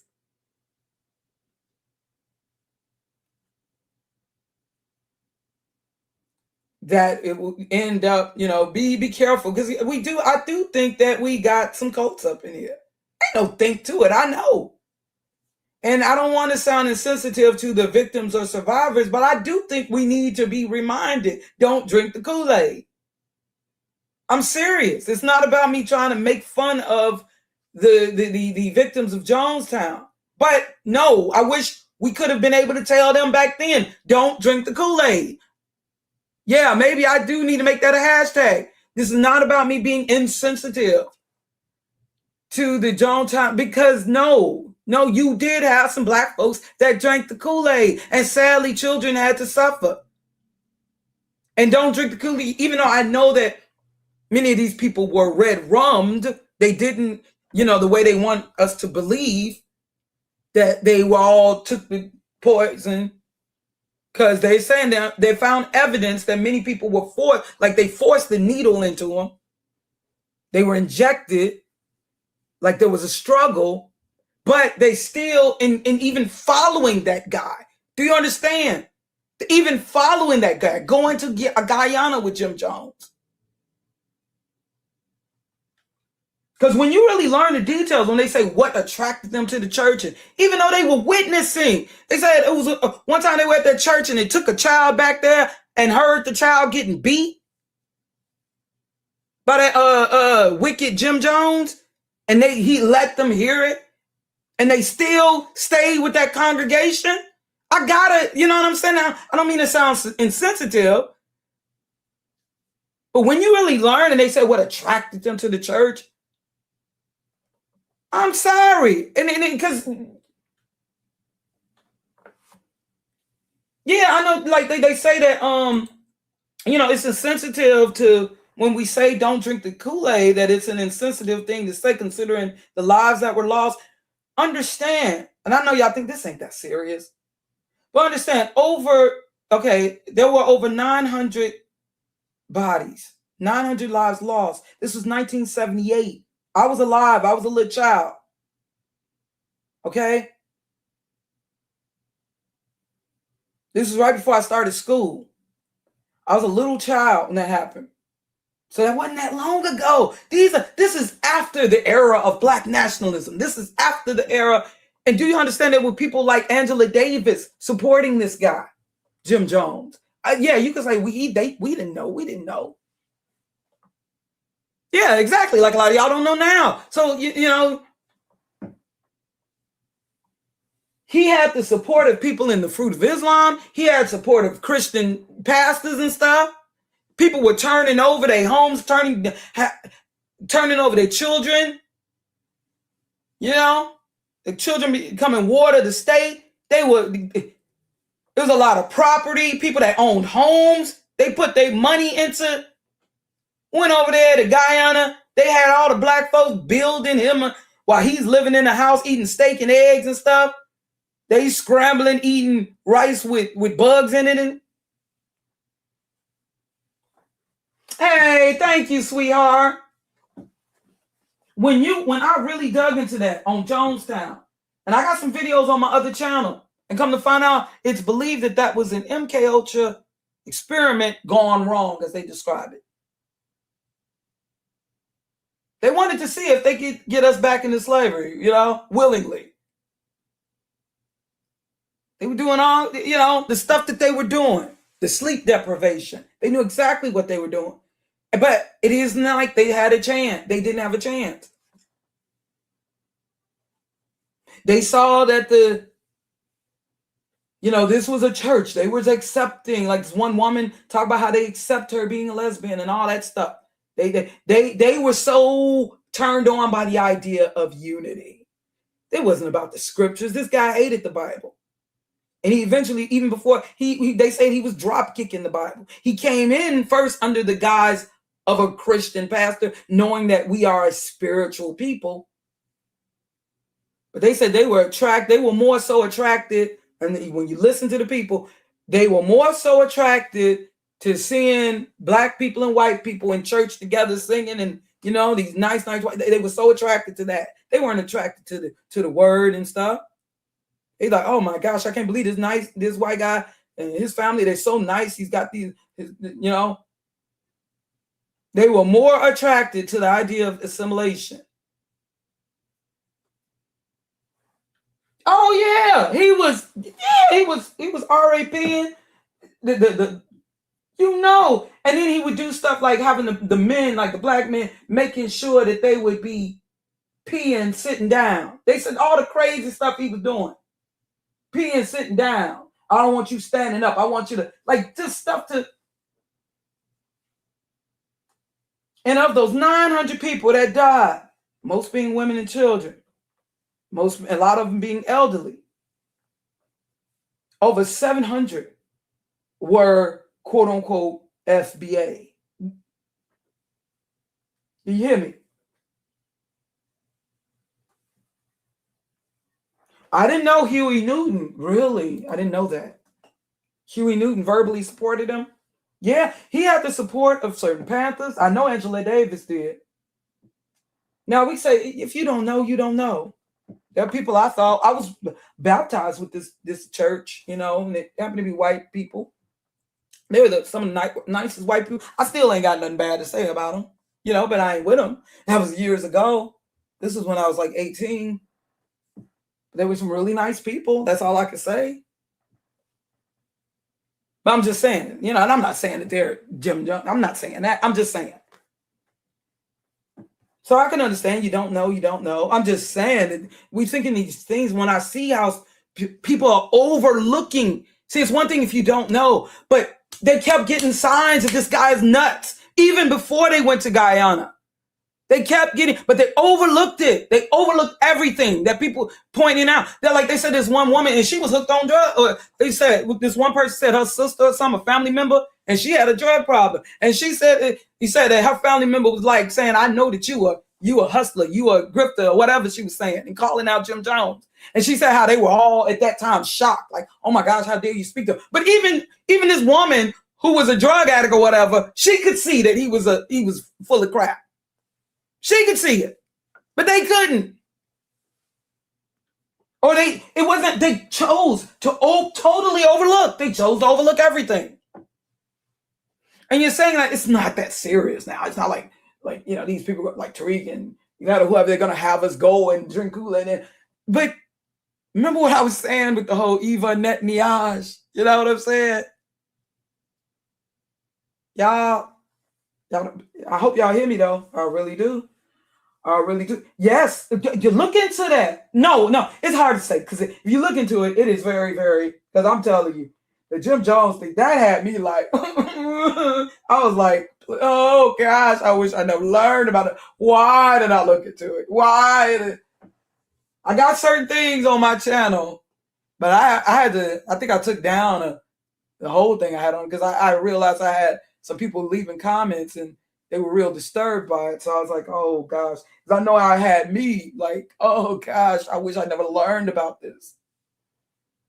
I was just trying to understand, how can you get a bunch of mothers to do that to the, you know, and this is the 70s. This was not that long ago. You know, how could people don't think that could happen again? They really don't think that can happen again. And it's things like that really, just like with the whole Patty, it is believed that Jim Jones, there's some information that he may have trained the Symbionese army. You know, when you consider the Patty Hearst kidnapping, it was people like him, and that's what really gave liberals a bad look. You know, like you already early on had the Manson, and you find out that guy was absolutely, you know, hippie, Manson, you know.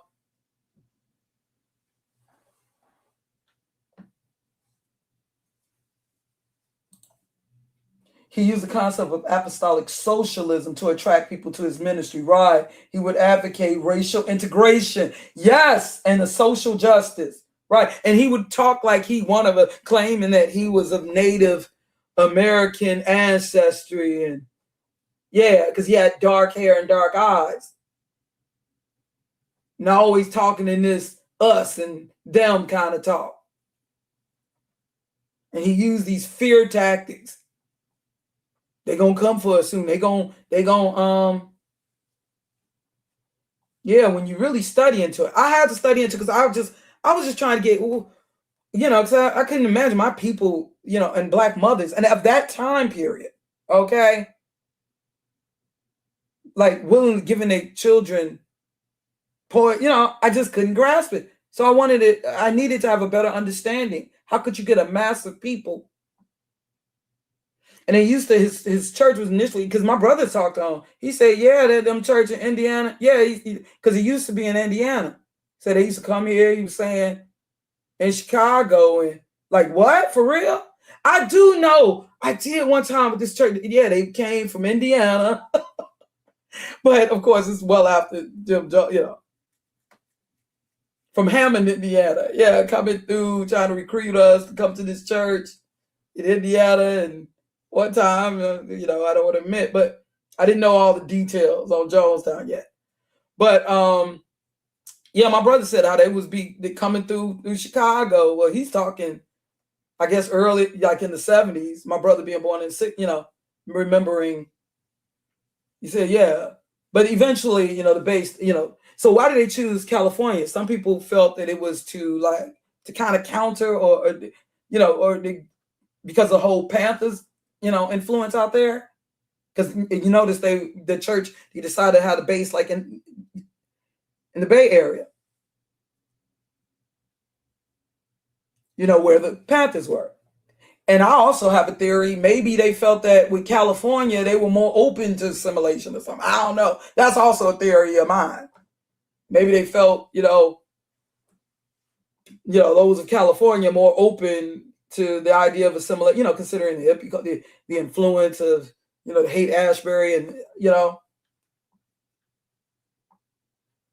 Yeah, they said he was doing a lot. And actually, in the case, like this one white man, there's an audio I listened to on Jim Jones. He said he believed that, let's say, if Jim Jones had died like in a car accident, he said like in 1969 or something, or like 1970, they probably would have had him up there like they would regarded him as a great civil rights icon or something. So, and these people up in here, they even doing all the stuff they claim Jim Jones was doing. Saying he was helping people, got out of jail, helping them. Yeah, they had set up their own little hospital and stuff. So it seemed like he was doing good things. So some people could probably say, well, I can understand why people would have got fooled by him. You saw him with the old women hugging him. Help the old woman with that. Yeah, and these people up in you, they ain't even doing nearly nothing like this. And y'all following them blindly like this. This is ridiculous. Ain't trying to question nothing. But that just shows me the power of social media. So that's why I got to tell myself, these must be bots. Because y'all cannot be this doggone that there is not some sort of questioning on some things. And if people dare question, y'all coming up in here, FBA, you amongst each other. Like, something ain't right. This is kooky. Like, I feel like I'm in the Twilight Zone.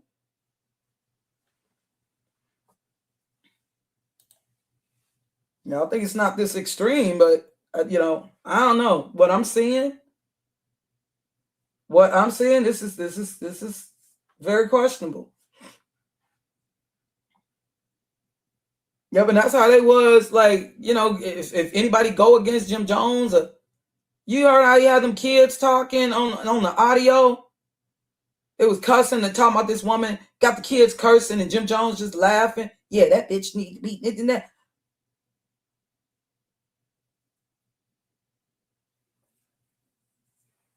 And that's how some of y'all, because some of y'all not even disagreeing with me on the FBA talk was y'all. Some of y'all, it just how dare I even on Tariq Nasheed say anything?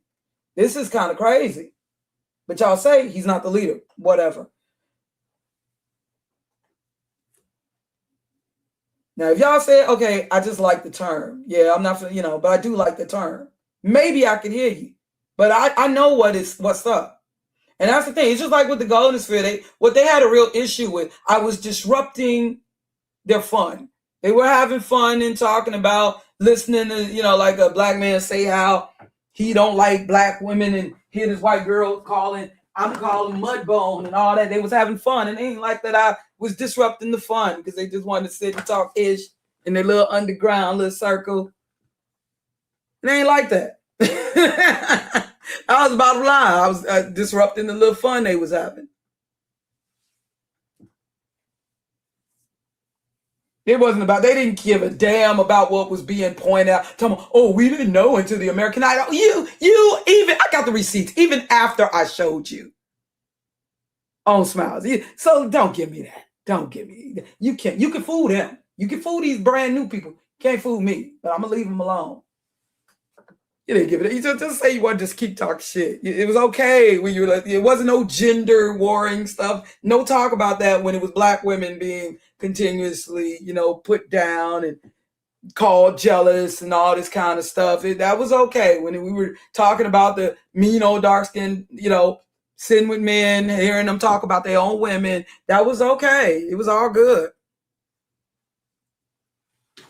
There was no talk about women being, when they had, and the person they were supporting was coming at me.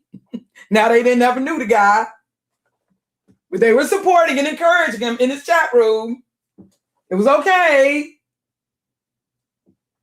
But now all of a sudden, the women being attacked. Okay. I guess I wasn't a woman though. Okay.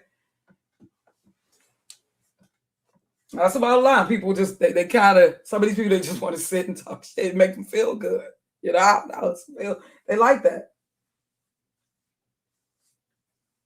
Right.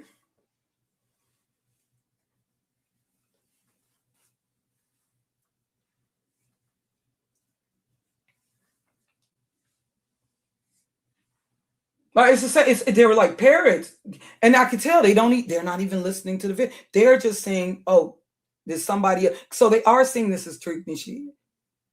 They are just seeing this as, it's like they're typing into Tariq Nasheed or FBA, which they know linked with Tariq Nasheed, and if they get a whiff that this is in opposition to Tariq Nasheed and or the talking points, they leave the same post.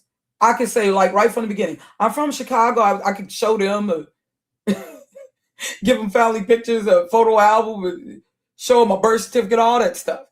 And they would still, so I know that they're not even, paying attention. They're not even listening to what's being really said. You say he chose Ukiah, California, because an Esquire article regarded it as the nine safest places in 1965. California was also more progressive, more counterculture movements. I was thinking that had something, what you're saying in the last sentence, maybe that had something to do with it also.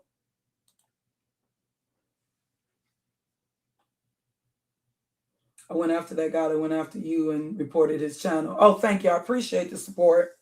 And you see, I didn't necessarily cry for men's help and why isn't because hey, it is what it is. I've been having to take on things on my own for a minute now, but I do definitely support I do appreciate your support. Thank you for, I do appreciate that. There's definitely a pipeline from Manosphere to Passport Bro to FBA. Yeah. I noticed, I was one of the first people to point that out. I see other people are picking up on that.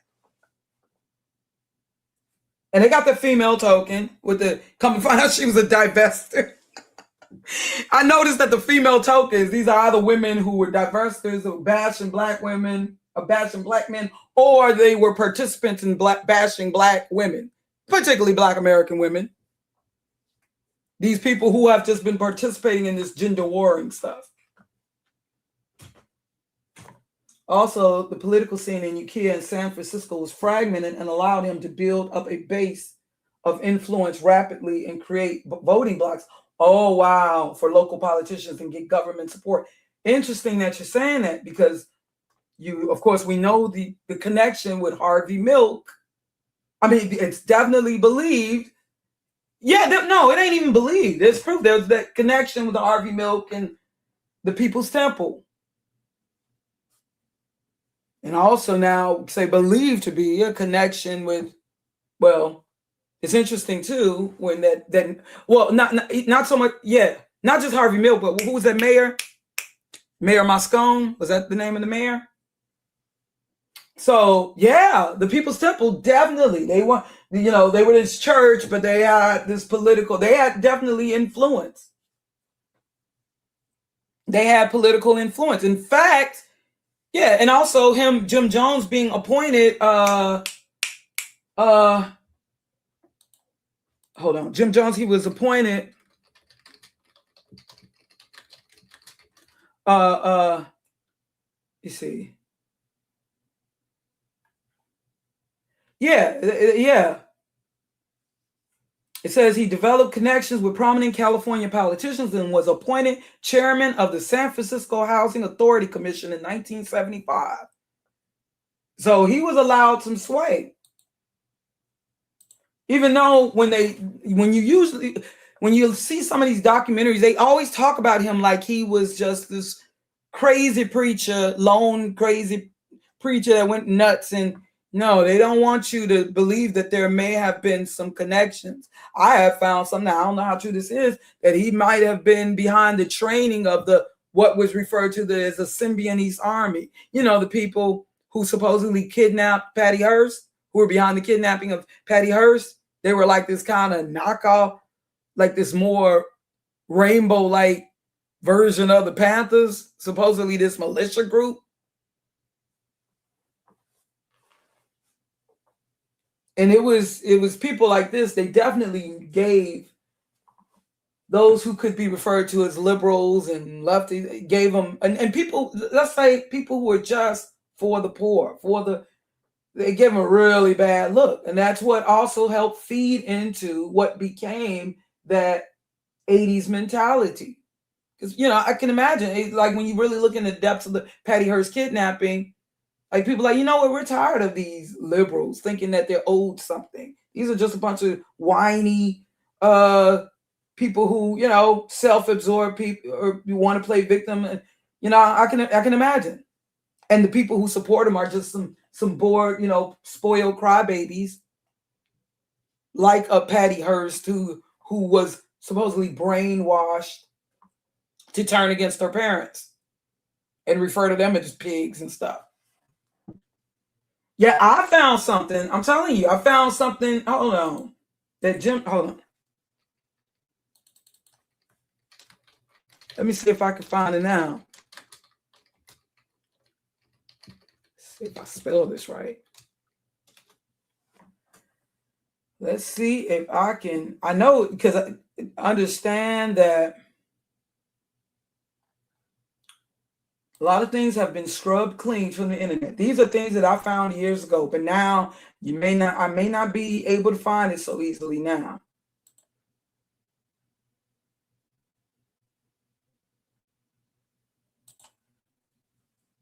Mind control, world control, page 180.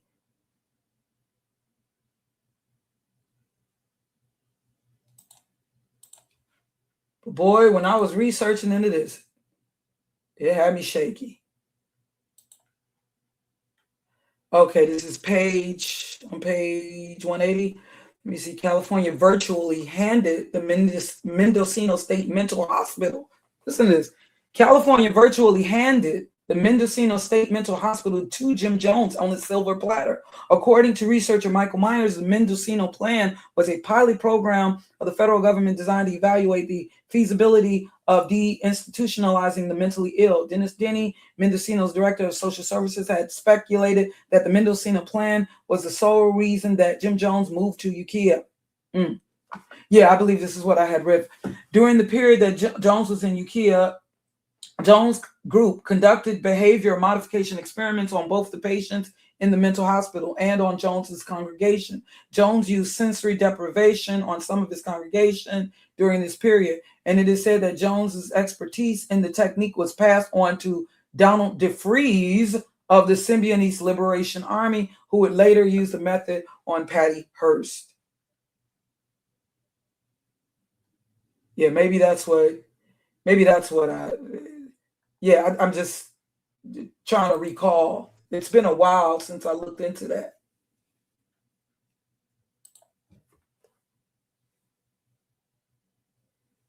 And so I could definitely understand at that time people looking at the left, the Democrat. I could definitely see people then at that time perhaps looking at the Democratic Party side-eyed. But I believe the same stuff is being used through the Republican Party, even more so now.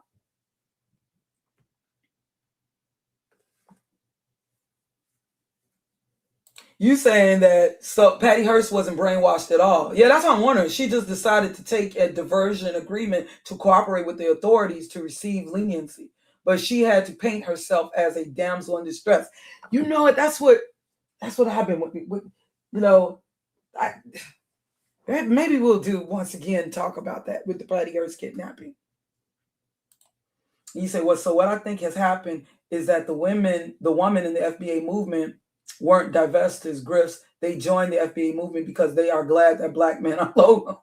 Yeah, that's a good theory too. They joined the FBA movement because they are glad that black men are no longer focused and bash for them.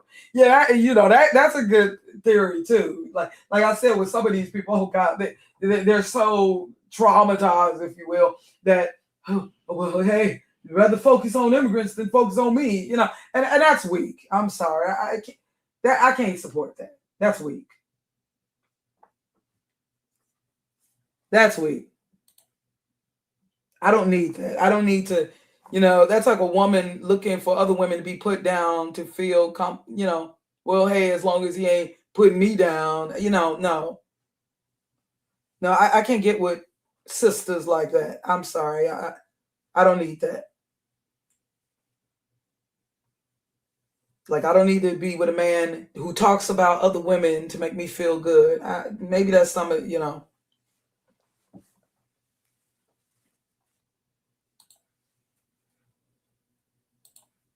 But anyways, y'all enjoy the rest of your day. Much peace and much love, my family, and thanks again for the support.